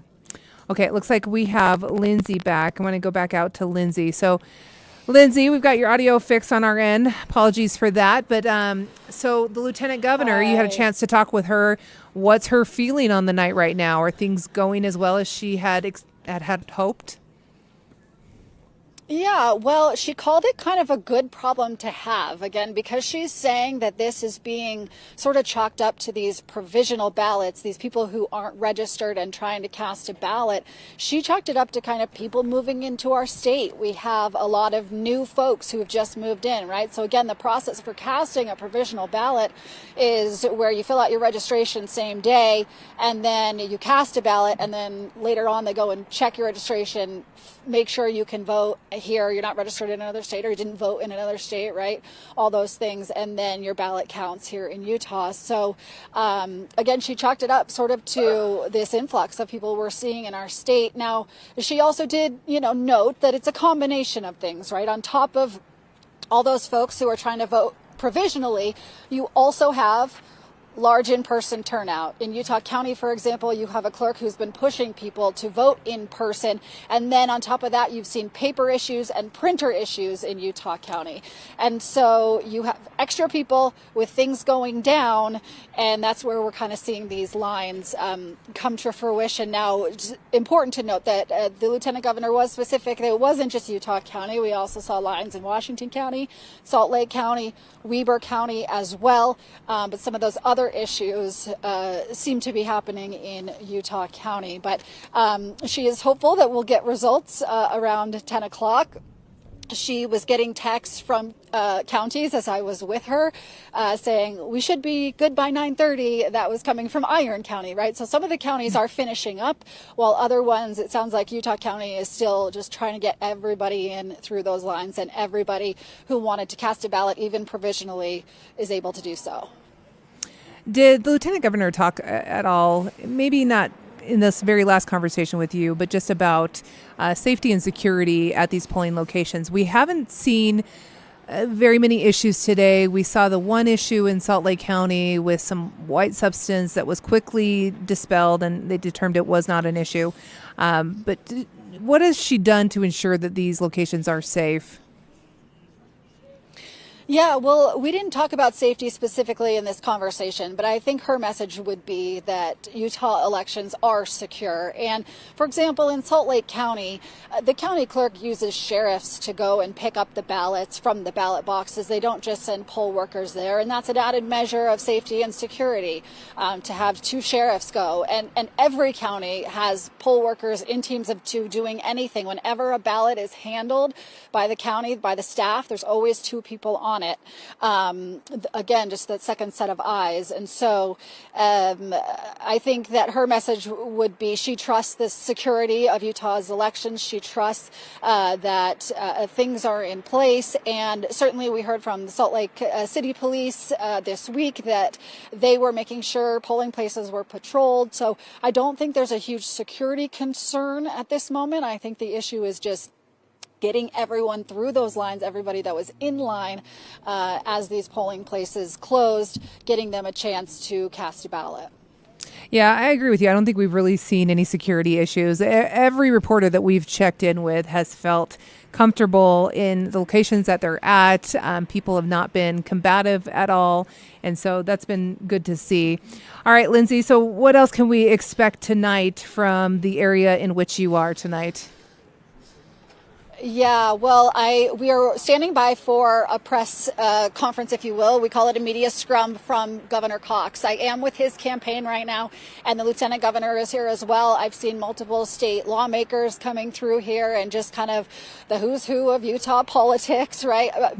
On the Republican side, at least, hanging out with the governor, right? So he's having an intimate party here with some of those who he deems close friends and family, and in his political circle. We, as the media, are not allowed to shoot video in the mansion, so that's why I'm freezing outside right now. Hopefully you can't see me shivering, but I didn't come prepared for the cold, so that's on me. But I had assumed we would be inside the governor's mansion, and that was a poor assumption on my part. So but the media has been let inside to stay warm, and once we get results, we are expecting the governor to come out and address the press, kind of give a speech. Presumably we will get a chance to ask some questions, but there is a gaggle of media here just sort of waiting for these results and then waiting to hear from Governor Cox and Lieutenant Governor Henderson. I'll tell you what, if I keep you talking, maybe that'll keep you warm, you know? We'll just keep going here. I can stay warm. As you're jumping I'm around. I'm going to go put on shoes you can't see on camera that don't look pretty. Don't worry. Nobody is judging you. Hey, before we let you go do that real quick here, any indication as to, you know, does this signal with the GOP kind of being kind of fractured throughout the state? I say fractured, but they've just been at different locations. We mentioned it, you and I, earlier, Governor Cox's wife's post today, just about it's been a very difficult year and a difficult race. Do you see that playing into why we're doing this the way we're doing this tonight with the governor? Yeah, think about a couple of weeks ago, we saw a post from Governor Cox's competitor, Phil Lyman, who's a write-in candidate here, and it simply asked what should be the punishment for election interference or something to that effect. And the string of comments on that post included nooses, included really graphic and threatening type messages. And so, I mean, the Cox campaign has to take all of that into consideration when they're figuring out where their candidate is going to be. So this is some of the rhetoric that is out there. So I don't know that, I mean, there is a clear fraction, I don't know if I call it a fraction, but there's a clear separation in the party, right? You have more Trump loyalists, right, versus the more moderate wing of the party. But I don't know that that's what's going on here. I think, one, it's for a security issue, and two, I just think the governor probably is tired. And I'm making a big assumption there, but just wanted an intimate night with friends and family. That's what I was told by his campaign, but just wanted to do it here locally. And it's the easiest place for him to stay in a close circle. And, you know, the governor has security with him 24/7, right? Just to make sure that he's safe, and the lieutenant governor as well. So it's a way for them to stay safe. Okay. Interesting. All right. Lindsay, go get warm and get some shoes on that'll keep you warm, and we will wait for the governor to come out once we do have some numbers and we have some results starting to come in on our local races, including the race he is currently trying to win. Lindsay, thanks. All right, taking another look at our presidential let's see totals right now. We've got Minnesota there, Missouri coming in with Trump as the projected winner in that state. These are exit poll data right now in terms of the projected winner when it comes to that. So in Montana, we've got the projected winner as Donald Trump at this point. North Carolina, Donald Trump. We've seen a lot of red states in the early exit poll data from the Associated Press. We will see. We talked about Pennsylvania with Boyd Matheson a little bit earlier, that Donald Trump had a slim lead in that state, and that was a critical state for him if he was going to win the presidency, to break through the blue wall that we talk about and find a path to the presidency again. So we'll continue to watch that. I want to get back out to Garna Mejia, who is in my hometown of West Valley City. She's been at City Hall. We've seen the long, long lines throughout the day, but Garna, this might be the first time I have seen nobody really behind you. first time, right? Okay, let me show you the lobby just to prove to you that there is no one here. We are officially, the back of the line is now inside the voting location. So let's head into the area right now, you guys. It's been really exciting. You know, Shara, it's been fun. We've gotten to really be involved. They've really allowed us to follow the ballot, to be out there when they went and, you know, closed up the ballot box with the deputies. They got this big bag full of ballots out. You know, they've let us come through here. And this is the last group of voters here in West Valley City. So everyone's just, you know, wrapping up here. Let me see if I can find our very last voters. That's Deputy, I forgot her last name, but she's the ballot handler. She is going to ensure that the ballots stay good. That's Deputy Lay. So these guys, this is it. These are the ones that make sure that it gets from point A to point B to get onto those election results that you were just sharing. Okay, let me see here. Where's Abrina? I see her. She's right here. Okay. We don't want to see your votes, but how's it coming along? Going good. Just kind of reading through and taking a look at all the amendments and things and making sure pick what I think's best for our community. It's going. Okay, Yeah, so in going. total, how long do you think you were in line? What was it, like an hour? What time is it? It's 9:30. Oh, an So hour I and a guess half. at least an hour and a half. So, hour and a half. So we made it just a few minutes before 8. So. Has it been worth it so far? Yeah. She's getting to that point of tired, but she's doing this. She's prepared. Hello. I'll come back to you guys in a little bit, okay? Is that okay? Are you comfortable with, did you want to say something? I want to vote Donald Trump. There you go. She wants to tell you guys. She wants to vote Donald Trump. Trump. Remind me of your name. Ashley. Ashley, thank you. Thank you for chatting with us. We appreciate it. Yes, Ashley's got her stickers, you guys. Okay, let's see here. Here are our poll workers. Now, I got to tell you, Shara, remember how I told you that there's 9 poll workers that have been here all day? Well, 2 extra ones arrived about an hour ago. So they wrapped up early at the city county building. Well, early, you know, and they said, well, they need help over here in West Valley City. So 2 poll workers drove from the city county building, came over to West Valley City to help these ladies and gentlemen here just get through the evening. And you know what? It's been going smoother. I could sense that the line started picking up with even just 2 more helping hands. There's a lady right here. Ma'am, I didn't get your name last time. What was your name? Sharon. Sharon, how was your day been? This is your second location today. I'm totally throwing you on the spot. It's been busy. How was the city county building for you? It's a really good setup. I really like it. And did you just decide you wanted to come out and help over here? No, I was just drafted. You were drafted over here. Well, Sharon, I'll let you get busy again. Go back to being busy. I threw her on the spot. I'm sorry about that. But she was so darling. She came all the way over. Liz over here. You've met Liz before. Sharon, Liz, how's it going? Great. I'm really excited to almost be done. Okay, and you are continuing right now with first-time voters right now? Yes. Ma'am, how long were you in line? I think an hour. An hour. Okay, so it's been, you know what, you guys, it's been, but as soon as she's done, she'll be able to walk over to the blue booths and she'll be able to get her votes in. Who else haven't we talked to? Ma'am, you've been busy all day long. We haven't come and talked to you. We're doing well. Is there a big long line? You're done. This is it. This is your last group. Did you not notice that? No, I did not. We haven't had lunch or dinner or whatever, but we're doing well. Remind me of your name. Sharon. Sharon. Yeah. So we have 2 Sharons. So Sharon, you didn't even Sharon didn't even realize that the last group had come in because she's literally. Thank you. Well tired, but we're going to make it. Now, how many times have you been a poll worker? Is this your first time? You know, no, since 2000. Why do you keep coming back? It's so fun, except this is crazy right now, right?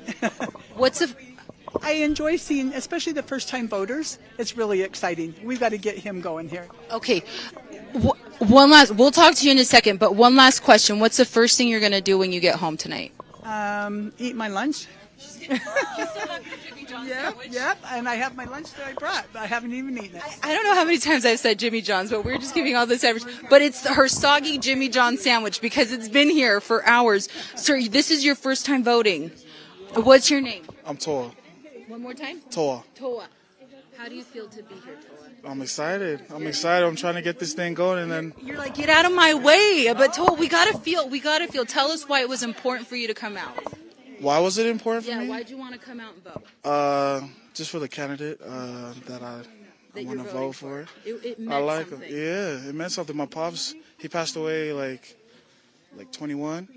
He loved that candidate too. So, it's kind of like I go in your place kind of thing. So and it's my first time too. So, yeah. Yeah, it means a lot. Yeah, That is awesome. means hell. Okay, well here, let's have you say hi to Shara. What's up, Shara? Now you're from West What's Valley, up? Not originally, no. I'm originally from Hawaii. I grew up in Texas, but I live here in West Valley. Man, you from all over Dub the place. Dub C, baby. Okay, well, Shara Park is from here, so now he knows, Shara. I made sure I told him. Let me grab my little phones Oh, here. thank you. I love that. He just met someone from Hawaii here. I love it. That's what it is, This though. is It's it, Shara. connection. This is the last of it. It's connection. The It's Sharons, connection. the Liz, the Mavis. Our Mavis, she finally made it through the line. Yes, she did. Where is she? I don't see her. I don't see her anymore. But they, what do we have? 1, 2, 3, 4, 5. 5 people voting right now. And we have 1, 2, 3, 4, I think 5 that are finishing their registration. So this is it. And Abrina, I think she got shy. But when we talked to her a little bit ago, she said, you know what? You never know. Our vote could help decide something. It could be that last vote. And so they're here. They're going to do it. They waited in line for an hour, hour and a half, 2 hours. I do think at the peak we were about 2.5 hours. So they're doing it. And then they're going to stay here about 3 hours. The poll workers were telling me it took them 3 hours to set up. It'll take them about that long to take everything down, get everything ready. Then they can go home. You heard them. They want to eat. They want to rest. Probably use the restroom. Just kind of take it all in. Yeah, they need a sandwich that isn't Let me give soggy. you one last view of it. Yes. Oh, Garnet, this has Here been we really, go. This really is it, cool our to very see last this. Voters. Yep, our very last ones there in West Valley It's City. been that progression. Yeah, it's kind of that progression, right? We started earlier this afternoon, and it's just been going and going and going. And that energy, everyone's getting tired, but they're here. They're getting it done. And, at the end of the night, we'll see all of the results, but this is where they're coming from. Each person individually coming out and doing their civic duty. So I love it. All right, Garnet, do me a favor. Please tell all those poll workers from their West Valley news anchor at KSL how much I appreciate them being out there and doing their civic duty and volunteering and helping to make sure that this election runs smoothly. From one West Valley lady to another, I'm just grateful for all of their work out there. So thank you, Garna. I'll be so happy to share that message. Garna's my girl. I love her. Okay, that was really cool. That was cool to see that. We've seen West Valley's line was huge at one point tonight. I mean, out the door, the parking lot was completely full. Garna was going up and down the sidewalk. And to see that finally come back all the way through, and they're in the last few people there voting, that's really exciting. What a great turnout in West Valley in the City. state of And there's a lot of races that do matter, those individual votes that do matter, especially here in the state of Utah, where we've got congressional district races, we've got the House, the Senate races, we've got amendments and bonds and so many different races where your individual vote does matter. And I love that we are seeing so many people exercising their right to vote and getting out there and voting. And Toa, I just thought that was a sweet, really gesture that he's out there voting for his dad, who has already passed away. So lots of reasons why we get out and vote, but regardless of your reason, grateful that we've got a state here where people are willing to stand in line for hours to do that. All right, I'm going to lean over here and talk to Kira. We're going to go to the GOP headquarters. We've got somebody at the podium right now. Let's hurry and check in on that one real quick. Thank my wife for the support that she has, and the party, and everybody up here as well. It's going to be exciting to actually see the results come in, but we're all pretty hopeful based on what we're seeing. Thank you.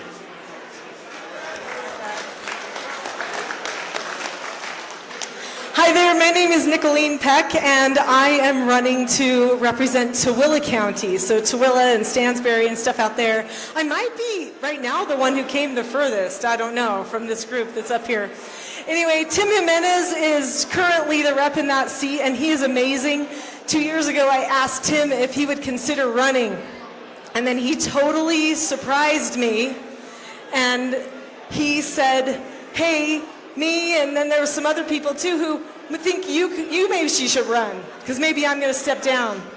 And so I was really happy to be asked by people out there and have that kind of trust. For the last 13 years, I've been going up to the legislature, fighting for a lot of things related to family issues, education issues.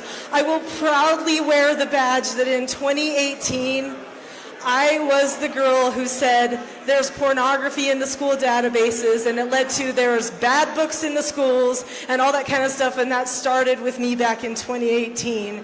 And I am dedicated to protecting our children, but also all of our energy and the other things that are so important to our state. And I'm just happy to be able to be part of such a great group. We have such wonderful legislators. They've been so welcoming to me, and I'm so excited to work with all of these people.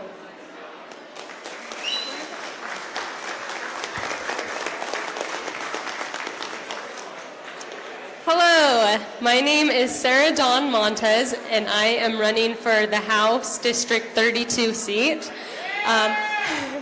We're feeling really good. I think we might flip this seat. So first, I just want to say thank you to Chris Knoll, Rob Axon, Mike Schultz. Thank you for the love and support. Angel, Alex, Gannett, the college Republicans, and Joey, my campaign manager / husband. Thank you, Shane, for being the field director.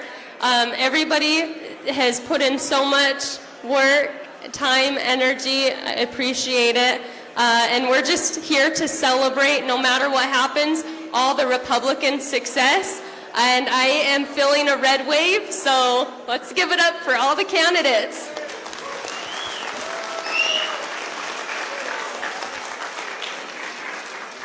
Hi, folks. My name's Tyler Glightly. I'm running in House District 40. That's the blue dot that's in the middle of the valley. That's in Midvale, a little piece of Sandy and a little piece of Murray. Folks, I jumped into this race because I used to tell people it's like Gandalf came to my door and asked if I wanted to go on an adventure. And that's you, Chris. You're Gandalf, apparently. And I decided to jump in the race. You know, I'm a common man. I'm not a well-connected person, and I jumped in, and I've learned so much about Utah. I've learned a lot about myself. I've learned a lot about my community. And I'm totally committed to flipping this seat. It's time for a change in Midvale. I'm going to flip it from blue to red. And I just want to thank all those who have supported me, have given me words of wisdom, who have given me pearls of advice.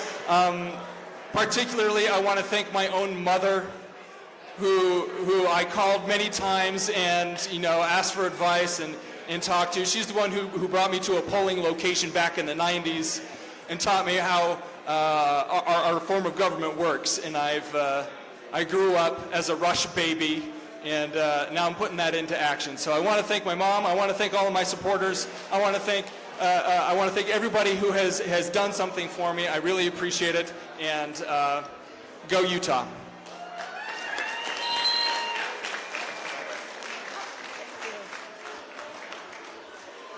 Hi, I'm Senator Heidi Baldery, and my district is Senate District 22, and that encompasses parts of 4 cities, a little sliver of Draper, Eagle Mountain, Saratoga Springs, and Lehigh.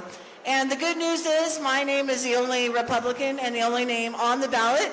I took care of that in the primary, but what I'd like to say to this crowd is that if any of you help support me or any of these people here today, thank you, thank you. There's so many ways to help, whether you like our social media posts, share our social media posts, whether you donate your time, canvassing, or with your financial contributions. And you know what? If you're thinking that you might like to do this, start preparing yourself now, because we want to groom the next best candidate.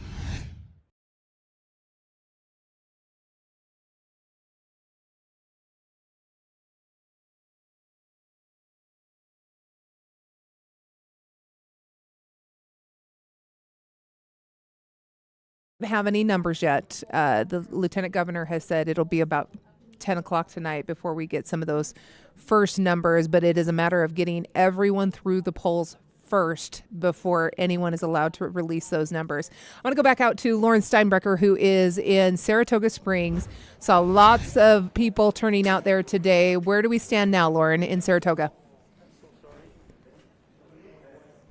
Shara, right now, everybody has gone through. They have voted. Now is that final cleanup for volunteers who have had a very long day here in Saratoga Springs. You can see that they're just kind of packing up the tables. Some of the voting stuff over this way right here that they're packing up right now, the ballot stations.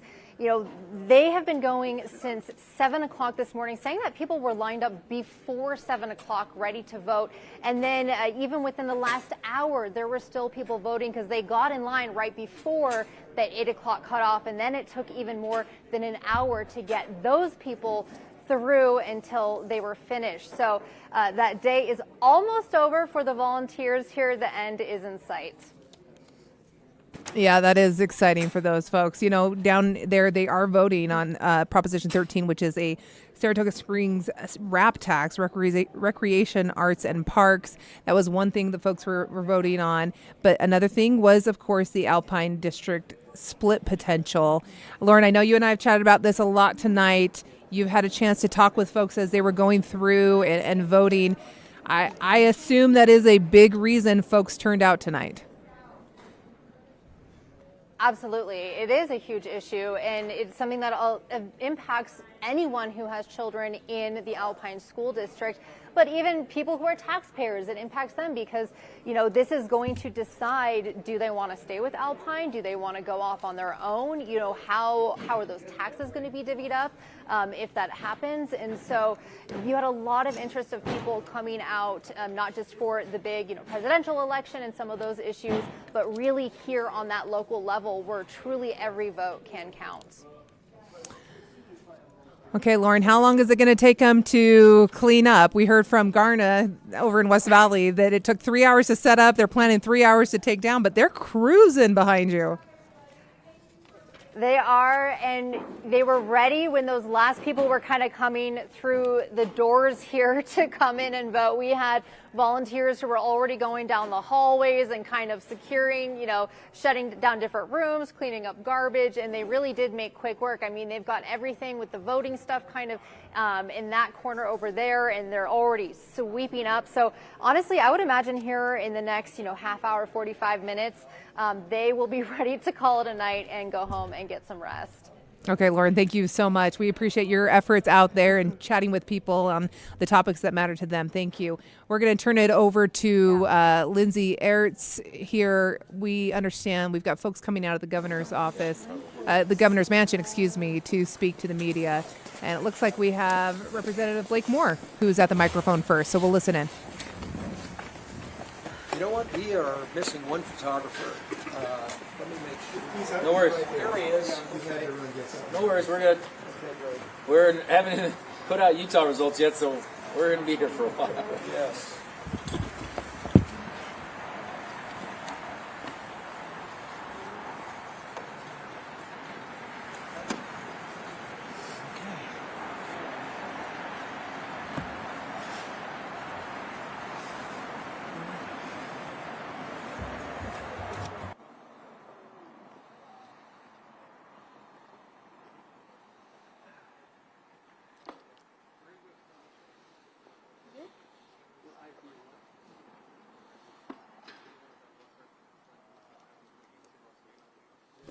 Again, we're just standing by. We've got Congressman Blake Moore, who looks like he's going to be the first to speak for the party at this location.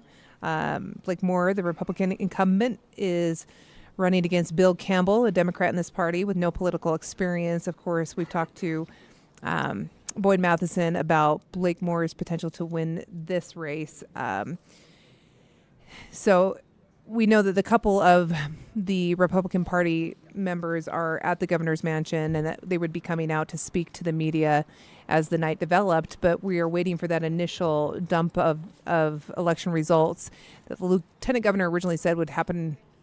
Not originally, but as the... My race, oh, here he is. Let's we're listen not in. seeing any results yet. They haven't been released yet in Utah, so we're just kind of patiently waiting for that to take place. So we'll see how it goes, but we feel good, and hopefully we'll know here in the next few minutes. What do you think about Trump's lead? So it looks strong, and I think the story to tell when you look at you look at the presidential race as well as the Senate races right now, where they stand now at what is it, almost 9:30 or so Mountain Time. You see a macro trend right now saying, hey, we're not pleased with the current administration and we want to go a different direction. So I think that's the big story to kind of keep watching unfold, and we'll go from there. The House is we knew it was going to be close. To get a majority in the House and to maintain the majority, it basically goes through more of the Democrat or blue states. And so that's going to be a long night. We probably won't know this evening, but there's some seats that look tough. There's some seats that look like pickups, and it'll just go back and forth for a little while. The big story tonight is, of course, the long lines and vote totals that are delayed. Even partial vote releases being delayed tonight. What does this say about the planning for elections here in Utah and the way that we do it? So you have a lot of options to vote early, and it's done in a way that we shouldn't be running into these problems. I think there was several issues with not having enough paper and even ink toner, and that can't happen. So we've got to do better than that. But that's why I think we're all still waiting for the results in Utah. Where do you think the breakdown is? Is it with the lieutenant governor? Is it with the county clerks? Is it with individual county clerks? I don't know much about the specifics of this one, actually. I haven't heard many issues going on in the 1st District, so it hasn't really been brought to my attention. So If you end up in a divided Congress with a divided president, the margins will be very narrow regardless. Right. How does that change how you work across the aisle, how you get things passed to benefit the state of Utah? I'm still hopeful that as it looks right now, if you have, the only way this is a divided government, I think, is with the Ohio seat already called. Montana is very likely to go Republican, and with West Virginia, you already have a pretty strong majority in the Senate, possibly 55 senators, which is a significantly positive win for Republicans across the country tonight. So it all comes down to the House, and like I said, it's going to be very narrow. We've been in split government in the last 2 years, and there's a lot of there's a lot of tough decisions to make. There's a lot of gridlock for a lot of good reasons. We were trying to put the clamp on President Biden's ability to spend over the last. In his first 2 years, he spent nearly $5 trillion net new dollars. He created the worst inflation we've seen, at least in my lifetime. And the American people, I think, are speaking out tonight that they don't want to continue to go in that direction. So hopefully we keep the House. And there's a lot of good races out there that look like they're going to flip in the Republicans' favor. It's way too early to tell. If it is split government, we'll tackle that when we get there. But I think having the White House in Republican control will help deal with a lot of the immigration problems that we've seen from the current administration. A lot of the regulatory burden that gets put on Americans. I think you release a little bit of that, and having the Senate helps actually move legislation. It would have been great to have the Senate the last couple of years. I'm hopeful to be in a majority so we can really get some things done. He was a big spender as well. To supporters and voters tonight, more generally on this night? So always just really grateful. People always ask, this isn't an easy gig, right? Being in this environment, politics can be very toxic, but you have to find a way to be productive. And I hope that the 1st District residents know that I'm doing my very best to be as productive as possible in a crazy environment, and I'm just very appreciative. We don't know anything about my race yet, though, so I can't really speak to it too much. Well, say you get reelected and say Congress and the White House goes to Republican. What are you going to do to lead out on the national debt? So thank you, because that's my biggest issue. We have an opportunity. When you have the White House, House, and Senate under one-party control, you can pass a bill once a year. And we have to be willing to go after our major deficits. And we've passed out of the committee that I'm on, in the budget committee, with a very narrow majority right now, we've got a strong, very fiscally responsible bill called Reverse the Curse. So we want to take that framework and be able to actually move it. Move it through the House, move it through the Senate, get the president to sign it. That puts us on a better path than we're on right now. But we use this budget reconciliation process in our favor to be able to go after deficits. And we've got to be willing to have the political will to do it. We've also got taxes to deal with, and those two work hand in hand. We've got to grow the economy and have good, positive pro-growth tax policy, and we've seen a lot of that, and we've seen our revenues increase, but we've got to go after some of our major spending issues. And there's low-hanging fruit, too. That's the part that I keep wanting to reiterate to people. Improper payments are actually a bipartisan issue, and they're in the hundreds of billions of dollars. We go after stuff like that and find other areas to just find that wasteful spending that exists. I would use this majority, the trifecta, if you will, to do that, and hopefully we maintain the House and we have an opportunity to at least try. Does that also mean you're going to be to Representative Blake Moore there for Congressional District 1. He's at the governor's mansion, where we've got the governor and a few other of our GOP party who will be coming out and speaking throughout the rest of the evening, especially when we get those ballot results starting to come in. The Lieutenant Governor, again, around 10 o'clock tonight, so just here shortly, but it's a matter of everyone having that chance to vote and those polling locations wrapping up. We are going to wrap it up here in the KSL Stream Center. I want to thank you for your participation today, for following along and listening, and we're going to send you into our KSL TV coverage as they continue on here at 10 o'clock. For everyone here in the KSL Stream Center, Kara, myself, we want to thank you and tell you we appreciate you being with us.